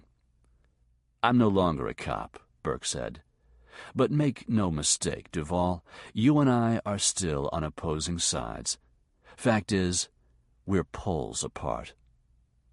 Before taking that moral stance, shouldn't you at least hear the job I have in mind? Doesn't matter what it is or how much it pays. For all your fancy surroundings, he said, giving the well-appointed office a glance. You're maggot shit. I wouldn't piss on you if you were on fire, so I sure as hell wouldn't work for you. Burke stood up and headed for the door.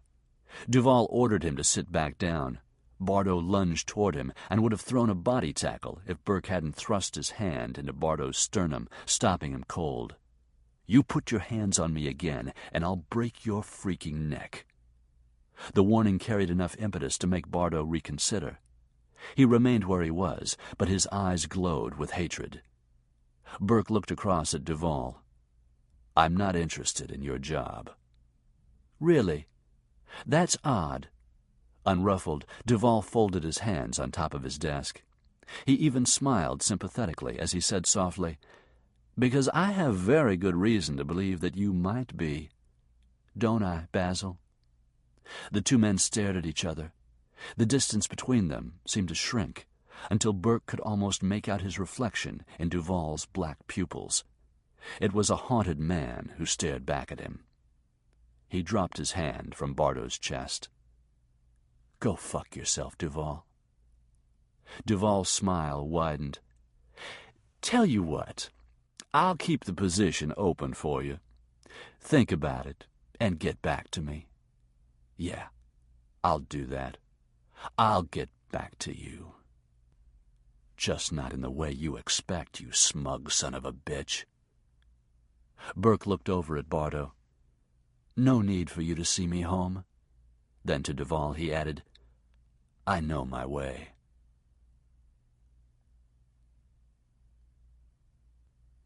Chapter 14. At precisely 2:30 in the afternoon, Remy Duval entered the church. Confession was heard between 3 and 5 o'clock, but because the Duvals were generous contributors, Remy was afforded the courtesy of having her confession heard early. Pinky had arranged it so that by 3 o'clock, when other parishioners began to arrive, she was already safely in the limo and on her way home. Errol stationed himself just inside the church door, where Remy would be constantly in his sight. She moved down one of the side aisles, genuflected at the end of a row, and slipped into the pew. Retrieving her rosary from her handbag, she pulled down the kneeling bench and got on her knees to pray.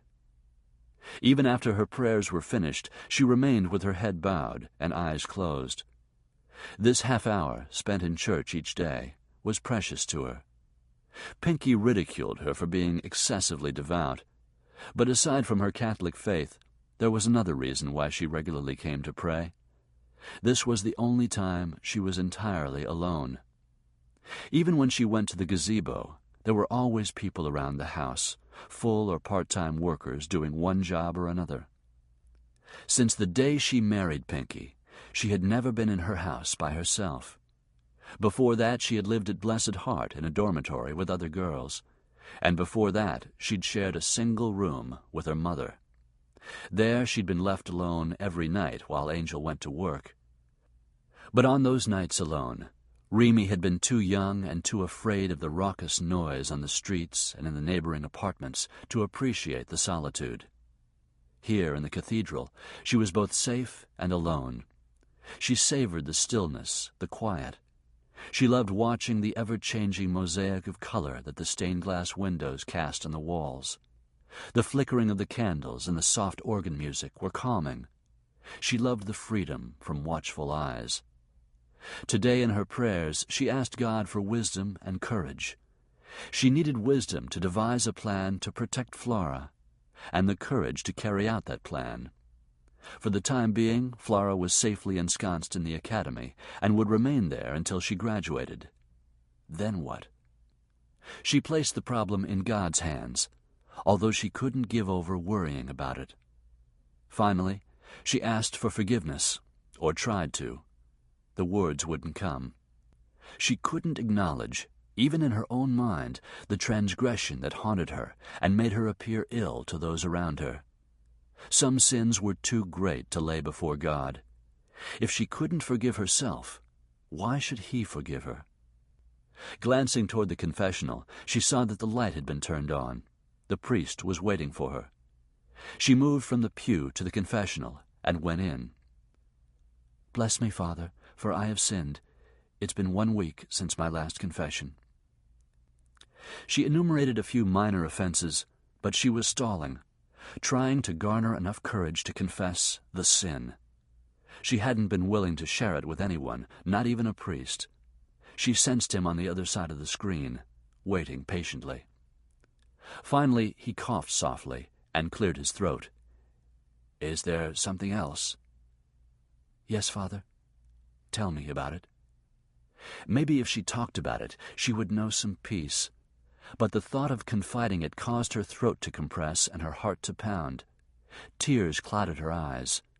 Swallowing dryly, she began, "A few months ago, I conceived. I haven't told my husband about it." "That's a lie of omission." "I know," she cried softly. "But I can't. I'm conflicted, Father." "About what?" "The baby." "The Church is very clear on this. A child is a gift from God. Don't you want the child?" Staring at the large diamond on her left ring finger, she whispered through her tears, "There is no child. Not any more." She had hoped that finally speaking the words out loud would provide instant relief from her guilt. But she didn't experience any such release. Indeed, the pressure inside her chest increased until she thought her ribs might crack. She had difficulty breathing. Her short, choppy breath sounded loud in the enclosure. Quietly, the priest said, "You also know the Church's position on abortion." It wasn't an abortion. I miscarried in my 10th week." He assimilated this, then said, "Then what is your sin?" "I made it happen," she said in a broken voice. "Because of my ingratitude and uncertainty, God punished me." "Do you know God's mind?" "I wanted my baby." Sobbing, she rubbed her abdomen. "I loved it already, but I was afraid." "Afraid? Of what?"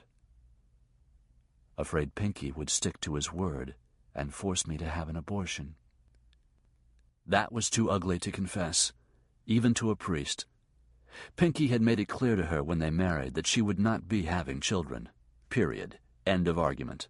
The subject was closed. He didn't want the competition, nor did he want her to be disfigured, even temporarily. He had said that if she felt the urge to nurture, she could nurture him without becoming grotesquely misshapen. So when her contraceptives failed her and she accidentally conceived, she didn't tell him. She feared that he would insist on an abortion. But she was just as fearful that he wouldn't. What if he had mellowed on the subject of children and changed his mind? What if he had reversed his thinking and welcomed the idea? Did she want her child to be reared under Pinky's control? While she was still debating the dilemma, the problem had been solved for her. One terrifying afternoon, when she felt the tearing inside her womb and saw the blood trickling down her legs, she knew in her heart that she had willed it to happen. A precious life had been sacrificed to her cowardice. The priest repeated his question, asking what she was afraid of. "Of hell, Father.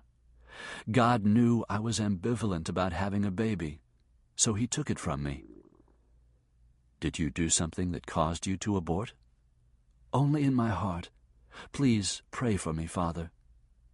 Desperate for understanding and forgiveness, she reflexively reached out, pressing her palm against the screen.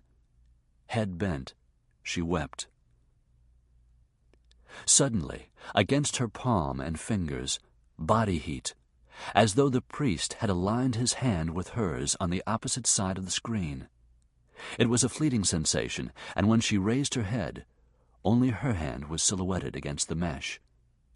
But whether physically or spiritually, she had been touched. A peace she hadn't known for months stole through her.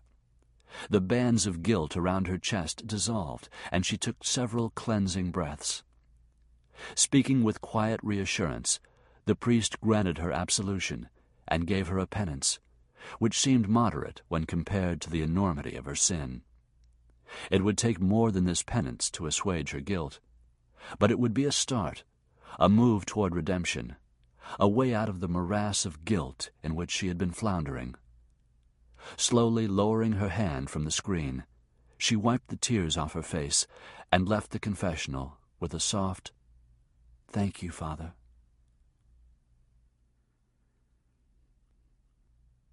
The scent of her perfume lingered for as long as Burke remained inside the confessional. It was time to get out. He mustn't still be in the booth when the priest appeared to begin scheduled confession. Each second counted. Nevertheless, he was reluctant to leave. In that small confessional chamber, he had shared a strange sort of intimacy with the woman of his fantasies, the moonlit woman in the gazebo, who just happened to be Pinky Duval's cheating wife. And Pinky Duval was the enemy he had sworn to destroy. Prompted by that thought, Burke forced himself to move. When he stepped from the booth, his eyes swept the sanctuary, hoping for a glimpse of her, but she wasn't in sight. He glanced toward the door. The bodyguard he'd seen with her in the French market was no longer at his post. She was gone. He took a handkerchief from the hip pocket of his black trousers and blotted perspiration from his forehead, then from his upper lip, which felt naked without the mustache. A stranger had gazed back at him from his shaving mirror this morning. Without further delay, he left the church through a side exit. Gregory James was already in the car, waiting for him. Burke said nothing as he got behind the wheel and drove away. The car seemed excessively warm. He switched the air conditioning system from heating to cooling and turned it on full blast. The black shirt was sticking to his back beneath his coat. The reversed collar was bugging him. He tugged at it irritably. "Didn't it go well?" Gregory asked nervously. It went fine. "The lady showed up?" On schedule. After following Remy Duval for a few days, it had become clear to Burke that she was never alone. Either she was inside the mansion and completely inaccessible, or in the company of her husband, or with the bodyguard. She never went anywhere unaccompanied. The only time she was by herself was when she went to church to pray. "Pray?" he had exclaimed when Ruby Bouchereau told him of the occasions on which she saw Mrs. Pinky Duval. One of the madam's carefully penciled eyebrows arched. "Which surprises you most, Mr. Basil, that she goes to church to pray, or that I do?" "I didn't mean any offense," he'd muttered abashedly. "It's just that, please." She raised her hand to indicate that she hadn't taken umbrage at his shock. "I frequently see Remy Duval at prayer. I've never spoken to her, nor does anyone. She's not there for show. She appears very devout, and is always the first one there to go to confession." After following Pinky's wife into the cathedral for several days in a row, and verifying Ruby Bouchereau's information, he had thought, perfect. What better way to get inside someone's head and learn what she's about than to hear her confession? Did she do drugs like her mother, Angel? Would she confess her affair with Bardo? What sordid sins would she cite to her priest that would be useful to someone out to destroy her husband? Come Saturday, Burke determined to be in the booth, waiting for her. It was a ballsy plan, but brilliant, except for two hitches: how to sound priestly, and how to forestall the real priests. The last time Burke had been to confession was the day following his mother's funeral, and then he'd gone only to honor her memory. He was a little rusty on the drill, although once trained in Catholicism, one never completely forgot. But even if he could do a passable job, that still left him with the problem of delaying the parish priest. That's when he thought of using Gregory James, who'd been trained both as a priest and as an actor. "Did you say everything right?" Gregory asked him now. "You'd been over it with me a dozen times," Burke cursed a slow driver as he whipped around him. "I said everything right." "She didn't guess?" The tearful remorse he heard in her voice couldn't have been faked. She didn't guess. "Good thing she couldn't see that scowl on your face. It hardly looks saintly." "Well, she didn't, so relax." "I'm relaxed. You're the one who's sweating and driving like a maniac." Having said that, Gregory sat back, smiling. He tapped his fingers on his knees in time to a tune inside his head. "I did my part great. Waylaid the priest outside the rectory, just like you told me to. I told him I was trying to hook up with Father Kevin, that we'd been seminary students together. He'd never heard of him, of course. 'Are you sure?' I asked. I'm positive his mother told me that he'd been assigned to St. Michael's in New Orleans. Those voice classes I took in New York sure helped cover my accent," he told Burke in an aside. "Anyway, the priest says that my friend could very well have been assigned to St. Michael's, but I was at St. Matthew's. So then we laughed. I said the taxi driver must have gotten his churches mixed up. 'Or his saints,' says the father, and we laughed some more. To keep him occupied a while longer, I asked if he was a New Orleans native, and he said he'd been here 10 years, but he knew all the good restaurants. Not that he could afford them, he rushed to say, but some of his parishioners could, and they were generous enough to invite him out frequently. Da-da-da-da-da-da-da-da. So we killed maybe 10 minutes. Enough?" "Plenty. Now, will you shut up?" He didn't want to chat with Gregory. He wanted to reflect on those few minutes he'd been separated from Remy Duval by only a thin wall and a screen. He'd been close enough to smell her perfume and to hear her soft sobs as she confessed a sin Burke hadn't expected. Drugs, drunkenness, adultery, none of that would have shocked him. But guilt over a miscarriage? He hadn't expected that, and it had knocked him for a loop. All the same, he would use it to his advantage. Even while her perfume was making him damn glad he'd never taken a vow of chastity, he'd been in his policeman's mode, wondering how he could apply this confidential information to the job that must be done. In a burst of inspiration, not necessarily divine inspiration, he dreamed up a penance that fit her sin and worked nicely into his overall plan. But he wasn't all that happy about it. He wished he didn't know about the baby she'd lost. That made her human. He wished he hadn't touched her hand through the screen. That made him human.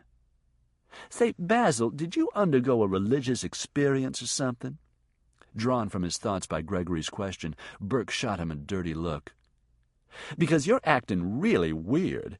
You came out of the cathedral looking like you'd seen God. Again, Burke gave him a disparaging glance. Okay, forget it. I guess I'm just not used to you sans mustache. And with your hair slicked back like that, I don't think your own mother would recognize you. The glasses are a nice touch, too. Realizing that he'd forgotten to remove the square, horn-rimmed glasses, he did so now, dropping them on the console between him and Gregory. The lenses were only clear glass, but it was strange that he hadn't thought to take them off. A guy could get himself killed overlooking a detail like that. Cop or criminal, it was the small stuff that tripped you up. He ordered himself to snap out of it, whatever it was. If he started second-guessing his decision, he might waver in his determination to avenge Kev's death. If he couldn't go through with it, he couldn't go on breathing. It was something he had to do, or die trying. His right hand flexed around the steering wheel. When they reached Gregory's townhouse, he wheeled into the driveway and applied the brakes with such resolve that the car rocked to a halt. Gregory reached for the door handle. Reluctant as I am to admit it, it was fun. See you around, Basil, but only if I'm very unlucky. To his consternation, Burke got out of the car along with him and accompanied him up the brick walkway. "I'm glad you had a good time, because you're not finished yet, Father Gregory."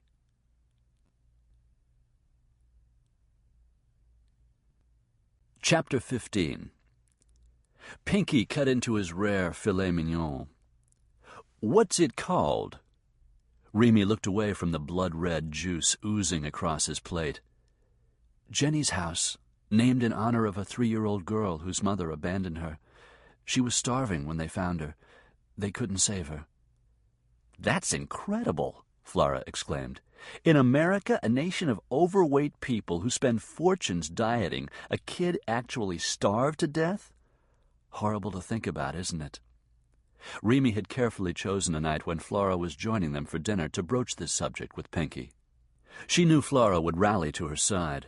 Her sister was a crusader against social injustice. Pinky swirled his stem of Merlot. "This priest, Father—" "Gregory," Remy supplied.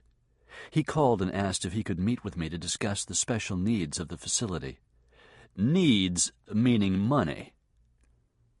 She conceded with a nod.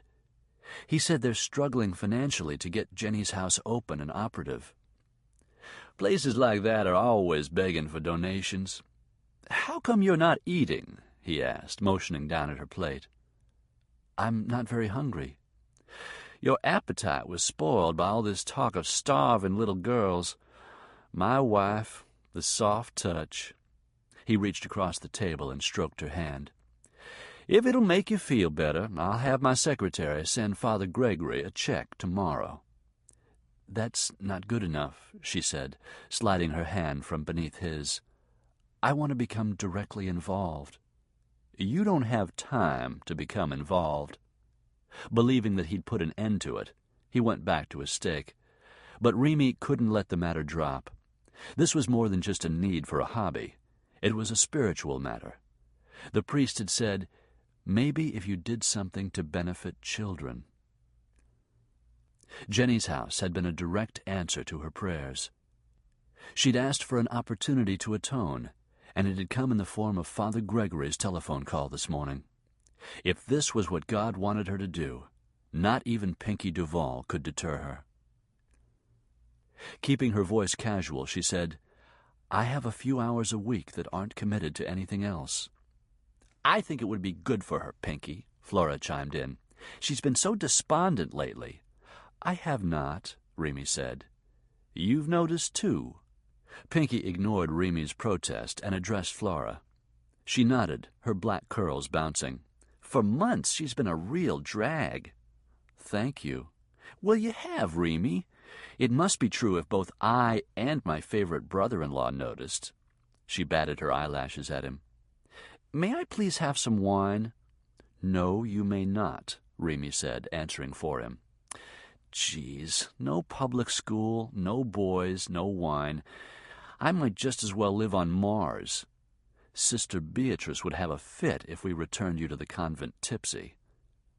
I bet Sister B takes a nip on the sly. Can we talk about Mardi Gras? Not tonight. Pinky had let the conversation between her and Flora go uninterrupted, Remy noticed. He was focused on her, and his hard scrutiny made her uneasy. What are you thinking, Pinky?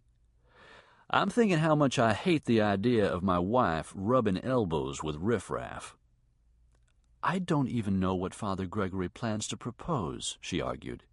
He may only want permission to add our name to their list of supporters, or to ask that we encourage our friends to contribute. I won't know until I meet with him, but I'd really like to get involved in this project.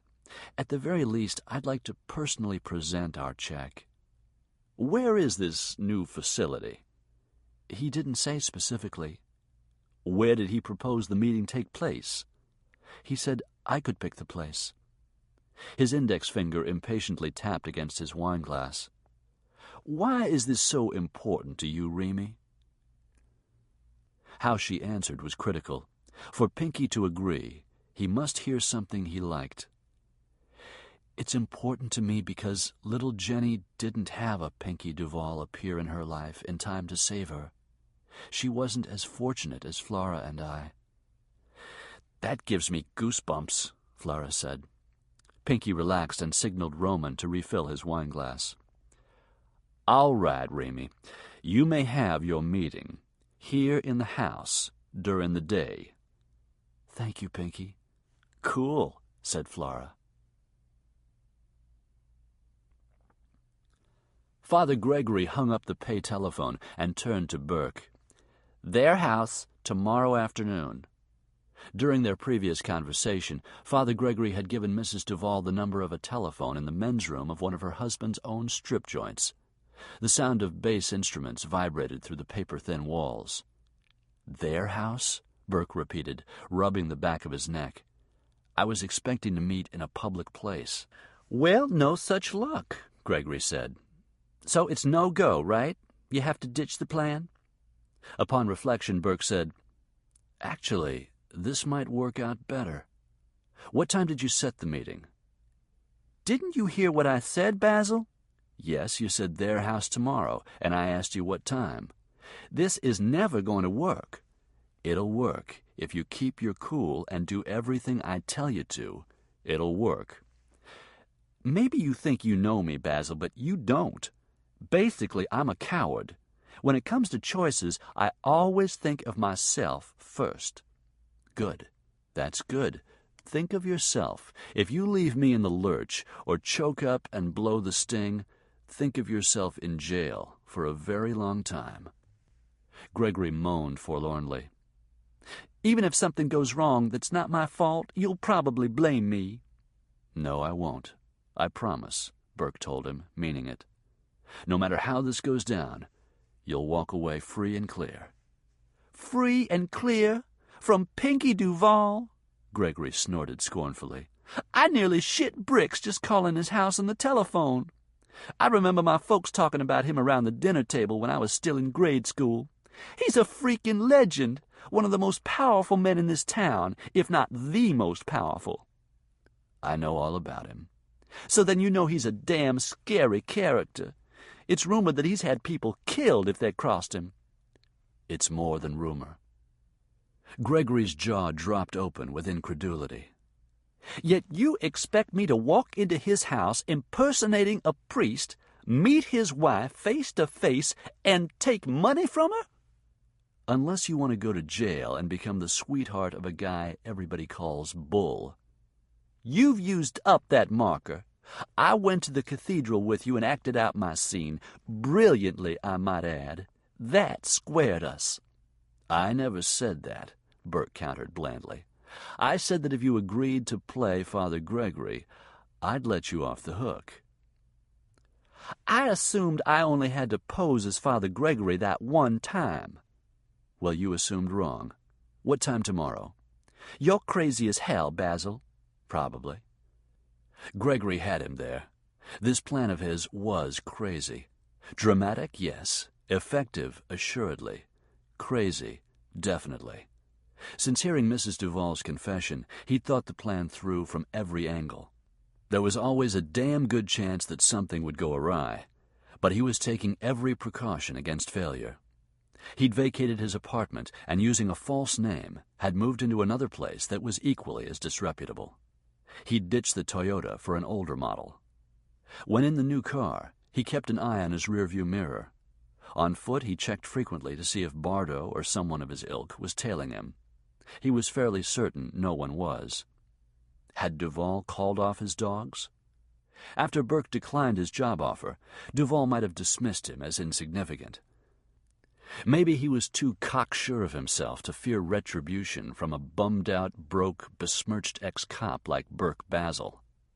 If he did expect reprisal, he would be looking for it to be violent. That's why this just might work. Why can't another cop play the priest? Gregory whined. How come an undercover cop can't be Father Gregory? Because you're a better actor than anyone in the division. Gregory still thought he was participating in a covert police action. Well, I quit, he said, taking a stand. I don't want to play Father Gregory any more. I'd rather go to jail than have Pinky Duval after my ass. Burke bore down on him. If you back out on me now, your skinny ass will be fair game for every pervert in the Orleans Parish jail. I'll see to it. He now had the younger man backed against the stained wall of the men's room. Teeth clenched, Burke said, "Now, for the last fucking time, Father Gregory, what time tomorrow?"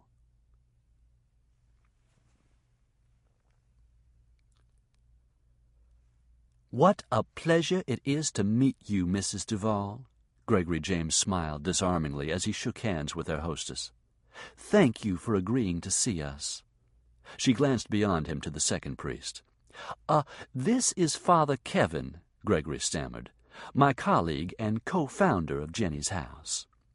Burke had chosen his pseudonym in honor of Kev Stewart, which seemed appropriate. Thank you both for coming, she said. I'm flattered that you want to enlist my help.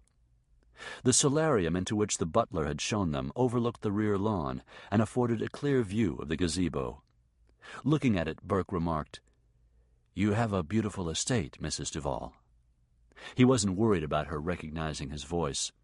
In the confessional he'd spoken in a muffled whisper and had faked several coughs. Nor would she make a connection between the spit-and-polished Father Kevin and the casually dressed, mustachioed man in the baseball cap who'd retrieved her forgotten sack of oranges at the outdoor coffee bar. "Thank you. Please sit down." He and Gregory sat side by side on a wicker settee. She sat in a chair facing them and asked if they would like coffee. Father Gregory smiled at the butler. "I'd love some. Decaf, please." "Same for me," Burke said. He withdrew, leaving the priests alone with Mrs. Duval and her bodyguard. The man's wide shoulders extended beyond the back of his chair, and the wicker seemed to be straining to support him. His dark suit was incongruous with the sunny garden room. He looked as out of place as a monkey wrench in a floral arrangement. Burke had experienced a heart flurry when he entered the solarium and saw the familiar bodyguard. Mrs. Duval hadn't recognized him, but the man was supposedly trained to be on the alert. Burke had given him a pleasant smile and a slight nod. He'd grunted a greeting, his eyes registering no recognition. Whatever Duval was paying the dullard, it was too much. Mrs. Duval addressed him as Errol. "You don't have to stay. I'm sure you'll be bored with this discussion." He thought it over, gave each of the priests a look that could have passed for a stern warning, then stood. "Okay, but I'll be right outside if you need me." When he left, Father Gregory turned to their hostess.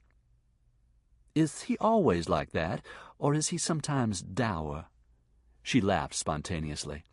Burke silently thanked Gregory for putting her at ease. So far the young man was doing an exceptional acting job. They chit-chatted easily until the butler, whom she referred to as Roman, returned with a large silver tray and set it on a wheeled cart, from which Mrs. Duval herself served them coffee and small cakes frosted with pastel icing. Her motions were fluid, effortless, natural. She handled the heavy silver coffee pot as gracefully as she handled her spoon, with which she stirred a single dollop of cream into her coffee. "I'm anxious to hear all about Jenny's house." Father Gregory cleared his throat and inched forward on his seat. "The concept came to me." Burke tuned out as Gregory launched into a flowery speech about a homeless children's refuge that didn't exist. While pretending to hinge on every word coming from Father Gregory's mouth, he watched Remy Duval's face. She listened intently, responding as anticipated to the buzzwords Burke had told Gregory to incorporate. Her questions were insightful and intelligent. When Gregory retold the fictitious story of little Jenny, tears came to her eyes. "It's so tragic." Because her sadness seemed sincere, it would be easy to start feeling badly about this gross manipulation of her emotions. But then Burke reminded himself of how cozy she'd been with Bardo in the gazebo. Any woman who would willingly consort with Bardo didn't deserve compassion. He set his cup and saucer on the table at his elbow and abruptly stood up. "Pardon me for interrupting, Father Gregory, but I need to be excused." Gregory swiveled his head around so fast his neck popped. He looked at Burke with bald panic. They hadn't rehearsed this part. It wasn't in the script. Burke had omitted it intentionally because he hadn't wanted to increase Gregory's anxiety. Since he seemed to be comfortable in his role-playing, Burke felt he could safely leave Gregory alone with Mrs. Duval for a few minutes, which was all he needed. "There's a powder room behind the stairs in the entry," she told him. "Thank you. Would you like Errol to show you?" "No, thanks. I'll find it." He strolled out of the solarium, but once he'd cleared the doorway, he pulled up short and looked for the bodyguard. He wasn't just outside the room, as he'd said he would be. Instead, Burke found him in an adjacent den, watching television. His back was to the door. Apparently, he didn't consider Father Gregory and Father Kevin much of a threat. Burke went into the powder room and closed the door, but only for a moment. Coming out, he took the stairs 2 at a time, wincing whenever one of the treads creaked. The first door past the landing opened into another small bathroom. 3 seconds max, and he was out. How many servants were in the house? He had no way of knowing, but a safe guess was several.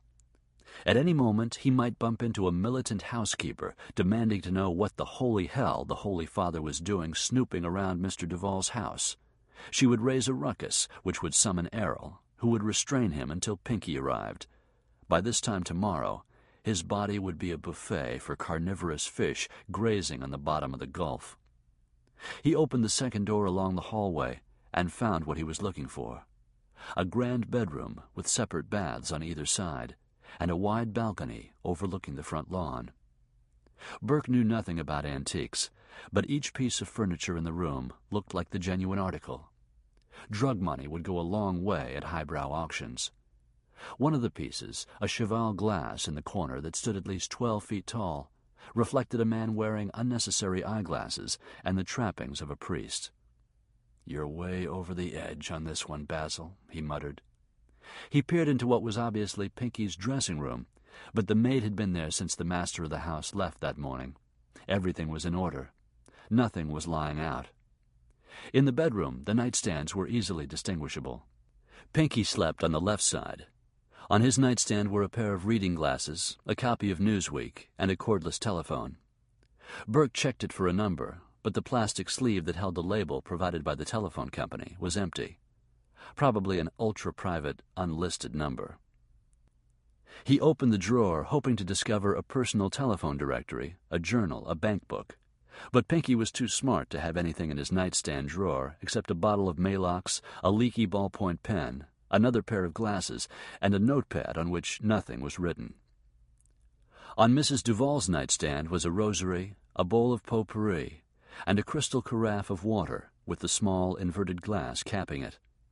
In the drawer, nothing except a box of note cards. But there was no address book. Whom did she write to? How long had he been out of the solarium? Suspiciously long to be taking a leak?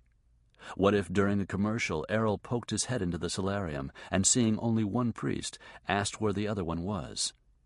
Get on with it. He crossed into Mrs. Duval's dressing room. The maid hadn't been here, not since Mrs. Duval had dressed for her meeting with Father Gregory and Father Kevin. A blouse was lying across the satin vanity stool. Apparently it had been considered, but discarded in favor of the one she was wearing. Burke picked it up, rubbed the fabric between his fingers. Silk. He replaced it across the stool, exactly as it had been. Noticing the seam in the mirrored wall above the countertop, he depressed it, and a section of mirror swung out, revealing a medicine cabinet. Toothbrush and toothpaste, Visine, stress tabs, Q-tips, tampons, aspirin, oral contraceptives. No other prescriptions. He closed the cabinet and was about to turn away when he noticed that the marble surface of her dressing table was lightly dusted with talcum. The body powder was stored in a round crystal box topped with an ornate silver lid. Beside it was a luxurious lamb's wool powder puff, which he picked up and sniffed. The fragrance was unmistakably familiar. He brushed his fingertips across the fuzzy surface of the powder puff, conjuring up tantalizing speculations as to the exotic spots it had last visited. "What the fuck are you doing, Basil? Get the hell out of here." He returned the puff to its place beside the crystal box and left the dressing room as though the devil were at his heels. At the bedroom door, he paused to listen. Hearing nothing, he eased open the door and stepped into the hallway. He was midway down the stairs when Errol appeared in the entry.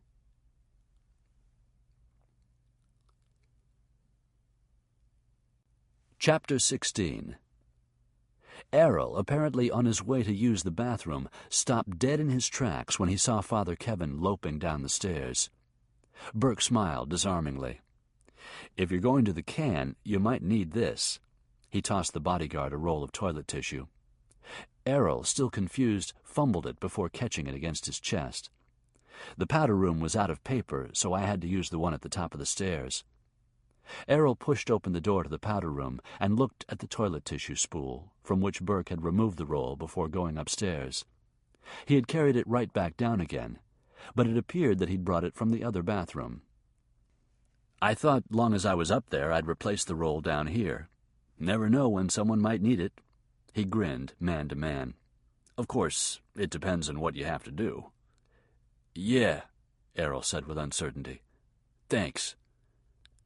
Burke started off in the direction of the solarium before he came back around as though an idea had just occurred to him. "Say, if Mr. and Mrs. Duval become involved in Jenny's house, maybe you'd like to participate too, helping out with the boys, organizing games, something like that." "I don't think so. Mr. Duval keeps me pretty busy." Well, it was just a thought. Burke turned away and this time didn't stop until he was back in the solarium, where Gregory was still talking. "Father Kevin and I think it's essential that the children who stay at Jenny's house are given chores. That will make it seem less like a charitable facility and more like a normal home." "Excellent idea, Father." Gregory glanced at Burke with evident relief. "Father Kevin and I agree that giving the children a sense of responsibility and praising even the smallest achievement is the first step toward reversing the negative effects they've suffered thus far and building self-esteem." Mrs. Duval turned to Burke for confirmation. He nodded in agreement, but at that moment he would have agreed to the theory that the moon was cream cheese. It was damn near impossible to maintain a godly expression so soon after handling her body powder puff. He tried to keep his gaze above the cross hanging from the chain around her neck, but it was a battle royal of wills between his id and his ego. "God has blessed this visit, Father Kevin." Gregory held up a check for $10,000 made out to Jenny's house. "You're very generous, Mrs. Duval. God bless you." "God bless your mission, Father Kevin." Burke stood. "We shouldn't take up any more of your time." "Of course, we wouldn't want to do that." Gregory also came to his feet. "Once I start talking about Jenny's house, there's no stopping me." "I've enjoyed it," she said. "Can't you stay until my husband gets home? I know he would like to meet you." No, we've got to run," Gregory said. "More calls to make. Some other time, perhaps." Burke passed her a business card. "I'm sure you'd like to hear progress reports. Please call any time." "Thank you. I will." "In fact, you might enjoy seeing the facility for yourself." The suggestion rendered Father Gregory mute. He gaped at Father Kevin with dumbstruck disbelief. Mrs. Duval, on the other hand, was delighted at the prospect. Would that be possible? "No." "Of course." Gregory and Burke answered at the same time, but Burke's reply overrode Gregory's. Sheepishly he said, "Naturally, whatever Father Kevin wishes. I merely thought we would wait to have a formal open house once the facility is completed. You know, invite all its supporters at once," he added lamely. "I'm sure Mrs. Duval would prefer a private tour," Burke said, looking deeply into her eyes. "I don't expect preferential treatment," she said, "but I would very much like to see the work in progress. Maybe I could help out." "Your contribution is help enough, I assure you," Father Gregory said, sounding a bit desperate. "But a favorable report from me might urge my husband to contribute even more." Burke smiled. "All the more reason for you to make a personal visit. Call whenever you'd like to go. We'll make ourselves available to fit your schedule." "Make ourselves available? Fit your schedule? Jesus, we're gonna die." "Will you stop that caterwauling? You're giving me a headache." "What have you got me into, Basil? I don't like this.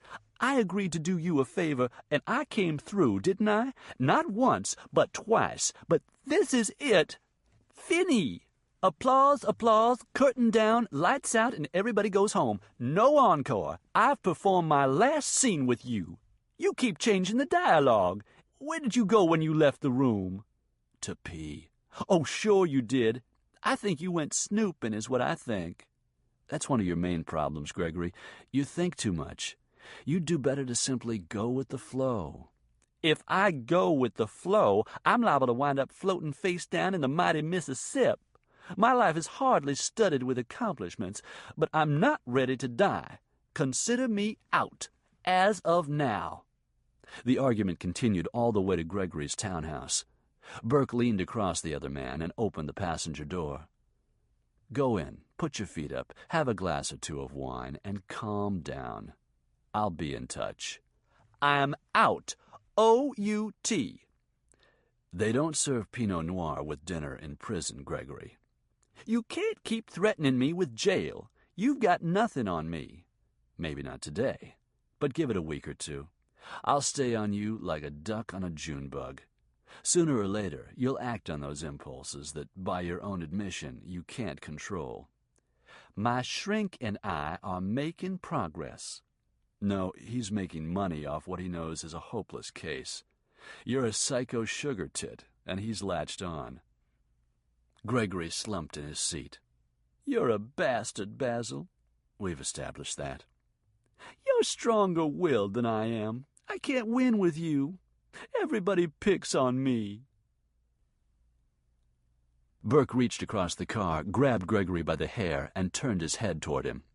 "Listen to me, you sniveling, spoiled little shit. Believe it or not, this might be the best thing that ever happened to you in your whole miserable life. For once, somebody is making you do something you don't want to do. I'm giving you an opportunity to prove that you're better than everybody believes. I'm giving you a chance to be a man." Gregory swallowed emotionally. "I honestly don't think I can be, Basil. I'd like to be, but as you said, I'm hopeless. I wouldn't count on me if I were you." "Well," Burke grumbled, releasing his hair, "unfortunately, you're all I've got." Gregory set one foot in the pavement, but made no other move to get out. After a time he said, "This isn't a police operation, is it?" "No." Burke looked directly at him. "No, it's not. It's a personal vendetta. It has to do with my friend who got killed last year." "I figured it was something like that. Thanks for finally being honest with me." "You're welcome." Averting his head, Burke gazed through the cloudy windshield of his car. He had to think about it for only a few seconds before saying, "Forget it, Gregory. I shouldn't have dragged you into this. I lied to you and manipulated you every step of the way. And as you said yourself, that's unfair. I'm about to do something that's crazy and dangerous. You were right about that, too. In the process, you'd probably panic and screw up and end up dead. I don't need another death on my conscience. I needed your help on the clerical stuff, but I think I can wing it from here. Thanks for your help." Then, as an afterthought, he added, "I hate to see you screwing up your life, Gregory. If you don't get smart and clean up your act, you'll eventually get busted and sent away for a long time. One of these days, your daddy won't be able to buy you out of a serious charge that disgusts not only the general populace, but the prison population as well. In there, they'd make your life hell, and might even kill you. Think hard about the consequences the next time you get the urge to whip it out and wag it at somebody, especially a kid." Smiling wryly, he made the sign of the cross. "Go, and sin no more, my son." Then he reached for the gear shift and put it into reverse. "Wait!" Gregory's handsome features were rearranged by indecision. He gnawed the inside of his cheek. "Could I get into trouble? Or hurt?" "I swear I'd try to prevent that. But there's a risk, yes." After several long moments of private deliberation, the younger man sighed. "Screw it. I'm in. What else have I got going?"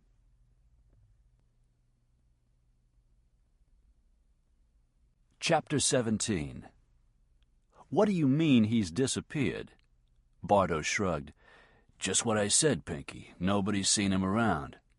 When I went back to that shithole he was living in, he moved out. I came down pretty hard on the landlord, but he swore to me that Basil left in the middle of the night. Dropped his rent and key in the mail slot. This isn't the kind of place where you leave a forwarding address. It's like he's vanished. One of our guys in the NOPD has been sniffing around. He says nobody has heard from Basil since he surrendered his badge." "You should have had someone tailing him." "Yeah, well, who knew?" Basil's seeming disappearance made Pinky uneasy. Basil hadn't declined his job offer with a polite, "No, but I'm flattered that you asked." He had refused in a way that left no room for negotiation. This bothered Pinky for two major reasons. First, it pissed him off that a nobody ex-cop had insultingly refused a well-meaning offer. This was the first time Pinky had tried to lure Basil to the other side of the narcotics business. But it wasn't the first time he had considered throwing out some bait to see if Basil would bite. What better way to eliminate an enemy than to enlist him in your camp? And Basil was an enemy. Within the narcotics division, he'd been a constant nuisance, insisting that a post-mortem be conducted on every operation, successful or not. He was a crusader, demanding accountability for mistakes, seeking out the whys and wherefores of every screw-up. He was a nagging conscience that kept the department reasonably honest, although not entirely so. Worse, he appeared to be incorruptible. Pinky had commissioned purveyors of every conceivable vice to try to find a weak spot in Basil's moral armor. None had been successful. Not the bookies, not the drug dealers, not the women. All had tried to compromise him. All had failed.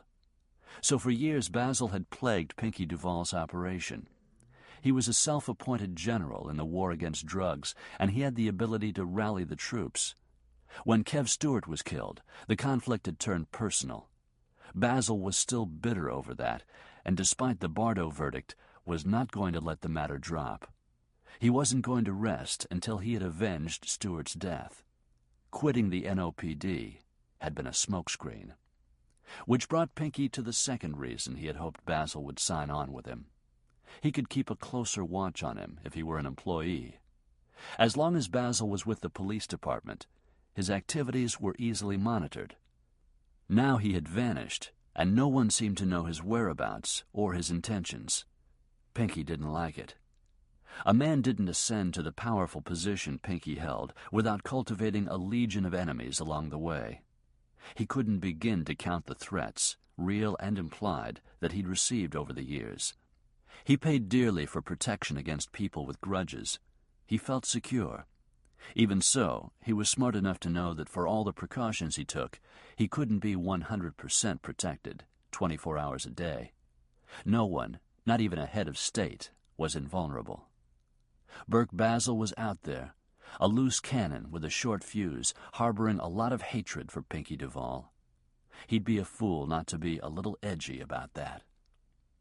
The system in which Basil had placed his trust had failed him, so he'd thumbed his nose at it and walked away.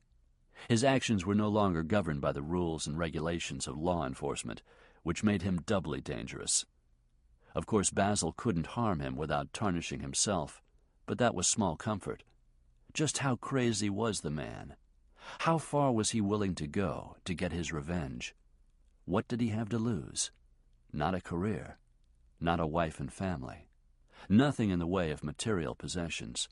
Not even his integrity or good reputation, which the media had trampled. That's what disturbed Pinky most. Experience had taught him that the less a person had to lose, the more of a threat he posed. "I want him found," he told Bardo emphatically. "What do I do when I find him?" Pinky gave him a pointed look. Grinning, Bardo nodded. "It'll be a pleasure." Pinky's secretary knocked. He beckoned her into his private office. "Pardon the interruption, Mr. Duval, but you asked for this information as soon as I obtained it." Having given Bardo his assignment, Pinky dismissed him and took from his secretary the typed memo regarding Jenny's house. When he had arrived home last evening, Remy was behaving more like her old self. She was excited about the charity, spearheaded by this Father Gregory, who had invited her to visit the facility. Pinky had promised to think about it. It seemed harmless, especially if it lifted her out of the doldrums she'd been in. He had questioned Errol at length about the priest's visit, and had been surprised to learn that there had actually been two who attended the meeting. One, he was told, was older and more businesslike. The younger one was handsome, but probably gay, according to Errol. It was he, Father Gregory, who'd done most of the talking. Errol said that he had remained in the room for the duration of their visit, and that the two churchmen had discussed nothing except a refuge for kids. Fingering the business card the priest had given Remy, Pinky asked his secretary if she had called the number printed on it. "Yes, sir. The phone was answered by a woman." "How'd she answer?" "Jenny's house." "So it's legit?" "Oh, yes, Mr. Duval. I asked to speak with Father Gregory. She told me that neither he nor Father Kevin was in, but she would be pleased to give them a message." The secretary then laughed. "She thought I was calling to make a donation. She gave me much more information about the facility than I asked for. I didn't get it all down verbatim, but as you can see by the memo, I took extensive notes." "Very nicely done, Dixie." Burke took the telephone receiver from the girl and hung it up. The payphone was in the second-story hallway of a flophouse that stank of poor plumbing. "It was worth $40. Although he had paid her beforehand, Dixie followed him into the room he was renting by the day under an assumed name. She climbed onto the bed, digging the stiletto heels of her white patent boots into the stained bedspread. When she smiled, he could see her chaw of apple-green gum stuck between her molars. "You really think I sounded like a nun type?" "Could have fooled me. Drink?" "You bet." Burke fished a canned soft drink from the styrofoam ice chest. The room didn't come with a refrigerator, and passed it to her. When you said drink, I thought you meant... Nope, you're below legal drinking age. Finding that very funny, she popped the top on the drink and sipped the fizz that spewed out. Did you mean what you said? About what? I sounded like a nun. Maybe I missed my calling. Maybe. But when you think about it, I'm sort of like a nun. Burke raised his eyebrows skeptically. She propped herself up on her elbows, a position that thrust her breasts almost out of the black lace demi-bra beneath her open denim jacket. I'm serious. Nuns don't wear red vinyl miniskirts and heavy perfume, Dixie. Her gardenia scent was her trademark. When Vice went looking for her, they sniffed her out, literally. In this small room, where no doubt 1,000 sordid transactions had taken place, the sweet fragrance was as thick as a gumbo and slightly nauseating. Nuns serve their fellow man. Isn't that what I do? I think the distinction lies in the manner in which you serve. Well, sure, if you're going to get technical. She slurped her drink. You Catholic, Basil? Raised that way. Hard to imagine you praying and stuff. It's been a long time, he murmured. It had been a sure bet that Pinky would check out Jenny's house, especially if his wife had asked permission to visit it. Working under that hypothesis, Burke had paid a starving artist $20 to sketch a phony logo for the bogus children's refuge. He then went to a self-service print shop and made up a dozen business cards with the logo and the number of the pay telephone across the hall from his room. He'd left one of those cards with Mrs. Duval. Earlier today, he'd gone in search of a secretary and had bumped into Dixie. She was a good whore and an even better snitch. The former he had no personal knowledge of, but he had bought information from her several times, and it had always proven to be valid. She'd been working the streets since she was 13. It was a marvel to Burke that she'd lived to the ripe old age of 17. You know, I hardly recognized you this morning, she observed, as she rolled the cold can across her heavily rouged lips. When did you lose the mustache? A few days ago. How come? Felt like it. You working undercover now? You could say that. The bitch on the phone said she was from Pinky Duval's office. What gives? You don't need to know. Geez, Basil, you're a hard man to draw out. I guess I don't feel like talking, Dixie. He stretched out on the bed beside her and wadded the flat pillow beneath his head. She rolled toward him and placed her thigh over his. Fine and dandy with me, honey. We don't have to talk. Her hand slid down his chest to his belt buckle and began to unfasten it. He covered her hand. That's not what I meant. You've already earned your $40, and I'm on a tight budget. She thought about it for a second or two. Then she ran her long fingernail along his recently shaved upper lip. What the hell? I'll throw it in for free. Thanks, but not this time. How come? Are you the last remaining faithful married man? Not anymore. You're not faithful anymore? I'm not married anymore. Then what's the problem? Come on, Basil. I've had other cops, dozens of them. You're the last holdout, and I've got a reputation to uphold. Can you honestly say you haven't thought about boffing me? He smiled at her. Dixie, you're a knockout.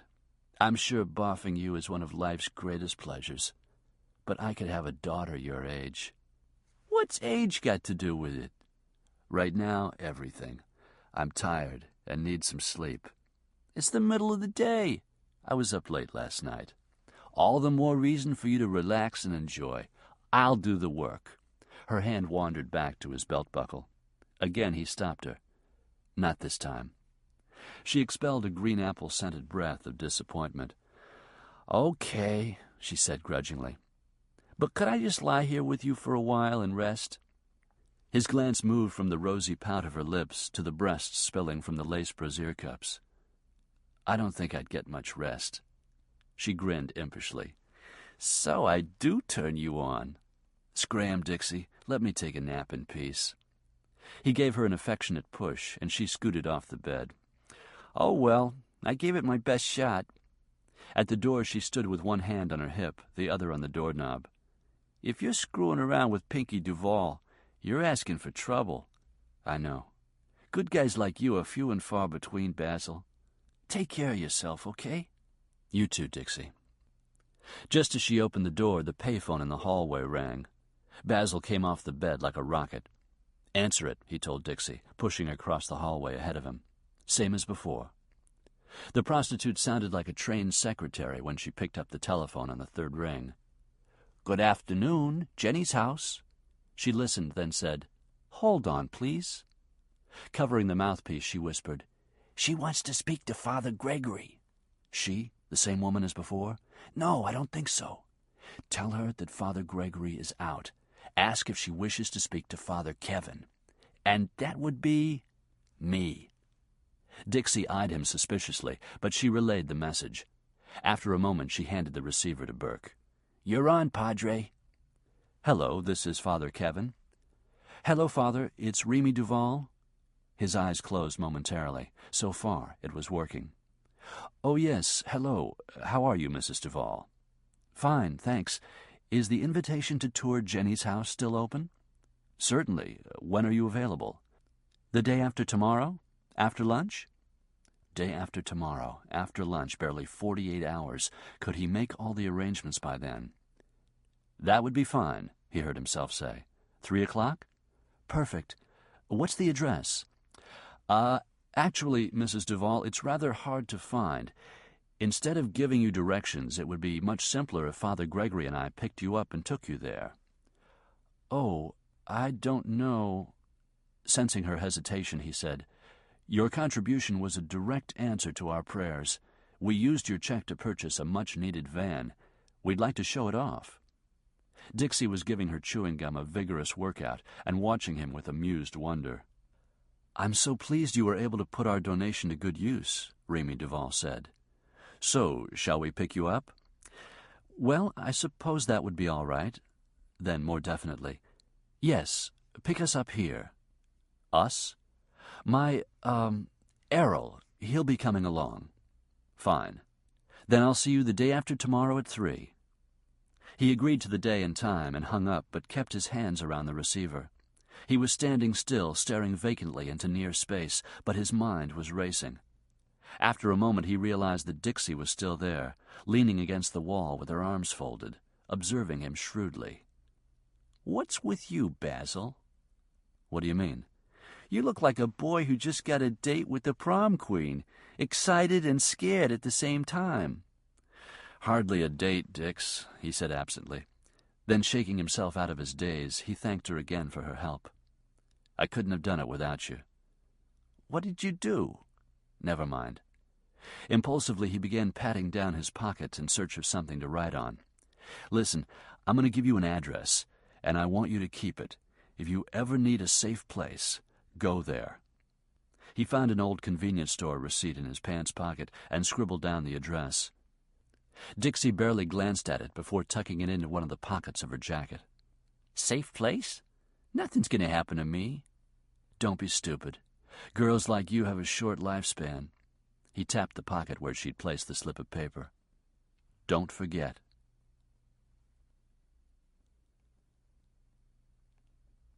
Burke leaned his head against the headrest of his new car. Well, hardly new, just different from the Toyota. Although it was difficult, he resisted closing his eyes.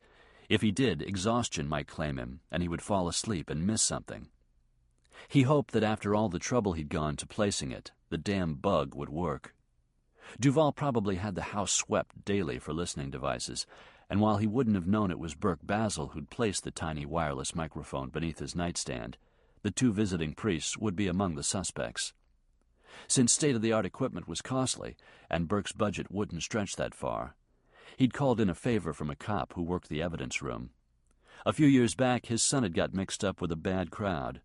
One of Basil's squads had busted him for possession.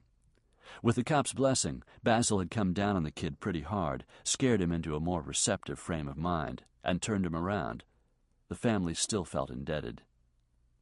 The dime store caliber rig had been seized in a raid. Nobody would miss it, so the cop had heisted it. He and Basil had tried it out. It worked, but the quality wasn't great. Thus far tonight, he hadn't had an opportunity to test it. After an hour and a half of surveillance, the master bedroom had remained dark. He checked his wristwatch. 12 minutes past 11. How long could he wait? He was exhausted. Since hearing from Mrs. Duval earlier today, he'd been busy. Father Kevin had no trouble cashing Duval's check from the bank he'd written it on. The money had enabled him to pay an individual cash for an inexpensive van advertised in the classified ads. He'd driven the van straight to a cut-rate paint and body shop, where he asked for a rush job. It would be ready by tomorrow afternoon. He then returned to his room and cut out a stencil of cardboard which he would use to apply the Jenny's House logo to the doors of the freshly painted van. The limousine glided past. By the time Burke realized that the approaching car belonged to the Duvals, he was already looking at its taillights. He held his breath and didn't release it until the limo disappeared through the iron picket security gate at the rear of the property. A short time later, lights came on in the master bedroom. He slipped on the headset and immediately heard voices. "In the opera, heard her, and stunk." That from Pinky. Burke readjusted the headset in time to hear Mrs. Duval say, "Proud of her for making it past the first audition. She's their only daughter." "Well, I was bored stiff. It's hot in here. Turn down the thermostat." For several minutes Burke heard nothing more and envisioned them in their respective dressing rooms, preparing for bed. The next words were from Mrs. Duval. "I'll write them a thank-you note tomorrow." "Whatever. Take that damn thing off." The light went out. Coming through the earphones were the sounds of rustling bed linens, of bodies readjusting, of Pinky moving close to his naked wife and caressing the skin dusted with talcum powder from a silver-capped jar. Burke closed his eyes. All the men there tonight were drooling over my beautiful wife. Thank you. Burke told himself not to listen anymore. They weren't going to talk about Duval's sideline business. He wouldn't learn anything by continuing to eavesdrop on what was obviously a private conversation. But he listened anyway. "I caught old man Sally looking at your tits. I glared at him. He blushed up to the roots of his toupee." Duval chuckled. "By dessert, he and every other man around the dinner table was using his napkin to hide a heart-on." "Don't say that." "Why not? It's true." "I don't believe that." "Believe it, Remy. When a man looks at you, all he can think about is pussy." More rustling, the readjustment of limbs. "See what I mean?" She murmured something so softly the microphone failed to pick it up. Whatever she said pleased Duval, because he chuckled with self-congratulations. "You know what to do with it, sweetheart." A moment later, a satisfied grunt from Duval. Burke bowed his head and rubbed his eye sockets hard. After what seemed like an eternity to Burke, Duval groaned. "Jesus, baby, that's making me crazy. Come here." Then, "What's the matter with you? How come you're not wet?" "Let me up, and I'll get something." "Never mind. Pull your knees. Yeah, like that. Like Pinky taught you." Burke threw his head back against the headrest. He continued to listen. He listened to Duval's chant of vulgarities, to his grunts and groans. He listened through it all, until Duval climaxed, swearing in loud gasps. Then there was nothing transmitted into the earphones except a faint electronic hiss. He listened for several more minutes. When his jaw began to ache, Burke realized that his teeth were clenched. His fingers were wrapped so tightly around the steering wheel they were white. Slowly he pried them off. Removing the headset, he irritably tossed it onto the empty seat beside him. He wiped his sleeve across his sweating forehead. Eventually, he started his car and drove away.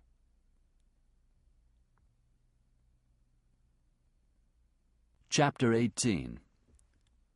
Burke left the newly painted van parked behind an abandoned warehouse, hoping it would still be there, intact, when he returned for it tomorrow morning.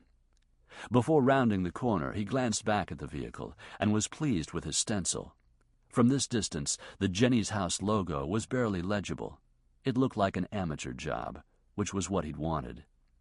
Lost in thought as he made his way along the banquette, he didn't see Mac McEwen until the man was directly in front of him, blocking his path. "Burke! Christ, man, I've been looking all over the city for you." Mentally, Burke groaned. The last thing he needed was Mac's distracting chit-chat.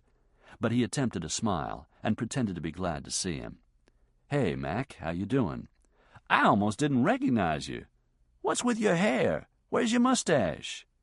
"Last time I saw, the bathroom sink." "That'll take some getting used to." Then, changing pace from reflective to charged, he asked what the hell Burke had been up to. "Not much. How'd you find me?" "It wasn't easy. I started asking around a few days ago, but nobody knew where you were at. Either that or nobody was talking. Then I thought of Dixie. She remembered seeing you." "How much did that cost you?" $10. "I paid her 20 to forget it." "Well," Mac said with a philosophic shrug, "you know whores." Yeah, he knew whores. Some would sell out a friend for $10. Others held out for limousines and mansions. Knowing that Mac wouldn't be easy to shake, Burke bit the bullet and offered to buy him a beer. To his surprise, Mac declined. "I'm in a hurry now, but the reason I've been looking for you is to invite you to dinner, tonight, sort of a retirement party." Burke couldn't think of an occasion better avoided. "I appreciate the thought, Mac, but no thanks." "Relax. Dozens of people aren't going to pop out from behind the furniture and yell surprise. Nothing like that. Just you, me, and Tony. She wants to cook." "Sounds nice, but—" Mac, being his irrepressible self, poked his index finger into the center of Burke's chest. "I won't take no for an answer. $5 says you got no other plans for tonight. So be there, 7 o'clock. Know where I live? I wrote the address on the back." He pressed a business card into Burke's reluctant hand. Even for Mac, who was always overeager and hyperactive, this was strange behavior. As he turned to leave, Burke caught his sleeve. "You've never invited me to dinner before, Mac. What's up?" "Your future." Burke tilted his head quizzically. Mac said, "Tonight." Then he pulled his arm free and struck off down the banquette, walking briskly. Burke turned over the business card and read what Mac had written down. It wasn't his street address. Burke had been to the McEwen's house only once, when he dropped Mac off after work. Mac's car had been in the garage, and he hadn't wanted to inconvenience his wife, so he had inconvenienced Burke instead. On that occasion it had been after dark, and Burke hadn't given the neighborhood any particular notice. Now, as he arrived at dusk, he was surprised to see how well the McEwens lived, which was much more affluently than he and Barbara had, or the Stewarts. The houses on Mac Street were spaced far apart, separated by clipped hedgerows and manicured lawns. Cars in driveways were expensive, late models. Mac opened the front door before Burke reached it. "Glad you're here, Burke. Come meet my wife." Smiling, shaking hands, and slapping Burke on the back, Mac pulled him into a wide vestibule. There was no trace of mystery in his bearing, none of the nervousness evinced earlier that day. Burke had brought with him a six-pack of imported beer and a bouquet of flowers. He handed Mac the six-pack and presented the bouquet to Tony McEwen when Mac introduced them. She was a petite blonde who was as good-looking as her proud husband had boasted. She thanked Burke for the flowers in a heavily accented Deep South sugar-coated voice that was genuine. "I'm so pleased to finally meet you. To hear Mac tell it, Burke Basil is a living legend." "Hardly. It's a pleasure to meet you, Tony." "It's nice out tonight. Why don't y'all take your beer out on the patio? I'll call you when dinner's ready. It shouldn't be too long now." As they moved outside, Mac showed him where they were planning to install a swimming pool. "I gave Tony a choice, a pool or a baby. She chose the pool." Mac winked. "Course, I'm still doing my best to knock her up. Bet you 10 to 1 she'll be pregnant by the time the swimming pool is in. But what the hell?" The patio furniture wasn't the kind bought cheaply in the hope that it would last at least one summer season. The barbecue setup was the Rolls-Royce of outdoor cooking. By the time Tony called them to dinner, Burke had deduced that either the McEwens were living way beyond their means on credit, or that Tony had brought a sizable dowry into the marriage, or that Mac's gambling was providing a substantial second income. One thing was certain. They couldn't live this high on the hog on a cop's salary. After a superb dinner of pork tenderloin with all the trimmings, the charming Tony shooed them out of the dining room so she could clean up. "Is it too cold for you outside?" Mac asked. "Not at all." They returned to the patio with brandies and cigars, and for a while sat silently, enjoying both. Burke waited for Mac to commence the conversation, which he'd obviously orchestrated to take place out of his wife's hearing. Burke had determined not to bring up Mac's obscure reference to his future, or question him about the warning he had scribbled on the back of his business card. "Watch your back. Others are." This was Mac's party. It was up to him to provide the entertainment. Out of the darkness, Mac asked, "Why'd you quit, Burke? And don't give me that bullshit about burnout." "It's not bullshit. After Kev died, my heart just wasn't in it anymore." "You hated it when I got bumped up to detective sergeant and took over leadership of his squad, didn't you?" "No, don't say anything," Mac said when he saw that Burke was about to object. "I know you didn't like it. I understood how it was between you and Kev Stewart." "You make it sound like we were lovers or something." Mac snuffled a laugh. "I know better than that, but I also know how hard you took it when he died." Burke couldn't think of a suitable response, so he said nothing. He wasn't going to discuss his innermost feelings with Mac, first because his sentiments were nobody else's business, and second because he didn't entirely trust Mac. He had no specific reason to mistrust him. He just had a gut feeling that Mac's flashiness and amiability concealed a darker, more sinister aspect of his personality. Until Burke could identify that character flaw, he would remain wary of Mac. Mac continued, "What I'm saying is, I don't think that what happened to Stewart is a reason for you to quit." "That wasn't all of it." "I know about the split with your wife. News travels fast, especially when it's about a legend." Burke cursed. "That's the second time tonight I've heard that crap. Keep it up and it's going to piss me off. I'm no fucking legend." Mac chuckled, but his laughter didn't quite ring true. He leaned forward, placing his forearms on his knees and focusing on the fiery tip of his cigar.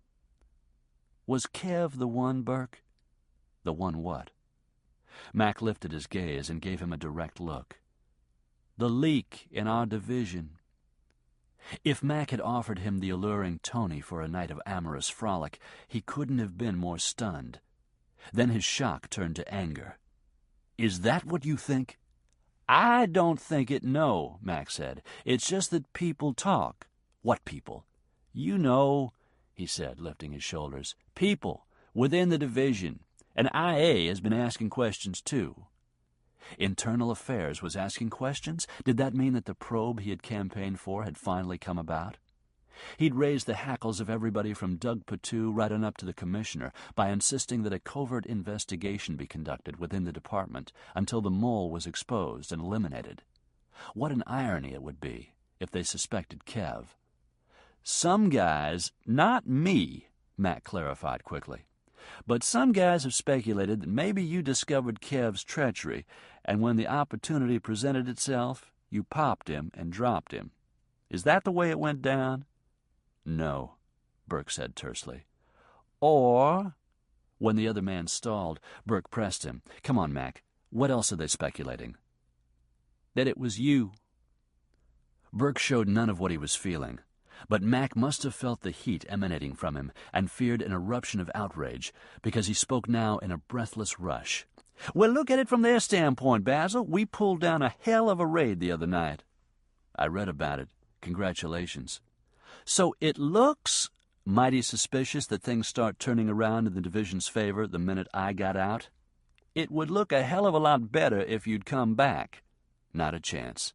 "Then tell me they're wrong," Mac said, raising his voice to an argumentative level. "I never asked to be your goddamned idol, Mac. I didn't ask to be anybody's." "Who was selling us out?"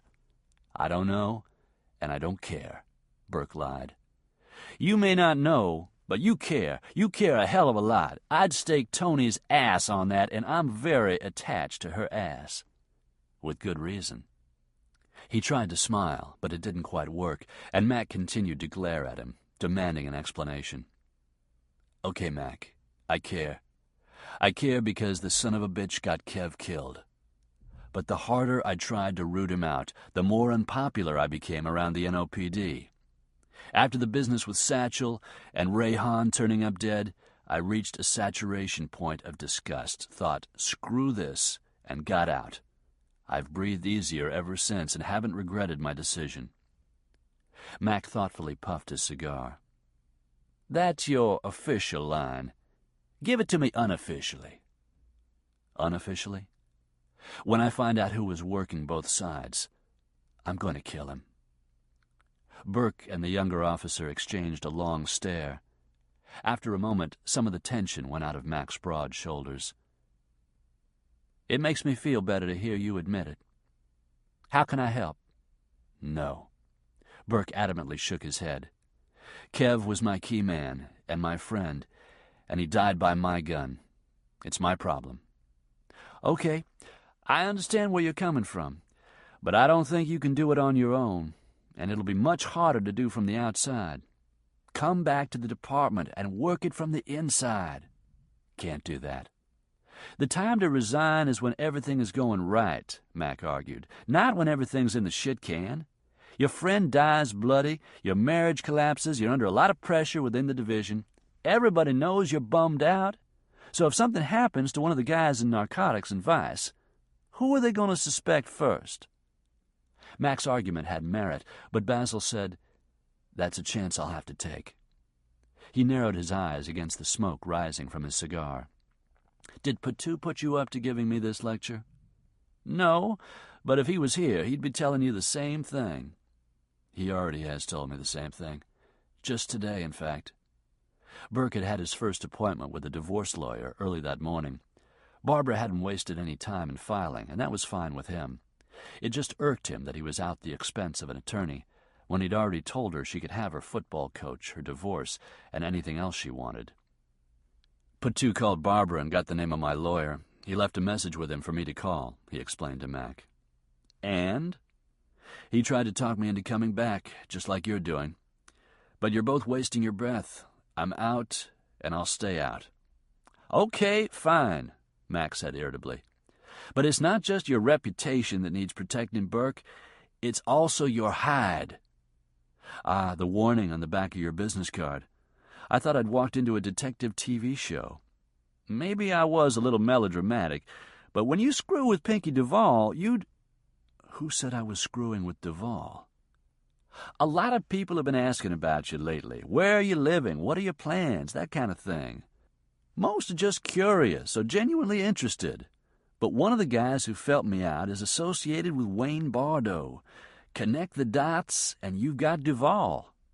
I'm worried that they're planning to move on you, now that you're no longer protected by the department. Duval had plans for me, all right, but it wasn't disposal. He found me and offered me a job. A job? Burke told Mac about the interview. A job, Mac repeated thoughtfully. Well, at least they aren't plotting to kill you. All the same, I don't like it. If IA heard that you had dealings of any kind with either Bardo or Duval, it would look bad for you. Burke ground out his cigar. No cause for you to worry, Mac. I've gone on record with my opinion of Duval. He stood up. It's getting late. I better shove off. Mac also came to his feet. Where are you living now? Why? In case I hear something, I need to know how to reach you. I haven't found a permanent place yet. Let me know when you do. Sure. What are you going to do? About what? About what we've been talking about, Mac replied impatiently. Do you have any money? Gossip is that Barbara is cleaning you out. I'll manage. In fact, I was thinking about going away for a while. When? Soon. For how long? I don't know. Long enough to sort things out, make some decisions. Where are you going? I haven't decided yet. Out of the country? I haven't decided yet, he repeated testily. If he'd told Mac that he had buried Kev's memory and was going to leave it alone, Mac would have known he was lying. So he had vowed vengeance, which had appealed to Mac's idealism and enhanced his image of Burke Basil, the legend. But this barrage of questions put Burke on guard again. Was Mac's interest as sincere and innocent as he wanted him to believe? He glanced toward the house, where he could see Mac's young, pretty wife through the windows, moving around in the kitchen. A playmate of the month who could cook and clean, and obviously liked the role of wife and homemaker. The kid had it all. which left Burke to wonder why Mac appeared so hungry all the time. He was like an alley cat, anxious and on the prowl, not like a satisfied cat who had a bowl of cream that never ran empty. As though sensing Burke's suspicion, Mac smiled his infectious grin and slapped him on the shoulder. "Whatever you decide to do, the odds are definitely in your favor. You'll come out on top. Bet you 100-to-1. In all seriousness, Burke replied, "That's one gamble you might lose, Mac." The temperature began to drop significantly, but Mac sat out on the patio long after Burke had thanked Tony for the dinner and departed. Burke Basil already had an established reputation when Mac joined the police force. Basil didn't win any popularity contests because he didn't accept graft, but he was respected. He used his brain in preference to his pistol, although anybody who called him a coward was a fool. Basil liked to outsmart the drug dealers, not outshoot them. He considered the most successful operation to be one in which nobody got hurt. Nevertheless, Mac believed him when he'd said that if he ever uncovered the traitor in their division, he would kill him. "Mac," Tony approached on bare feet. "aren't you cold out here?" He took her hand and kissed it. Basil was impressed. Great meal. "Thank you. Coming in?" "In a minute. Don't forget to lock up." She withdrew, but on the threshold of the patio door she hesitated. "Is everything okay?" "Sure, honey. Everything's fine. I like Basil." "So do I." "He's nicer than I thought he'd be. By the way you described him, I expected him to be sort of scary." Burke Basil was scary. To his enemies, he was real scary. Right now, his future was scary. But no scarier than Mac's.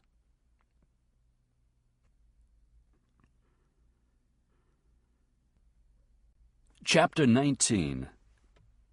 "We were so fortunate to find this building unoccupied. It's away from the city's corrupting influences, which we consider a real plus." That was Father Gregory's response to Mrs. Duvall's comment that she hadn't realized Jenny's house was located so far from Metro Central. Burke was driving. Gregory, in the captain's seat beside him, droned on about the advantages of the non-existent facility. The two passengers were seated in back. A portrait of boredom, Errol stared vacantly out the window. Remy Duvall listened with interest and occasionally asked a question. Burke was more than glad to let Gregory do the talking.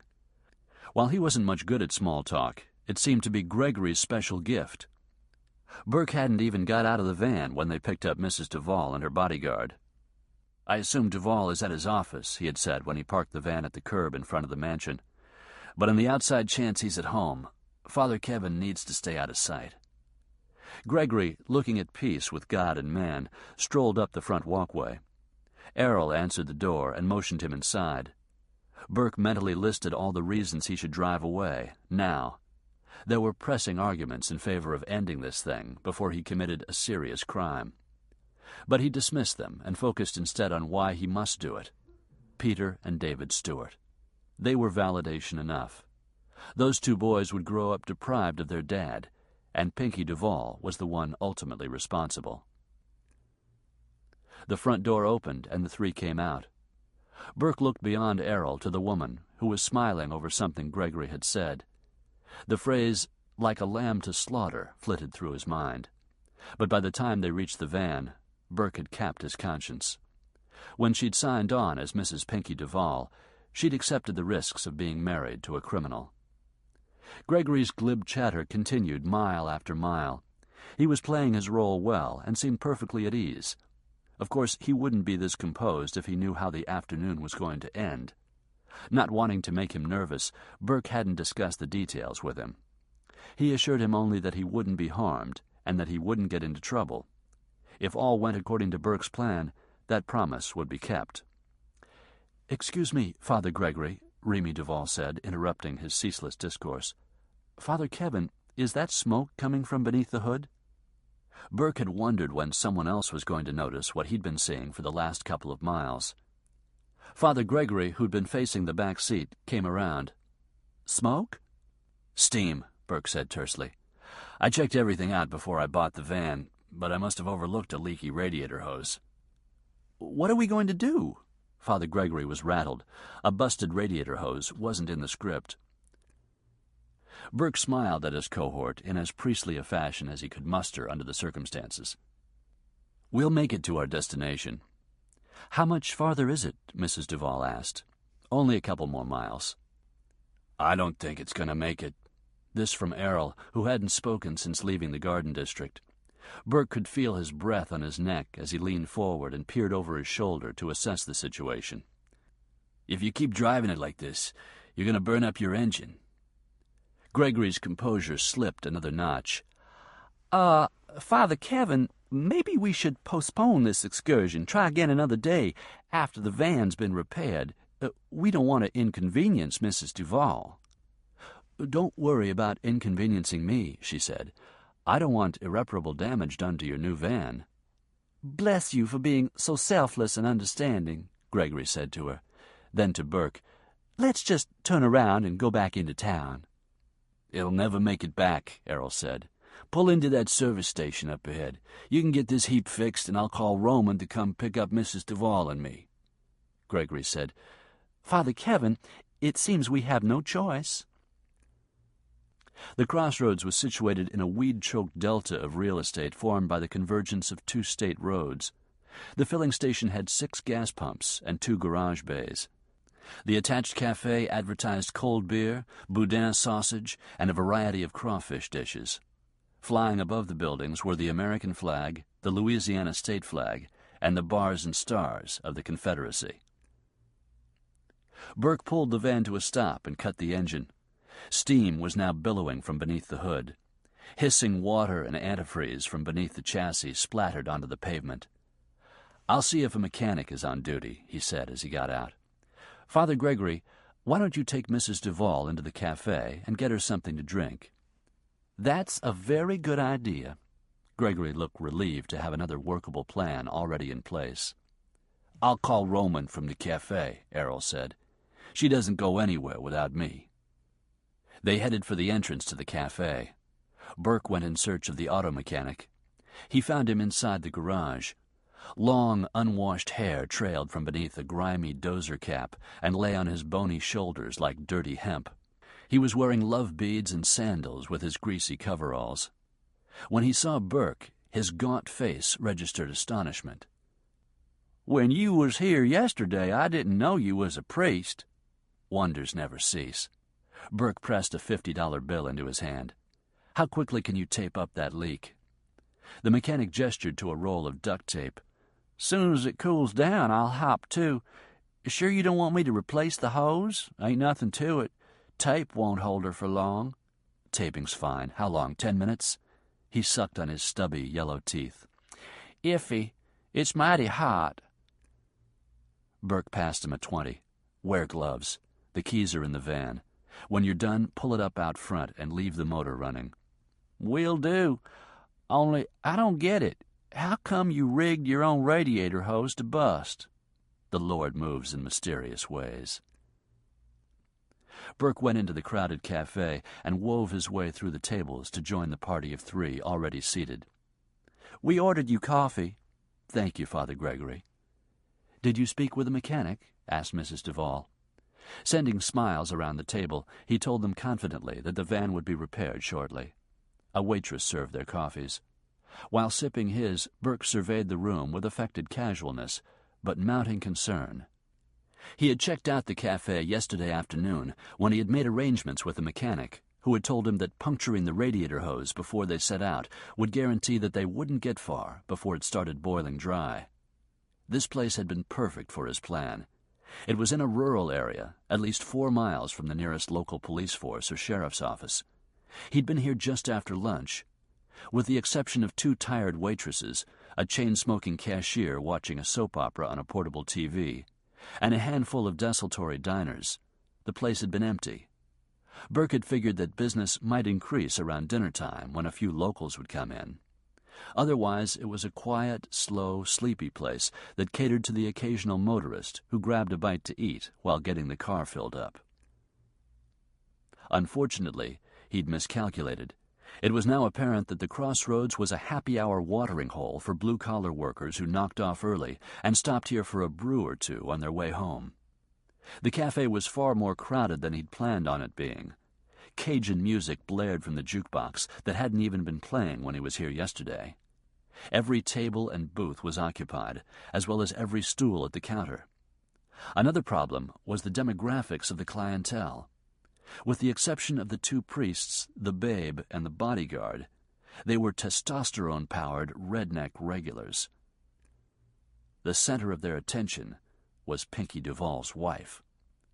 Every man in the place was licking his chops, some literally, some figuratively, but all seemed to be pondering what a crotch throb like her was doing in the company of two men of God and a meathead. However, Errol wasn't as stupid as he looked. "Mr. Duval isn't going to like this," he said, glaring back at one of the gawking rednecks. "I called the house. Roman was out on an errand, but he's expected back in about," he checked his wristwatch, 20 more minutes. "We'll be able to drive the van by then." Burke's reassurance did nothing to assuage Errol's apprehension or to calm Gregory's jitters. Beneath the table, his leg was bouncing up and down as rapidly as the motorized needle on a singer. The nervous motion was driving Burke to distraction, and he was on the verge of telling him to cut it out when Gregory scooted his chair back and stood up. "Excuse me." He left the table and headed for the men's room. "Maybe I ought to call Mr. Duval," Errol ventured, putting it to Mrs. Duval in the form of a question. "He could send Bardo with somebody after us." "I'd rather not bother him," she said. "You're worrying for nothing, Errol." Burke's facial muscles strained to smile like a benevolent cleric. The mechanic promised it wouldn't take more than 10 minutes to patch the hose. As soon as Mrs. Duval finishes that second cup of coffee, we can be on our way. All right? "I guess," Errol grumbled. "All I know is Mr. Duval isn't going to—" "Goddamn faggot!" The shout was underscored by shattering glass. Like everyone else in the cafe, Remy Duval and Errol turned to see what had caused such an outburst. Burke shot to his feet. Shit! Gregory lay whimpering on the floor, doused in spilled beer, and cowering from the man who reached down and grabbed him by the nape of his neck and his belt and jerked him to his feet. In a rough, uncultured, and unmerciful voice, he told the room at large, "There I am, taking a piss, and I look over, and this twisted fuck is waving it at me." He planted his boot on Gregory's backside and sent him crashing into another table. "I'm going to make the little fucker wish he was dead." The three men into whose table Gregory had careened were now on their feet. They grabbed him in turn, throwing punches and hurling insults. Before long, 2 others had joined in. Over his shoulder, Burke said to Errol, "Get her out of here. I'll meet you at the van." Then he elbowed his way through the homophobic crowd. Everyone was on their feet, some standing in chairs, yelling encouragement to the men who were pummeling Gregory. When Burke reached the epicenter of the melee, he plunged in and managed to do some damage to most of the attackers until he came face to face with the object of Gregory's desire. Love must truly be blind, Burke thought, because this was one ugly son of a bitch, and every solid, bulky inch of him was bristling with rage. His fist connected with Burke's chin and sent him flying backwards. "You another one?" He bore down on Burke. "You goddamn perverts that hide behind your backward collars make me want to puke." He bent down to pick up Burke and deliver more. But when his red, temper-congested face was mere inches away from Burke's, his progress was stopped so abruptly that inertia almost caused him to pitch forward and land on top of Burke. He'd been halted by Burke's pistol, the barrel of which was digging into the beefy forehead, which Burke used as leverage as he came to his feet. "Back off, asshole." "What?" "Call off your friends, or the next sacrament you receive will be last rites." By now several of the others had noticed that the priest was holding their friend at gunpoint. Shock, more than fear, immobilized them. Within moments, all activity ceased, and the only sound in the room, except for the lively music coming from the jukebox, was Gregory's blubbering. "Move over there." The redneck obeyed Burke instantly, stumbling over his own big feet, his arms raised. Speaking calmly to the ring of hostile faces, Burke said, "Don't anybody do anything stupid." He inched toward Gregory and nudged him with his foot. "Get up." Gregory covered his head with his arms and began to sob even louder. Burke was tempted to lay into the young man himself. Instead, he gritted his teeth and said, "So help me God, if you don't get up and move toward the door, I'm going to leave you here for them to do with as they please. Before they're finished, you'll be begging to go back to jail." The warning worked. Still whimpering, Gregory pulled himself to his feet. "I'm sorry. "Shut up." Okay, just don't leave me." He wiped his bleeding face on his sleeve and staggered toward the exit. Burke, sweeping the room with his extended gun arm, moved backward toward the door. "We're leaving now. We don't want any more trouble. No harm was done. Just go on about your business." When he reached the door, he shoved Gregory through it, then followed him out. He was relieved to see the van, engine running. "Get in the van," he shouted, as he jogged toward the office of the filling station, where he could see Errol speaking into the telephone and gesturing broadly. Burke charged through the door and plucked the telephone receiver from the bodyguard's hand, then knocked him on the temple with it. The blow wouldn't do much damage, but it stunned Errol long enough for Burke to grab Remy Duval's arm and pull her after him toward the door. She struggled to free her arm. "What are you doing?" A woman customer who'd been paying for her gas let go an ear-piercing scream. The attendant reached behind the counter for what Burke knew must be a weapon. "Don't!" he shouted. The attendant froze.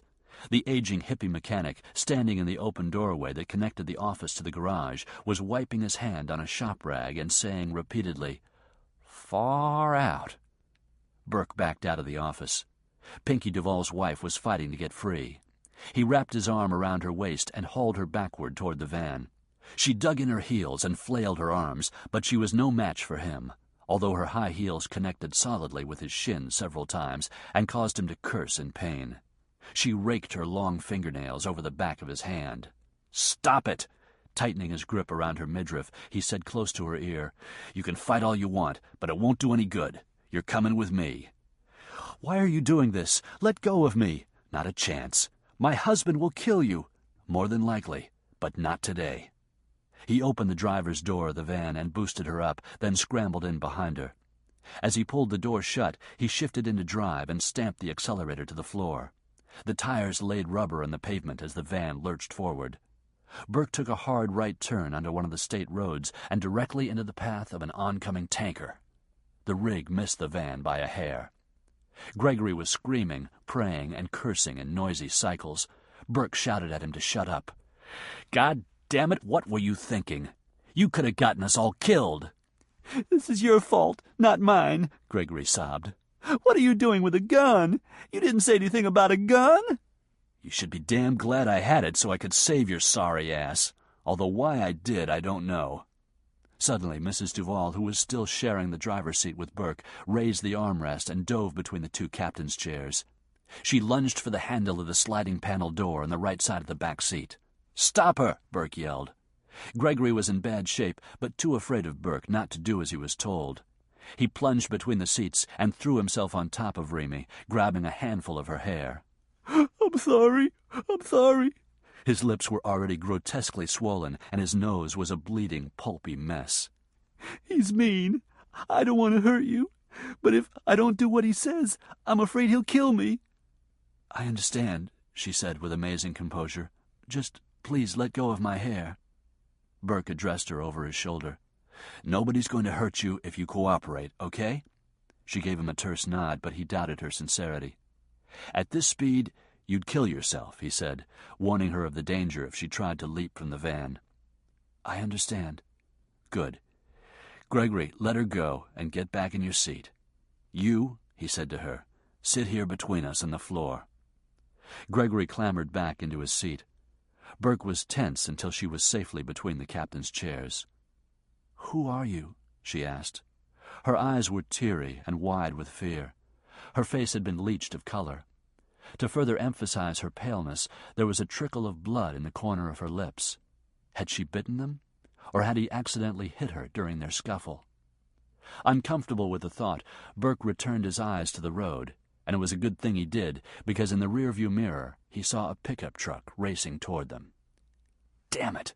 What else could possibly go wrong? Both Gregory and Mrs. Duvall were bleeding, and he had a pickup full of pissed-off rednecks about to climb up the van's exhaust pipe. "Gregory, take the gun." "Huh? Why?" "Look behind us." Gregory glanced at the side mirror on the door and shrieked when he saw the pickup barreling toward them. The man from the restroom was standing up in the bed of the pickup, leaning forward against the cab. He was using the roof of it to support a shotgun, which was aimed at the van. He warbled a blood-curdling yell. Several cronies were riding in the back of the pickup with him, and the cab was packed full of fire-breathing fag-bashers. "Oh, Jesus! Oh, God!" Gregory wailed. "I'm going to die!" "I'm going to kill you myself if you don't pull yourself together," Burke shouted. "Take the gun." He stretched his arm across Mrs. Duvall and pushed the pistol into Gregory's trembling hands. "I've never fired a gun before." "All you have to do is point it and pull the trigger." Burke was hoping this ridiculous chase wouldn't result in an exchange of gunfire. He was hoping he could stay far enough ahead of the pickup to avoid that. The van was no speed machine, and at any minute the hasty patch job on the radiator hose could become a critical factor. But the pickup was heavy. With its extra load, it wouldn't be performing at maximum capacity either. Eventually, the angry mob might grow tired of the chase and figure that their time was better spent back at the cafe, drinking another round of beers. Or Burke might be able to elude them once it got dark. Or they might chase them until they caught them and kill them all. The pickup continued to gain until it seemed it was riding on their rear bumper. Burke swerved in front of it to keep it from pulling up alongside. Then he swerved to the other side of the road when they approached from that direction. It soon became a contest to see which driver could outmaneuver the other. Burke concentrated on staying ahead of the pickup while keeping the van on the narrow road. One mistake, and they would plunge into the foreboding swamp that extended away from the road on either side. He was concentrating so hard on his driving that he didn't notice Mrs. Duvall's outstretched hand until it was almost too late to stop her from pulling the key from the ignition. His hand shot out and covered hers. She yelped in surprise and pain as the keyring dug into her palm. "Let it go," Burke ordered. He was now driving with only one hand, and the van veered under the shoulder, sending up a shower of gravel and almost making him lose control. Gregory screamed in fright. "You're going to get us killed," Mrs. Duvall shouted. "Stop the van. I'm sure they'll reason with us." "Are you crazy, lady? Him and me they'll kill and feed to the alligators. You they won't kill until they've all taken a turn. Now let go of the goddamn key, and we might just stand A blast from the shotgun shattered the rear window.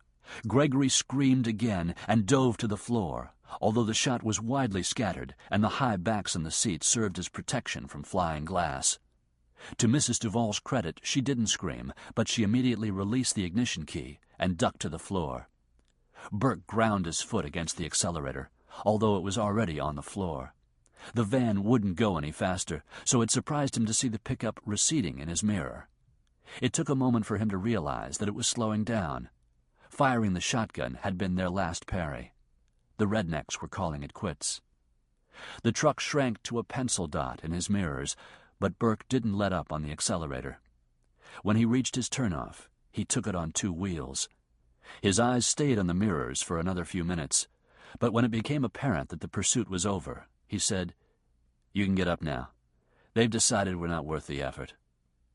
Moaning, Gregory pulled himself back into his seat. He hardly resembled the handsome man who'd started out that day impersonating a priest. His bruised features were distorted with swelling and covered with clotted blood. By contrast, the blood on the back of Mrs. Duvall's jacket was bright red.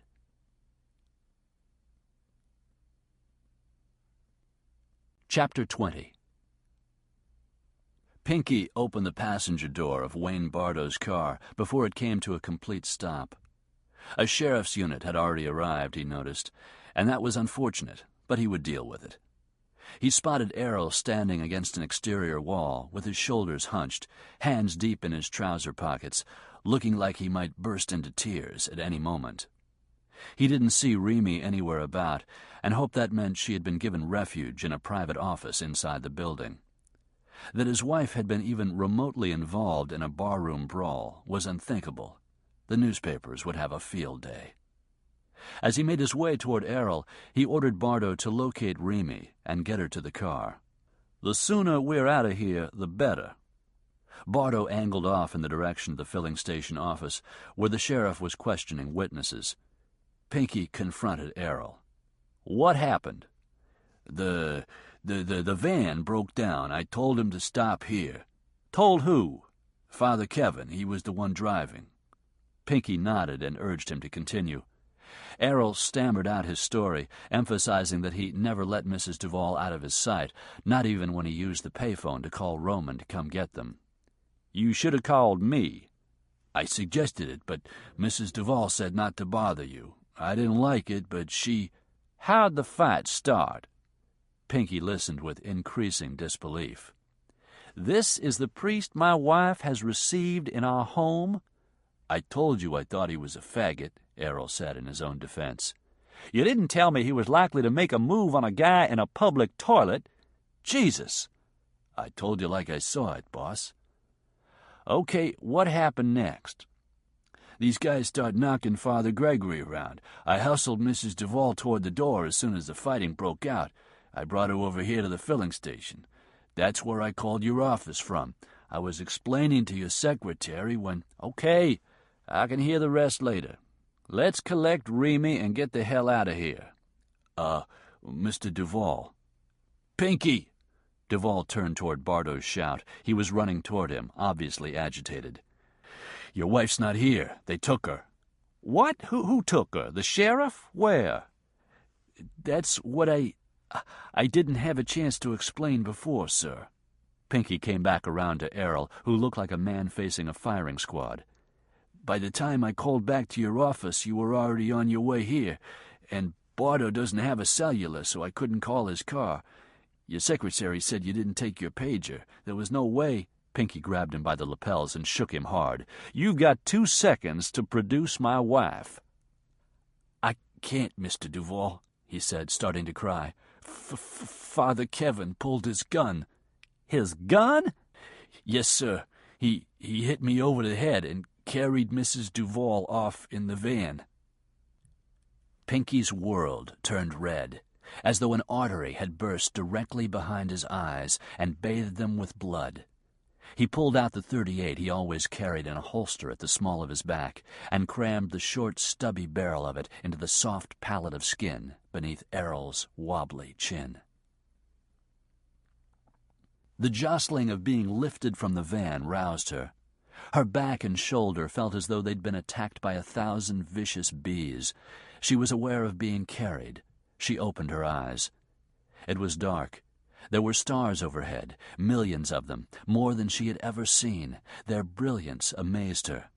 Wherever she was, it wasn't near the city. The sky wasn't muddied by man-made lights. The air was cold, but moisture-laden. "Dread! Dread!" She recognized the voice as Father Kevin's. She also heard rapid footfalls on hollow-sounding boards and realized that he was carrying her across what she supposed was a bridge or a pier. At the end of it was a strange-looking structure, which was actually several buildings that had been seemingly tacked together with no previous planning as to their final form. Standing behind a screen door was an even stranger-looking man. He was holding a shotgun at waist level, aimed at them. "Who's that?" "I need your help, Dredd." "Jeez Louise." By this time they were within a circle of pale yellow light coming from a fixture mounted high on a pole and illuminating the galerie. Apparently the man called Dredd recognized Father Kevin because he set aside the shotgun and pushed open the screen door. "What in tarnation are you doing way out here? What happened to her?" "Gunshot." "Dead?" "No." "How bad?" "Bad enough. Where should I put her?" "I only got one bed, and you know where it's at." They went past Dredd on their way inside, and she caught a whiff of smoke. His beard seemed to be smoldering. Of course she was hallucinating. She saw animals and reptiles jutting from the walls with fangs bared. Jars of cloudy solutions crowded shelves. Unidentifiable skeletons were frozen in menacing stances. Skins and hides brushed against her. She saw an owl mounted on a perch and didn't realize he was alive until he swiveled his head and fixed his yellow eyes on her, then spread his wings in vexation. Father Kevin turned sideways in order to pass through a narrow doorway into a small room. A bare bulb dangled from an electrical cord that had been tacked to the rough plank ceiling. Its meager light cast eerie shadows in the walls, which were covered with yellowing newspaper. He laid her down in the center of a narrow bed. The bedding smelled musty, like it hadn't been laundered in a long time, if ever. She would have protested if she'd had the strength. "I hardly recognized you," Dredd said to Father Kevin. "I hardly recognize myself these days." "Who's he?" From the room through which they'd just come, she could hear Father Gregory crying plaintively. Later, Father Kevin replied, "He looks like he's been run through a tree shredder." "If I don't kill him myself, he'll survive. It's her I'm worried about." "Well, let me take a look-see." Father Kevin backed away, and the strange man approached the bed. Remy was too amazed to scream. His skin was tanned so darkly it hardly looked human, and resembled more closely the skin she'd seen in the other room. His face was a network of crisscrossing lines and creases, all deeply etched. He was bare-chested, but half of his torso was covered by a crinkled gray beard that reminded her of Spanish moss.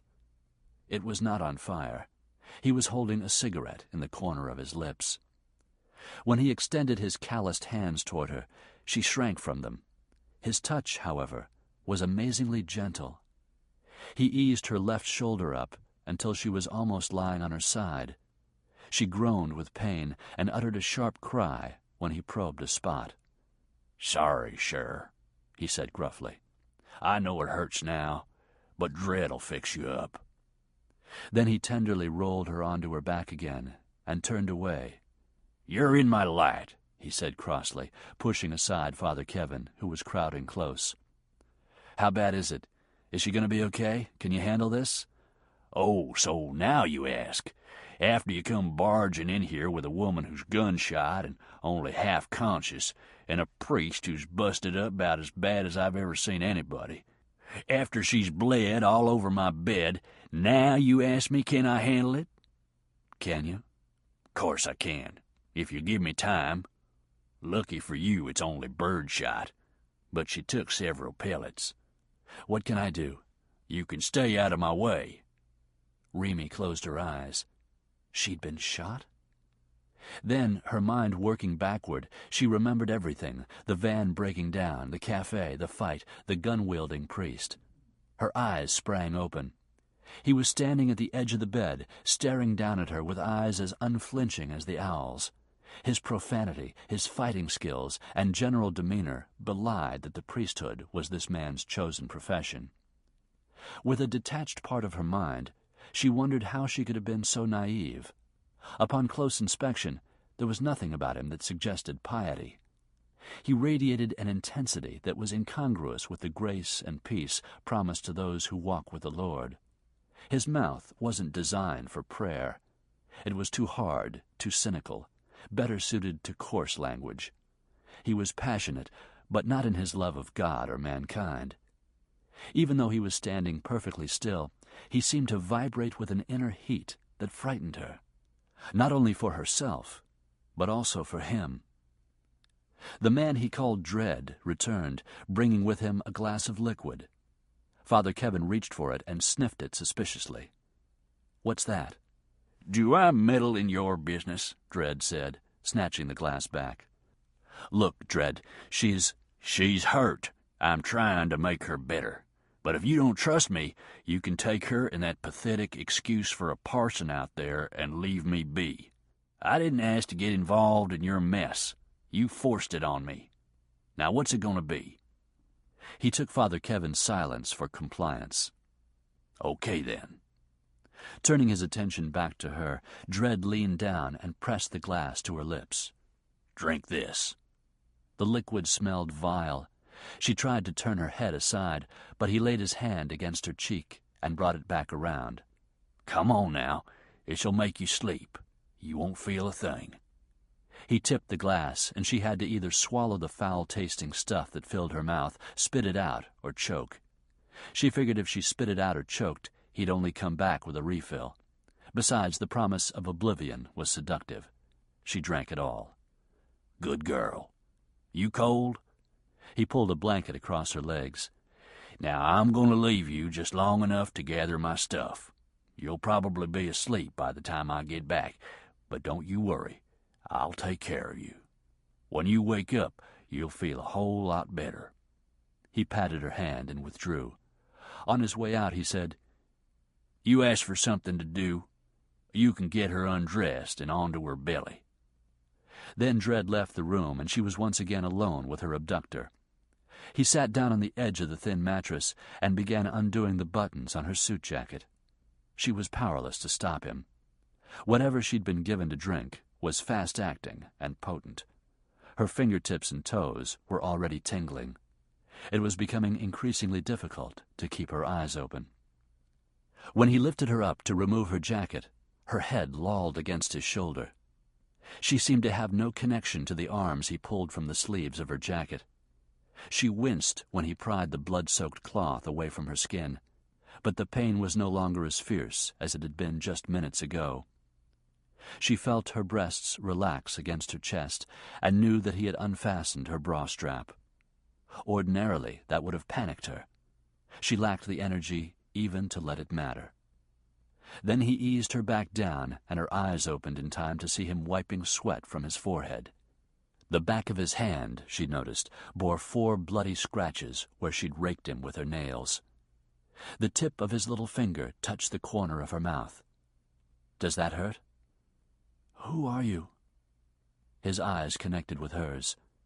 After a slight hesitation, he said, "My name is Burke Basil." He continued to look at her for several seconds, then his hands moved toward her shoulders to slip off the straps of her bra. "Don't, please," he said. "You heard him. I've got to get you out of your clothes and onto your stomach so he can work on your back." That wasn't what she was protesting. She tried to shake her head, but wasn't sure if the command reached her muscles, or if it did, if they could obey it. "Don't do this, Mr. Basil," she whispered. Giving up the struggle to keep her eyes open, she exhaled deeply, then said on a thread of breath, "He will kill you."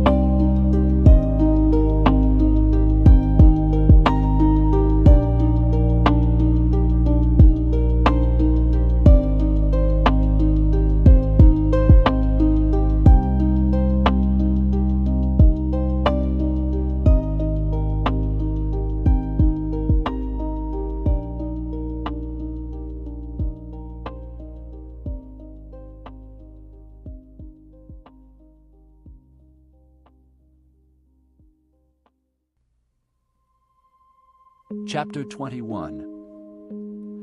"So, you see, Sheriff," Pinky said expansively, "Father Kevin used my wife's pistol to protect her. Funny when you think about it, a priest with a handgun." The sheriff didn't seem to find it all that amusing. "What's your wife doing with a handgun?" "Over the course of my career, I've made a lot of enemies, which should come as no surprise to you. Even though Mrs. Duval has a bodyguard, I encourage her to carry a weapon in her purse. Good thing she had it today." The sheriff massaged his chin. "I don't know, Mr. Duval. These witnesses claim she was fighting him." Pinky chuckled affably. "Sounds like her. My wife is headstrong and doesn't like to be told what to do. Father Kevin was trying to remove her from the scene, but she wanted to stay and defend Father Gregory. She feels a lot of compassion for him because of his, let's be kind and call it a weakness. That's the way she is, always looking out for the underdog and ready to take on a bully. Frankly, I'm grateful to Father Kevin for jumping in the way he did. It was quick thinking on his part to get her out of here. I have a lot to thank him for." "You sure they're taking her on back home?" "Certain." Pinky stuck out his hand. "I can't say that it's been a pleasure, but it's good to know that over here in Jefferson Parish, y'all know how to respond quickly to a crisis situation." "Thank you, Mr. Duval. We try. Good night." Pinky headed for the car. "Say, one more thing, Mr. Duval. How come the priest bopped your man there in the head?" "I'm sure Father Kevin was frustrated with him for letting things get out of hand." He glanced toward the car, then added tightly, "A matter I intend to address immediately." He waved once again as he climbed onto the front seat. "Where to?" Bardo asked. Pinky was tempted to strike out in the direction the van had taken, but after dark, without knowing where they were going, they could drive for hours on these back roads and accomplish nothing except to get hopelessly lost. "My office." Bardo took off in the direction of the city. "What did you tell Barney Fife back there?" "I made up some bullshit story." "And he bought it?" "I didn't give him a choice. If I'd have let him treat this like a kidnapping, he would have called in the FBI. Bad for our business. Very. Besides, those feds usually can't find their ass with both hands. I'm better off handling this myself." Bardo glanced over his shoulder into the back seat. "At least you weren't charged with murder. I stopped you just in time." Errol was hunkered in a corner of the back seat, still looking shaken from his recent brush with death and a post-traumatic bout of vomiting. Pinky had been within a blink of pulling the trigger when Bardo stopped him. He'd wrestled the .38 from Pinky's hand and reasoned with him until his temper was under control. "Not that I don't want to kill you," he'd shouted to Errol, who was by then heaving into the dead weeds at the side of the building. "The only reason I'm sparing your life is because I need your help to find them." It was then that the sheriff had approached Pinky and introduced himself. He shared what his investigating officers had learned. "The clerk was so shaken he could hardly communicate with the 911 operator, so my boys didn't know what the hell they were walking into. Once they got talking to these folks, they soon realized it was more than a routine disturbance call. Bad as I hate to tell you this, Mr. Duval, looks like your wife's been kidnapped." After an hour of debate, Pinky had finally convinced the sheriff that the witnesses were hysterical and hadn't actually seen what they had claimed. That was one of Duval's specialties. He'd mastered the technique in hundreds of criminal cases. Witnesses who first swore to one thing recanted their entire testimony after being cross-examined by Pinky Duval. "What about the mechanic?" the sheriff had asked. "He says the priest showed up here yesterday dressed in ordinary clothes and asked how he could rig a hose to bust." Pinky drew the sheriff aside and pantomimed smoking a joint. "Get my drift?" The sheriff did, and acknowledged that the testimony of the mechanic, a reputed pothead, might not be reliable. The woman who'd been paying for her gas when the incident occurred was also adamant about what she'd witnessed, but she, too, eventually wound up doubting her own eyes and ears. The clerk, confused by the alternative possibilities that Pinky introduced, conceded that the priest had seemed more concerned about getting Mrs. Duval away from the scene than about harming her. As for the rednecks who had tried to pursue them, they dispersed as soon as they returned and saw the sheriff's car at the crossroads. Those remaining in the cafe didn't know nothing about nothing or nobody. Pinky Duval was a living legend. The first thing the sheriff had said to him was, "A real honor, Mr. Duval. I've seen you on TV." Having one's face on TV worked powerful voodoo on the minds of common men. He'd taken advantage of the sheriff's awe. The law officer's powers of deductive reasoning and sense of duty were outshone by the radiance of Pinky Duval's son. Pinky had achieved the desired result, to prevent an investigation and all-out manhunt, but the exercise had been time-consuming. Consequently, his wife's abductors had a long head start. He turned around to address Errol. "Who were they?" Errol swallowed hard and raised his meaty shoulders to his earlobes. "They were priests." "Don't tell me they were priests," Pinky said, speaking in a voice so soft it was sinister. "Hasn't it penetrated that lump of shit that passes for your brain that these two men weren't who they claimed to be?" Seemingly impervious to the insult, Errol said, "All I know is they were the same two men who came to the house a few days ago." "What do they look like?" He was about to say priests when he saw Pinky's eyes narrow. "Like I told you before, Mr. Duval, Father Gregory is young and good-looking, slender, dark hair and eyes, faggy. The guy never shuts up. Father Kevin doesn't talk much, but he's the one in charge, no question." "What's he like?" "Smart and shifty. Right off, I didn't trust him. He's the one I caught." What?" Errol nervously glanced at Bardo. He wet his lips. He rubbed his hands up and down his thighs. "He's the one you caught doing what?" Pinky asked, enunciating each word. I was on my way to the bathroom, the one there by the front door, and I caught Father Kevin on the stairs. He was coming down." "He'd been upstairs? He was upstairs at my house, and you didn't mention it to me?" Bardo whistled softly through his teeth. "He said he used the bathroom up there 'cause the other one was out of toilet paper. I checked. The thingamajig was empty." "You're a regular detective," Bardo remarked with a snort. "You and Nancy Drew." "Shut up," Duval snapped. "What does this son of a bitch look like, physically?" Errol described a man who was taller than average height, slim but strong, regular features, no visible scars or distinguishing marks, no facial hair. "Eyes?" "Hard to tell. He wears glasses." "Hair?" "Dark, comb straight back." The description fit 100 men in Pinky's wide circle of acquaintances, friends, and enemies. "Whoever he is, he's not going to live long." Nobody took something belonging to Pinky Duval and got away with it, and this bastard had taken his most prized possession. If he touched her, if he laid so much as a finger on her, he relished the thought of killing this unnamed man with his bare hands. Bardo interrupted Pinky's murderous fantasy. "It doesn't make sense. 2 priests, one of them a fag, kidnapping a woman. What do they want with her?" "It's not Remy they want. It's me." Pinky had no proof of that, nor any viable reason on which to base that conclusion. But he knew it with certainty. "Push, damn it!" "I am pushing!" Gregory was as useless at ditching a van in a bayou as he was at everything else. Burke admonished him to try harder. The 2 men attacked it again, putting all their strength into pushing the vehicle across the spongy ground.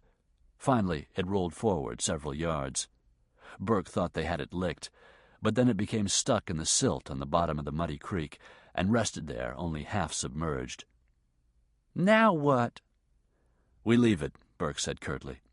"They'll find it eventually. But by that time, Duval will know who has his wife." Burke ignored Gregory's whining as they tramped through the swampy terrain back to Dred's pickup. He'd driven it to this remote spot, Gregory following in the van. During the drive, Burke had kept a watchful eye on the rearview mirror. Every time he went around a bend in the road, he slowed down until the van's headlights were once again in sight. He expected Gregory to crack at any moment. There was no way to predict what the young man might do when he did.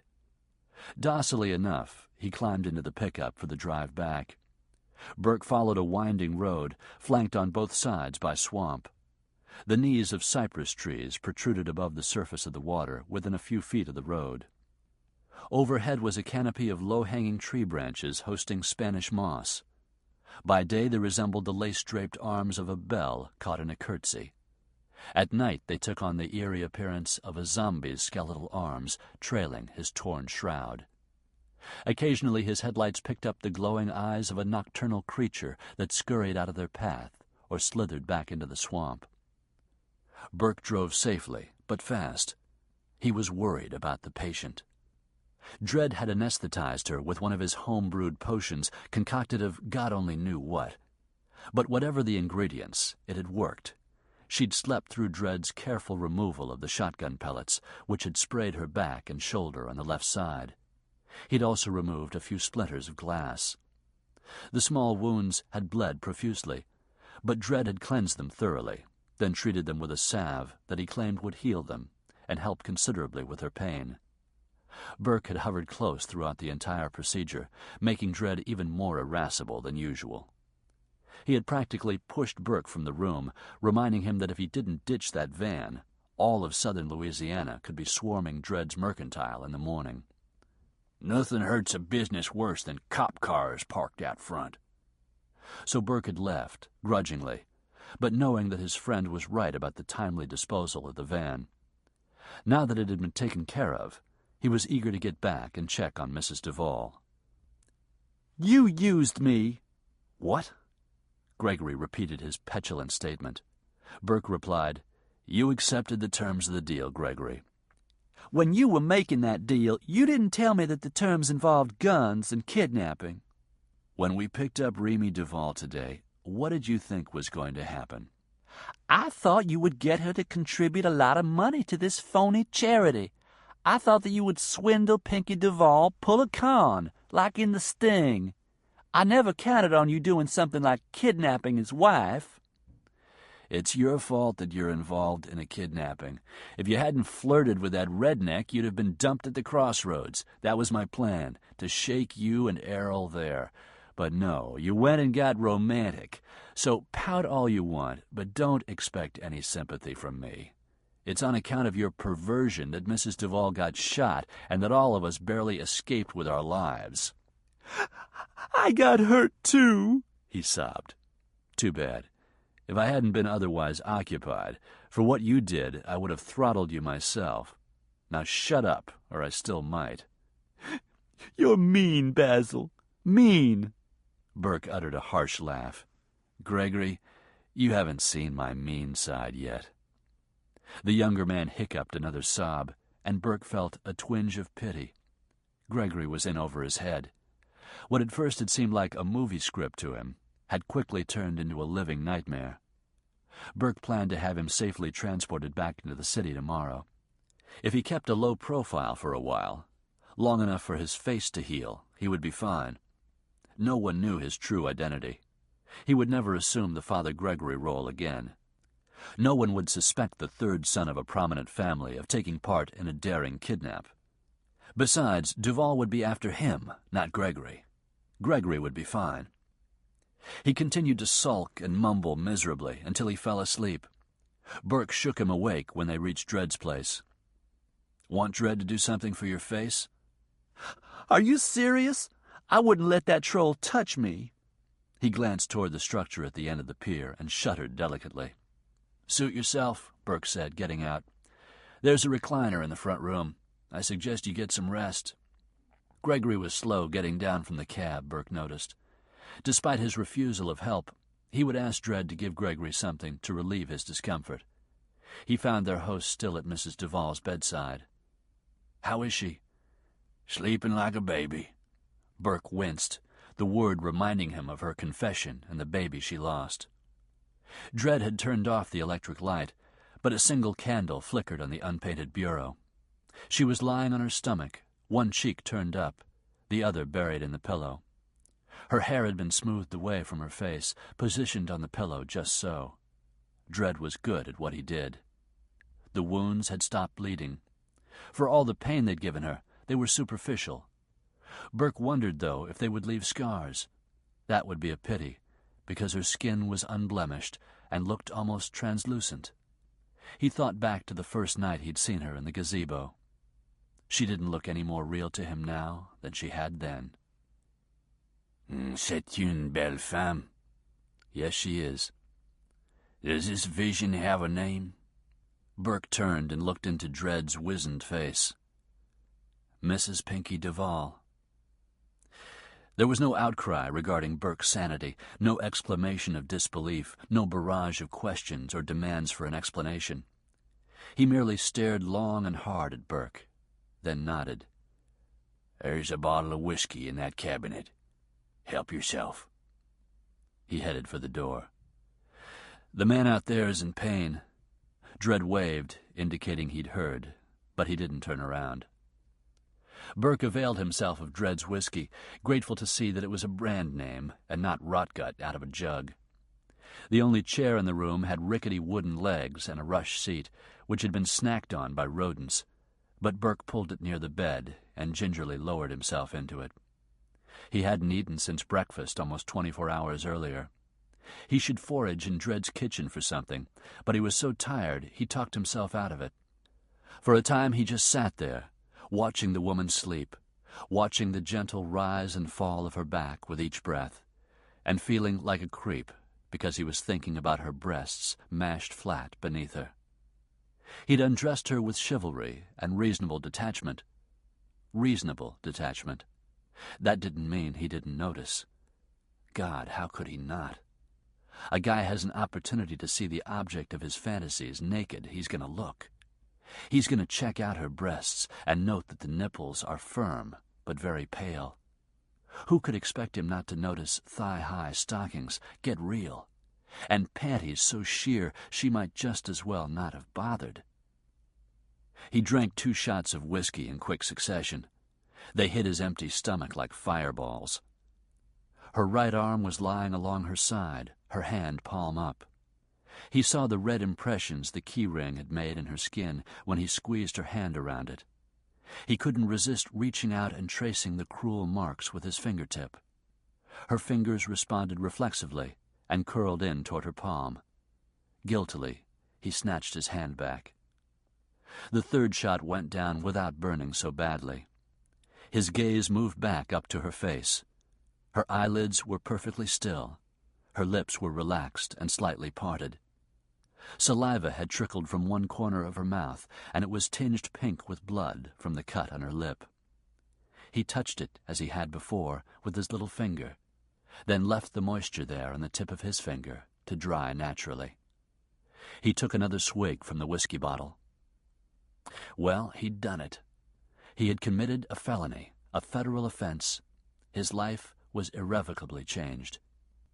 If he were to return Mrs. Duval to her husband tomorrow, Burke Basil couldn't resume his life where it had left off. There was no turning back now. All escape hatches were nailed shut. He supposed he should feel more guilty, ashamed, and scared than he did. Maybe the whiskey was making him drunk. Maybe he was just too plain stupid to fear the consequences that lay in store for him. But as he fell asleep, listening to Remy Duval's soft breathing, he felt pretty damn good.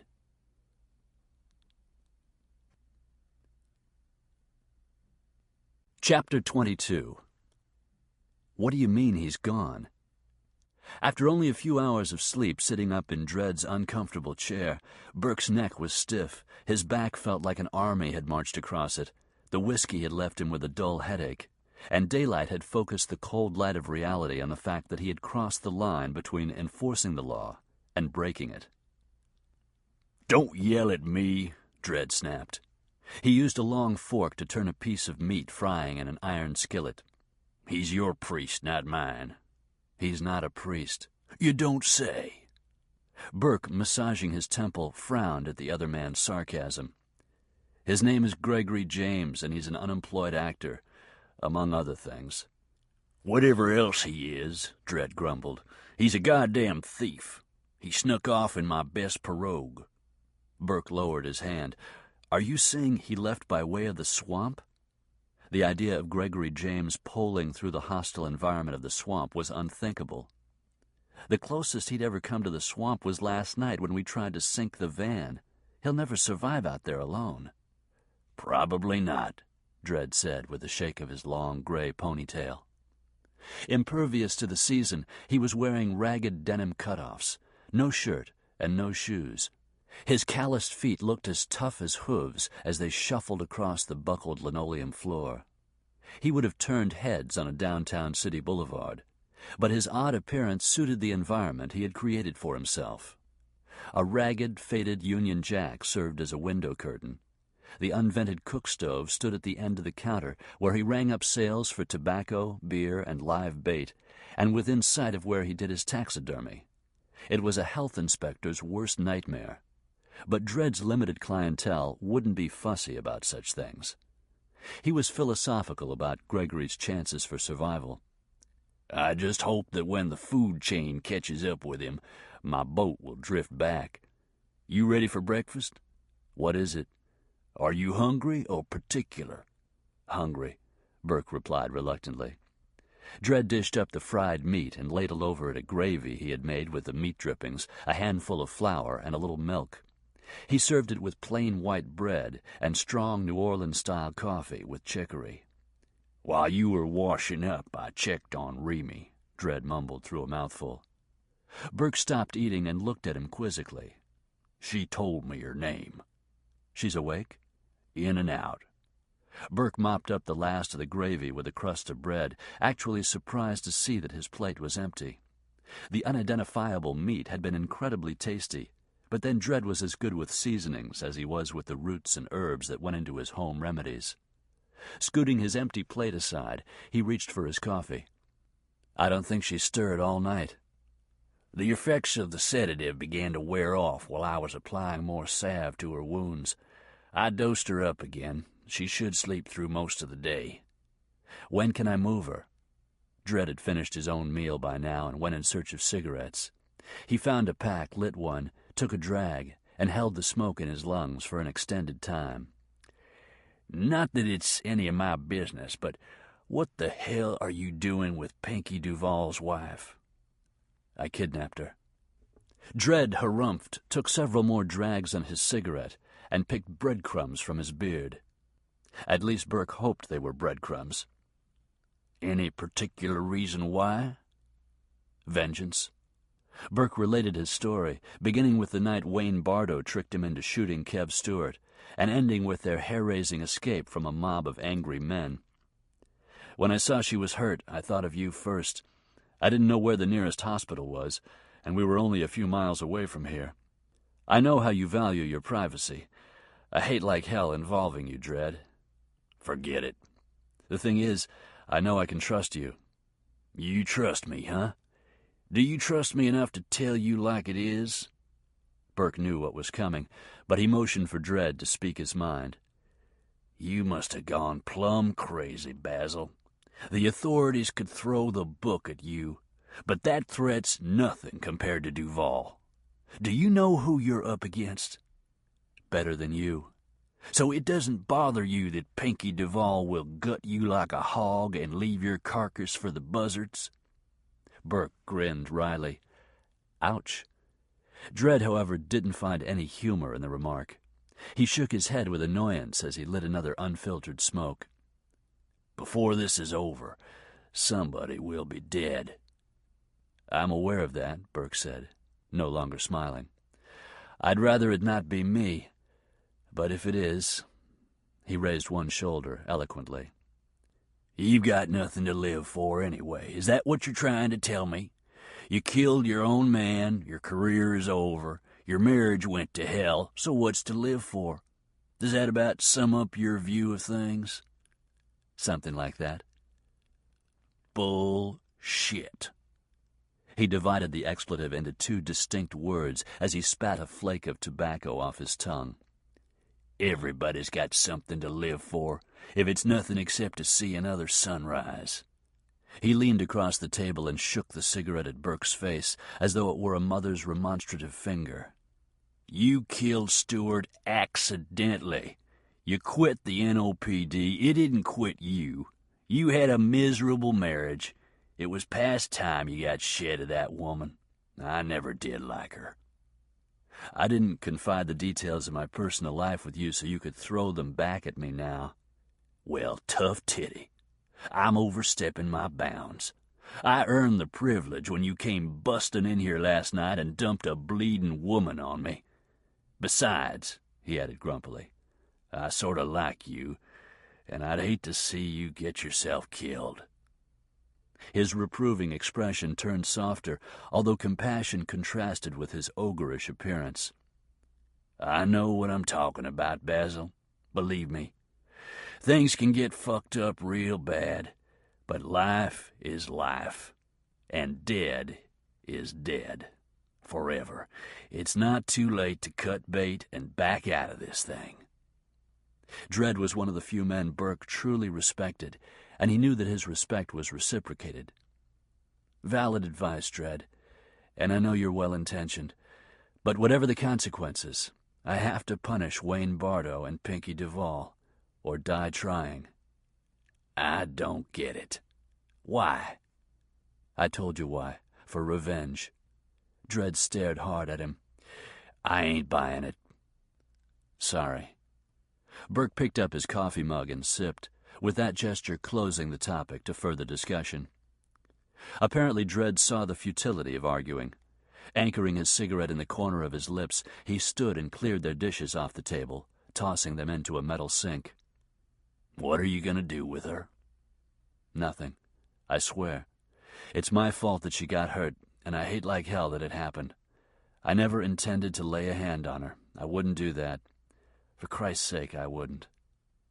Dredd turned his fuzzy head and shot Burke a pointed look. What? You're protesting an awful lot to an innocent question. Burke looked away from Dredd's twinkling eyes. This isn't about her. It's about him. Okay, I believe you, Dredd said. All I meant was, where do you figure on stowing her while you're baiting Duval? I'm guessing, of course, you're using her to bait a trap, right? More or less. I'm going to keep her in the fishing cabin. Burke used the cabin only once or twice a year, if he was lucky enough to get away for a few days. Whenever he did, he always stopped at Dredd's mercantile to buy his food, beer, and bait. Dredd's shop was off the beaten path, but to fishermen and hunters who knew their way through the labyrinth of bayous, it was a well-known spot and a point of reference. Only one gravel road led to it. The primary form of transportation to and from it was by boat. Dredd didn't make a lot of money, but he didn't need much. Most of his income was earned during alligator season. He hunted them, then sold the skins. He also did some taxidermy as a sideline. Who else knows about your cabin? Dredd asked. Only Barbara, but she doesn't know where it is. She never went there with me, because she hated even the idea of it. Anybody else? My brother Joe met me there a couple of times for a weekend of fishing. Not in a couple of years, though. You trust him? Burke laughed. My brother? Of course I trust him. If you say so. What about that Gregory character? He's harmless. And you're a damn fool, Dredd said harshly. Supposing he gets lucky and finds his way out of the swamp before a cottonmouth gets him. Supposing he starts to thinking about what Pinky Duval would do to him if he catches him. Supposing he figures he'll go to Duval first and sell out your hide to save his. I'm not worried about that. Why not? Because Gregory is a coward. He was brave enough to steal my pirogue and go into the swamp. Only because he's more frightened of me than he is of the elements. He thinks I still might kill him for what he did at the crossroads. I threatened to enough times. Maybe he thinks I meant it. Anyway, he'll survive. He's lived a charmed life. When the swamp spits him back, he'll run as far and as fast as he can. He won't go to Duval. How do you plan to contact him? Who, Duval? You got it all wrong, Dredd. He'll contact me. How's he going to do that? That's for him to figure out. In the meantime, I'm endangering you by staying here. So back to my original question. When can I safely move her?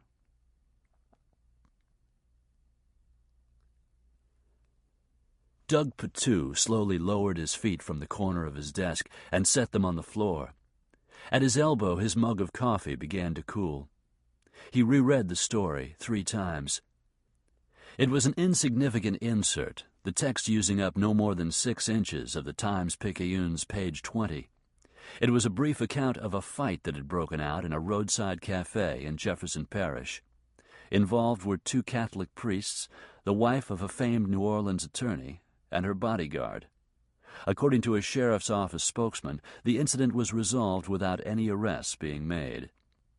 2 aspects of this seemingly innocuous story attracted Patu's attention. How many famed New Orleans attorneys' wives had bodyguards? Second, witnesses noted that one of the unidentified priests had a quirky habit of flexing his right hand. Patu depressed a button on his intercom. "Can you come in here a minute?" In under 60 seconds, Mac McEwen strolled in with his characteristic jauntiness. "What's up?" "Read this." Patu pushed the newspaper across the desk and pointed out the story. After reading it, Mac looked up. So, do you know somebody with a quirky habit of flexing his right hand?" Mac lowered himself into the chair facing his superior's desk. He scanned the story again. "Yeah, but he for damn sure isn't a priest." "When was the last time you saw him?" "I told you about it, remember? A couple of nights ago. He came to my house for dinner." "How did he seem?"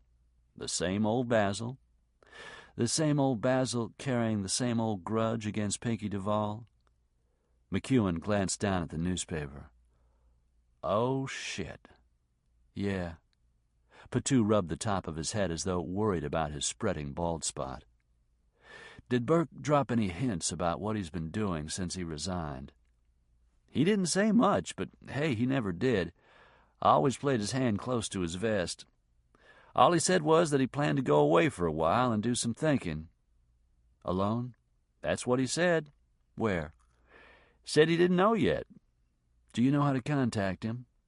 "No." McEwen laughed nervously. "Look, Patu, this is crazy. The guy with the funny hand action was a priest, and it doesn't specifically identify the woman as Duval's wife. It couldn't be her. Bodyguard or not, Duval wouldn't let her within 50 yards of Burke Basil." "True. They're sworn enemies." "Even if they weren't, from what I've heard, she's a dish and a lot younger than Duval." Patu raised his eyebrows, signaling McEwen to complete his thought. "Well, Burke's the strong, silent type that women go nuts for. He's no Brad Pitt pretty boy, but Tony thinks he's attractive. I always figured it was his mustache that gave him sex appeal, but obviously he's got more than that going for him. Something that only broads." "He shaved off his mustache." Patu's stomach did a nosedive. "Didn't I mention that?" Patu stood and reached for his suit jacket hanging on the coat tree. McEwen was nonplussed. "What's the deal? Where are you going?" "Jefferson Parish," Patu answered over his shoulder as he rushed through the door.